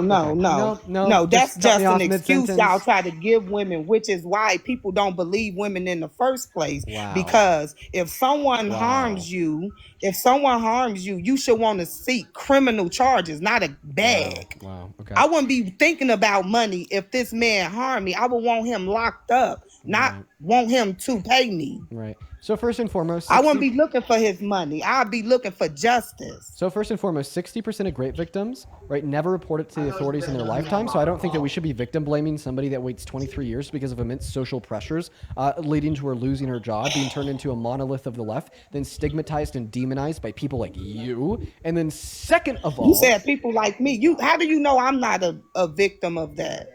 Well, I mean, if you are a victim, that doesn't change the fact that you're a member of the MAGA cult. Yeah, and by me being a victim, and when I say when I say people like you, I mean people in the MAGA because cult. The longer you wait, the more people will not believe you. Okay, the longer you wait, the more Yeah, but we shouldn't blame that on the victim for waiting. People will not believe we shouldn't blame that on the victim for waiting. We should blame that on the individuals for not believing them. No, we should blame it on them. On the victim, we should blame it on the victim. So we should do victim. If you want to seek so justice, we should do victim blame. I just want to be clear. I just want to be clear. Your point is we should victim blame. That's your argument. I mean, you could use whatever words you want to play to make you feel better or to entertain your audience. I get it. But like I'm saying is, if you sit around and wait, justice won't be served. Now you giving that predator the opportunity to do it to more and more people. So what do you mean? It stops. It stops at the point of you opening your mouth. Listen. I will actually not have a conversation with us about you until we can agree that we should condemn the predator. Okay, what you're trying to do is you're trying to say, well, if you're a victim, we should condemn the predator. Listen to what I'm saying without interrupting me. Listen to what I'm saying without interrupting me.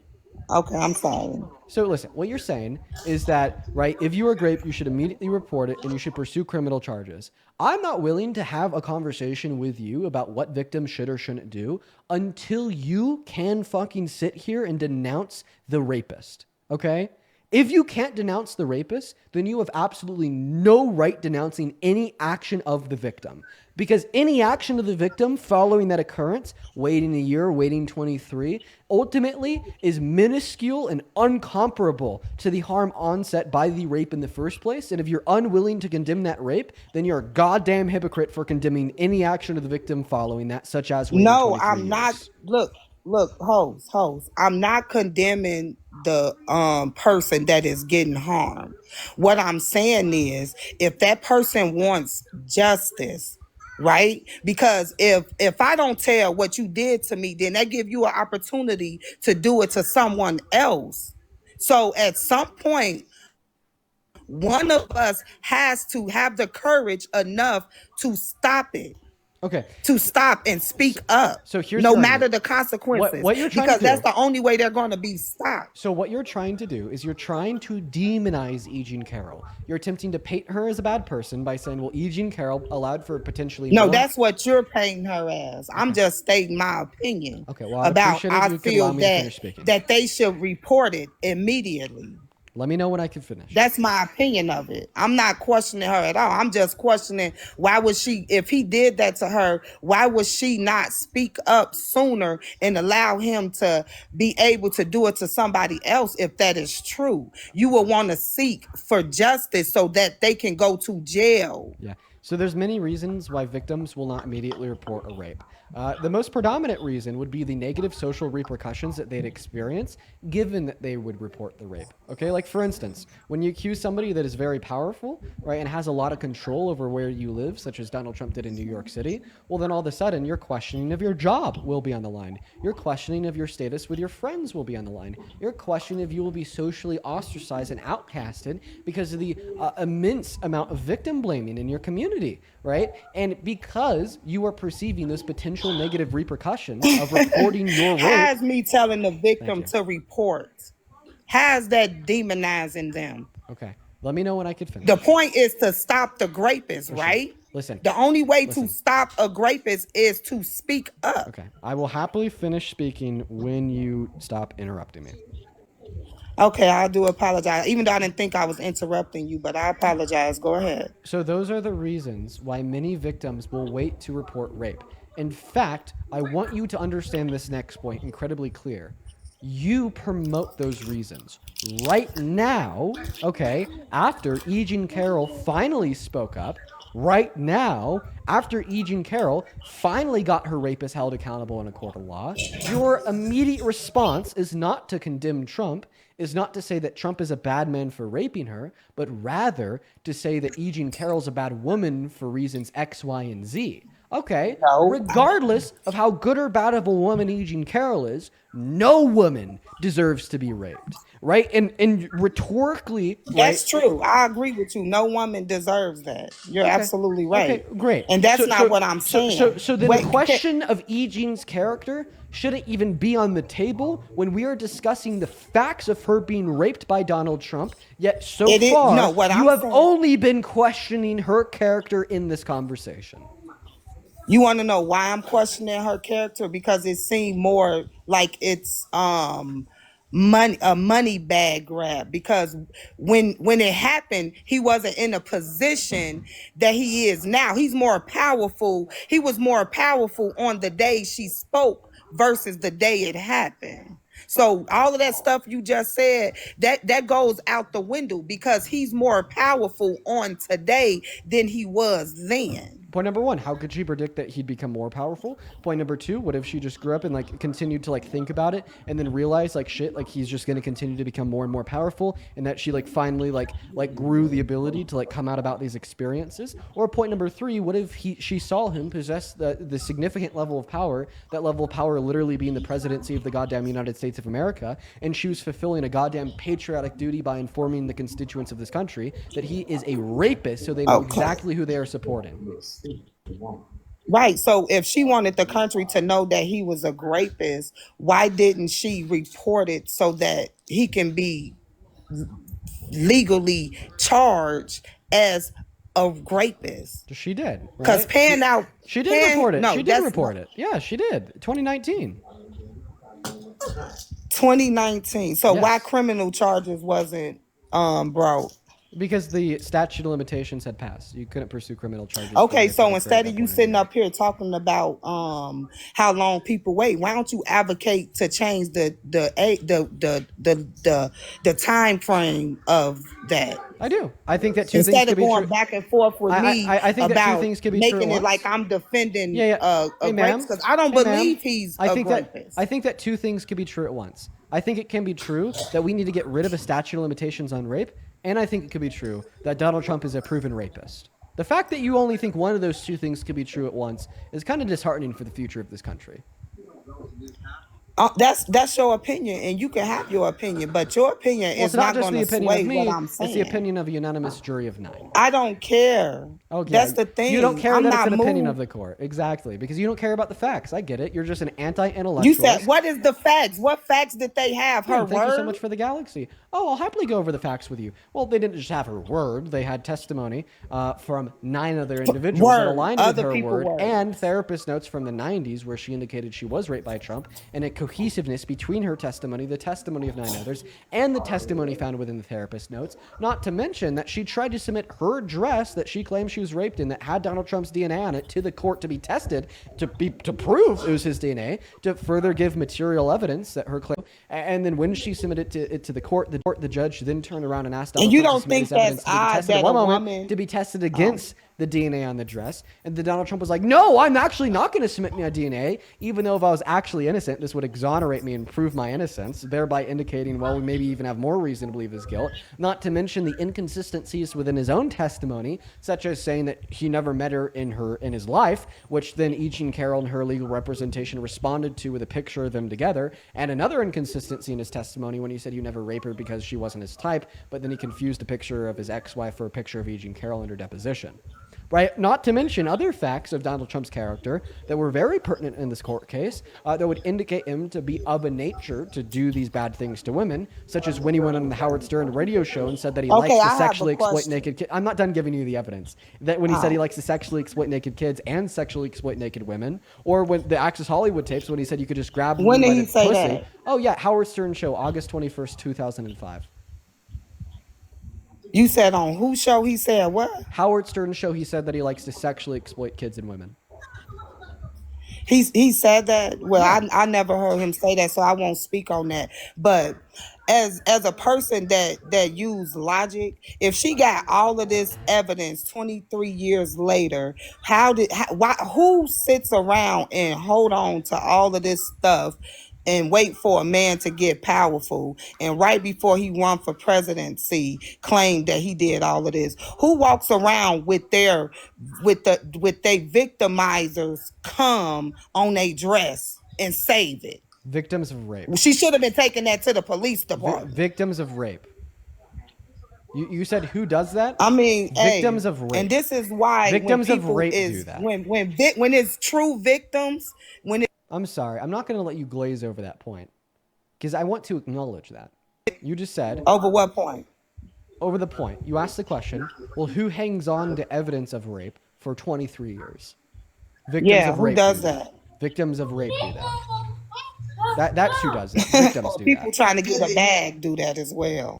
Oh, so then you're saying that she actually had evidence of the rape that she hung on to. So then you're saying that he is a rapist. Thank you. No, what I'm saying wait, is... No, yeah. Oh, yeah. You see how that works against? I mean, that shit don't work with me. I get your point, and I know you're trying to entertain your guests. I get that. No, but this has nothing to do about the entertaining of my guests. This is about trying to get people... and logic. Ma'am, there's nothing commonsensical about denying the unanimous ruling of a jury of 9 based upon the preponderance evidence that I just suggested to you, for money. the lies in Donald Trump's own testimony, as well as the concerning facts of Donald Trump's character, ranging from the Howard Stern interview to the Access Hollywood tapes. And you're saying that it's all for money because it was in a civil court. So all of like the victims of rape on behest of like church fathers that were also processed in civil courts in New York at that same time, was that all for money too? I'm talking about a woman that holds on to that much evidence. Yeah, by the way, in that civil court, you only get the money if the jury does what? Agrees with you. And in order for the jury to agree with you, right? You Anybody can go sue. So I can go sue right now. I can go make up a whole story and go F the man and hold his sperm too, and then come back and say he raped me for a bag. Wait, so you think I wait long enough, so I can't bring criminal charges. Wait. So you think that anybody could just go to civil court and prove rape that never happened? You said, dude, she took it to civil court at a time where they was trying to lock Trump up to prevent him from becoming the president. Yeah. So he took it to the court at a time when he was running for re-election. How does this prove that she wasn't actually raped? And how do it prove that she actually was? Yeah, because the court ruled it. Unanimous jury of 9 for the last time. That don't mean that. The court didn't rule. So the rulings of courts. So the rulings. So the rulings. So the rulings of court. The money. So they did granted prove that her she was the raped money because they proved that she was raped and defamed. They granted her the money because they proved that she was raped and defamed. That's why they gave her the money.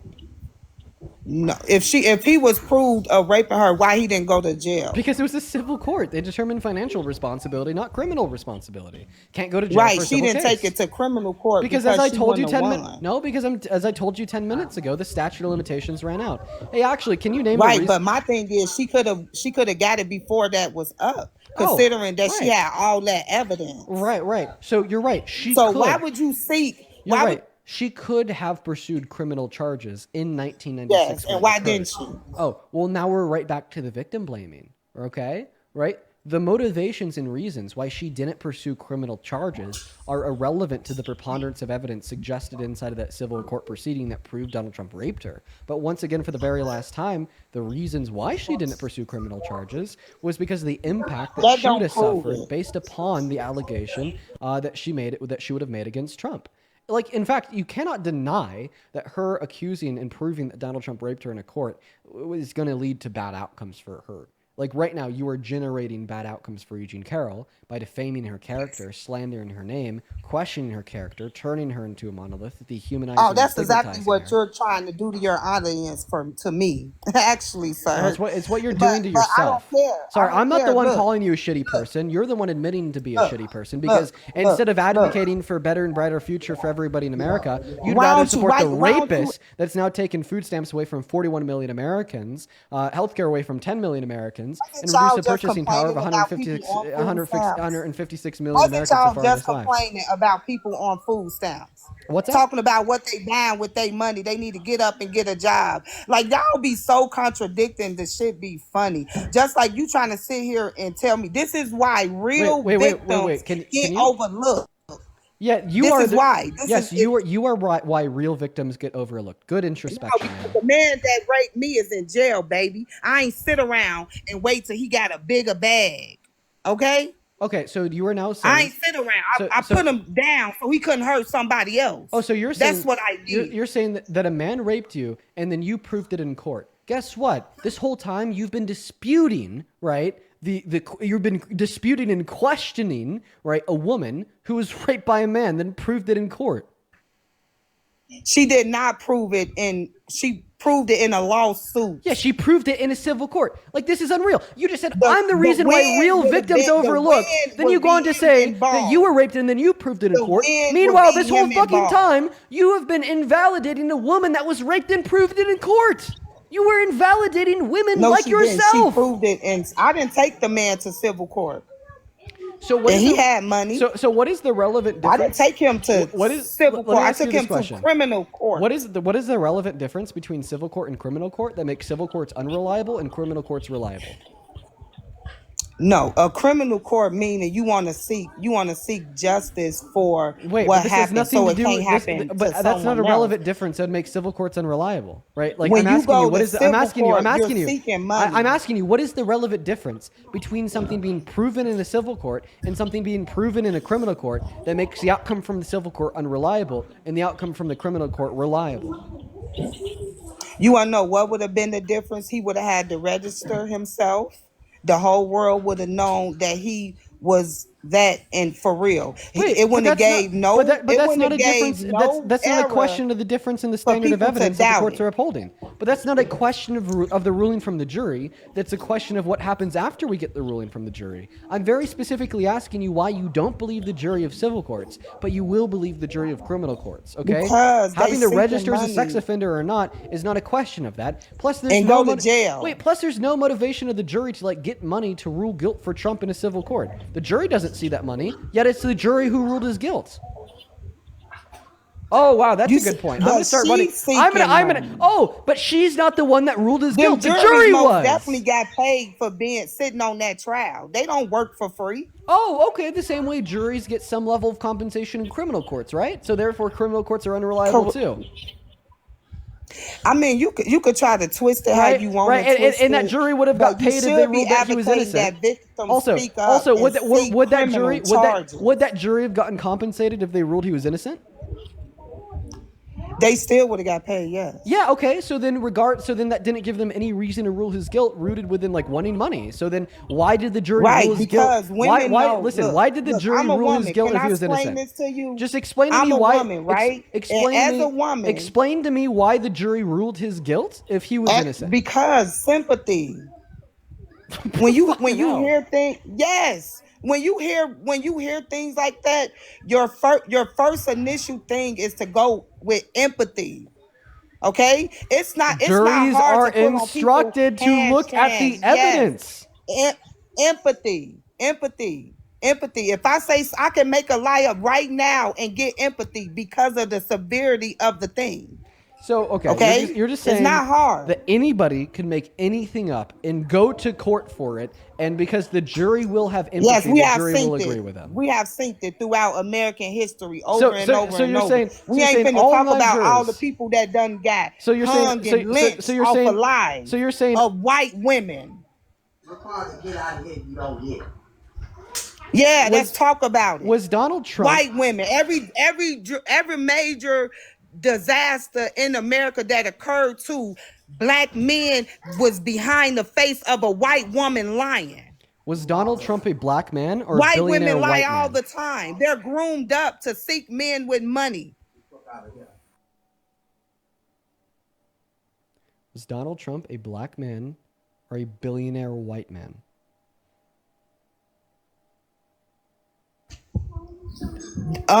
Was Donald Trump accuser not a white woman? So you were literally saying that you don't believe E. Jean Carroll was raped because she's a white woman. No, I don't.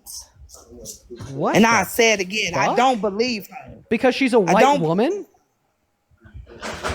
Yeah, who waited 30 years. So you don't believe that white women can get raped? I didn't say that. But that is what you're saying. That is what you're saying. Because if you're saying that you do not believe, if you're saying that you do not believe she was raped because she's a white woman, right? This would imply that you don't think that white women can get raped. Because if you think that white women can get raped, well then you wouldn't question. Then you wouldn't question. Believe no. Because the thing is, if you believe that white women can get raped, then you would not question, right, the ruling of the jury. I'm questioning because on white the fact women that have E. Jean lied Carroll was throughout white. history about being raped, and it was a lie. Okay, so some white women have lied about being raped. Therefore, hey, I have a really good question for you. I have a very good question for you. Let me know when I have your attention. Go ahead. Have rich white men lied throughout history about not raping white women? I don't know. I ain't concerned about because see, your argument is, well, white women throughout history have lied about being raped, therefore E. Jean Carroll was lying too. I'd hedge a bet she is that more walk around with a nut dress. I'd hedge a bet that more rich white listen to what I have to say here. I'd hedge a bet that more rich white men have lied about not raping women than there has been white women that have lied about being raped. Men are the number one of that.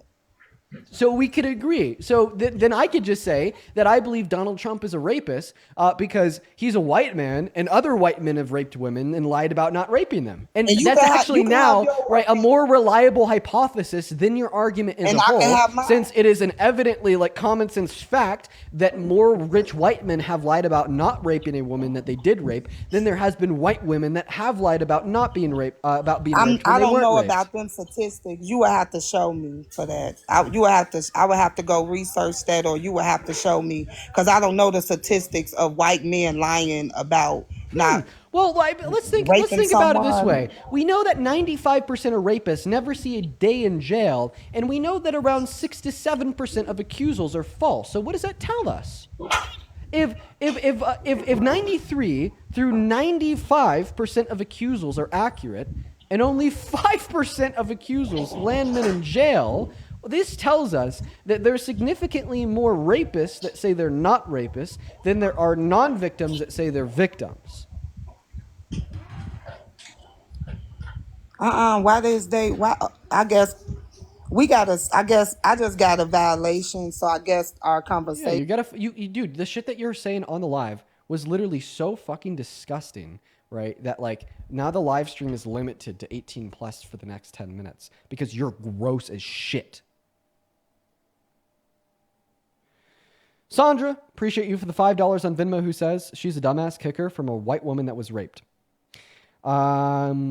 Really sorry to hear that happened to you, Sandra. And I'm just sorry that you had to fucking hear that, okay? Listen, for all listen, for every single rape victim watching this live, I'm sorry that you had to hear that shit, all right? But like more specifically because of what she was saying there at the end of the conversation, for all the white women out there that have been raped, I'm sorry that you had to hear that shit.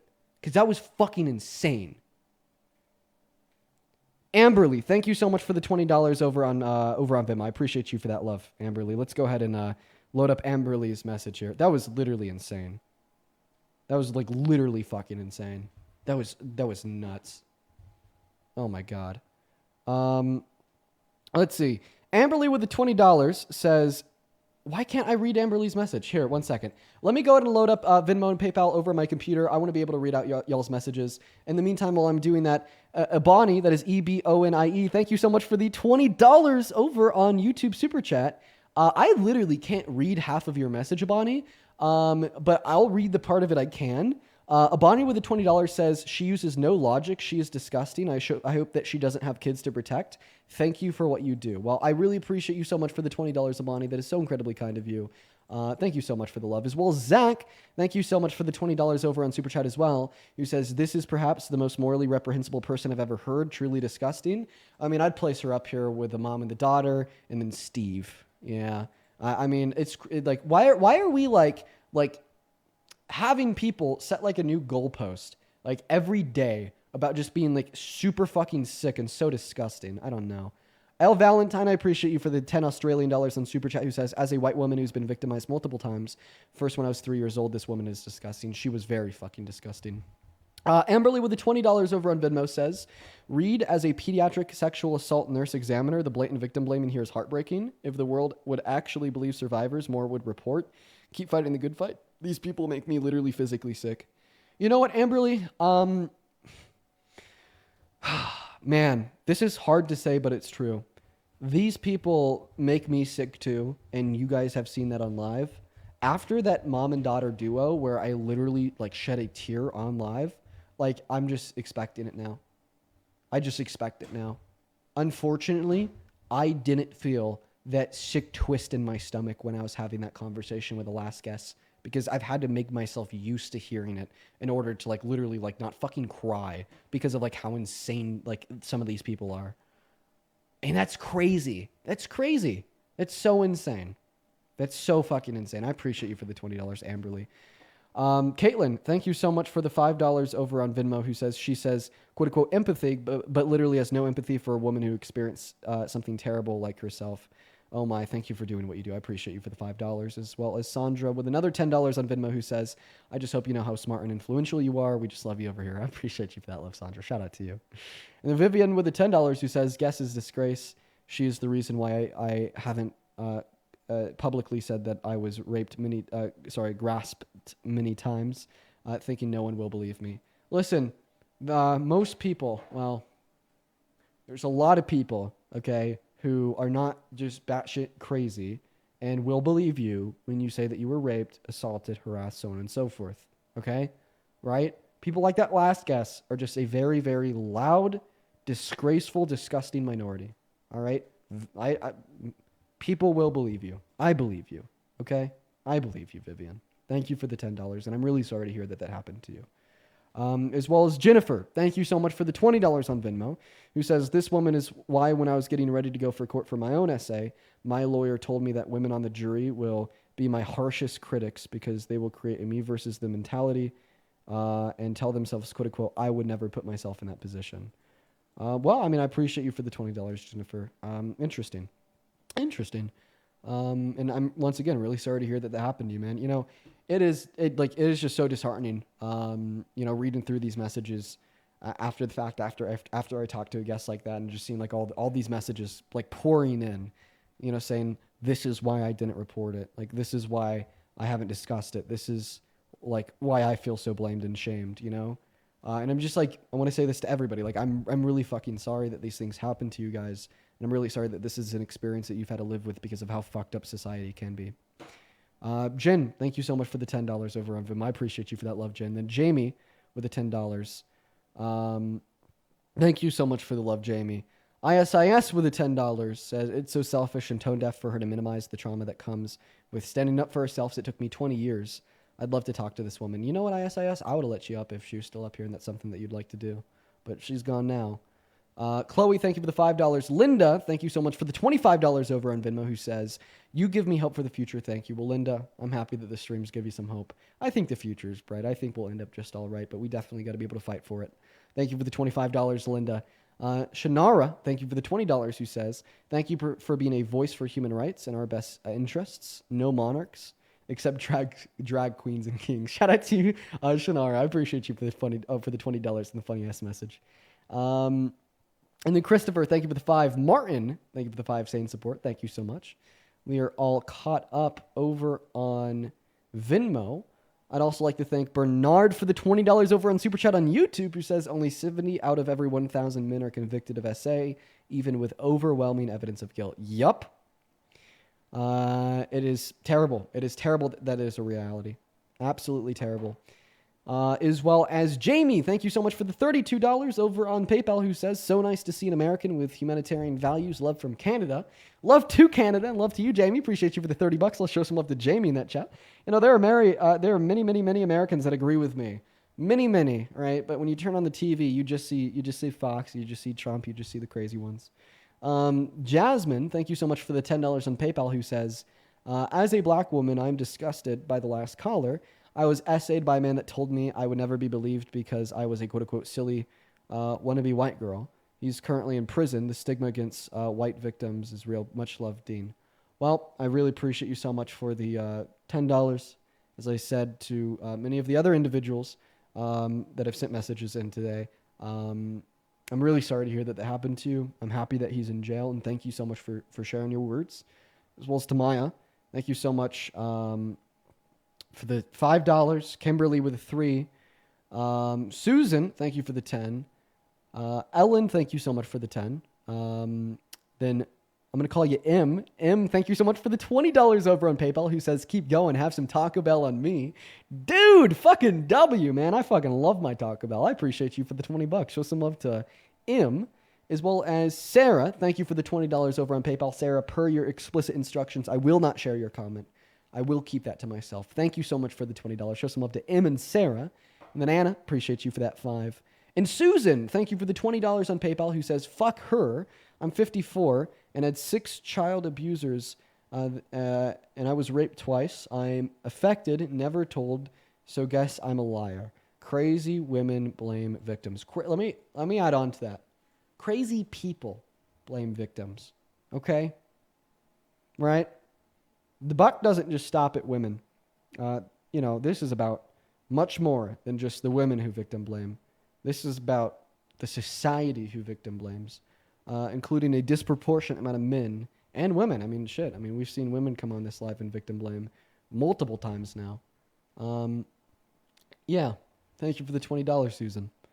As well as Rachel, thank you so much for the $10 over on PayPal. And Naomi, thank you so much for the 17. Thank you so much for the love, 17. Thank you so much for the love, Naomi. It's getting really hard to read these messages out loud, folks. I'm just going to be honest with you. I'm going to keep that one to myself, Naomi. I hope you don't mind. I'm really sorry to hear that happened to you. Like, that's just literally one of the worst experiences that a human could experience. And I really appreciate you so much for sharing that with me. I'm going to keep that to myself, but thank you for the $17, and thank you so much for sharing that with me. As well as, let's see here, I think we have a handful more over on Venmo. Gretchen, thank you so much for the $10. Nancy with the 5. Jess with the 5. And Nate, thank you so much for the $50 over on Venmo. I appreciate you so much for the love, Nate. Let's show some love to Nate down below for the $50. Let's get 500 Nate W's. Nate says, new medication of the day, Zofran for nausea. Fun fact, I actually took some of that earlier, Nate. That is the medication of the day. Appreciate you for the 50.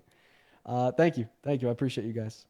All right, folks. We are 4 hours and 16 minutes into the stream. At this point in time, I am likely going to start ending the stream. It is 8:10 p.m. out here in Colorado. And I think that we are going to hop off now. Those conversations are hard. They're really hard. And the only psychological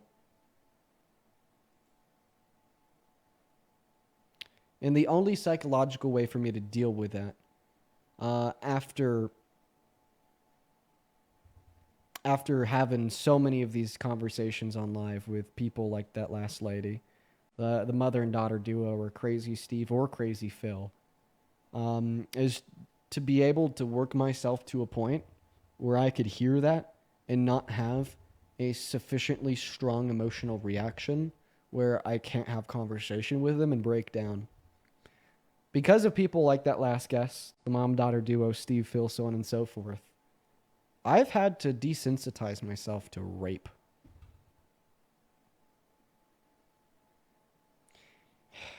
Isn't that, like, that's just been the natural reaction of my psychosocial state in having those conversations, and I don't like it. It's just, God, I need to talk to your therapist about that. Like, I'm going to stop talking to you guys about that. I'm going to go talk to a licensed therapist about that. Dude, it's just nuts. Fuck, man. Okay, I'm going to go and get off for the night. All right, guys. I'll see you tomorrow. Peace and love, everyone. I'll be on tomorrow. Have a good rest of your evening, and hopefully you don't have to listen to a conversation like that for a while.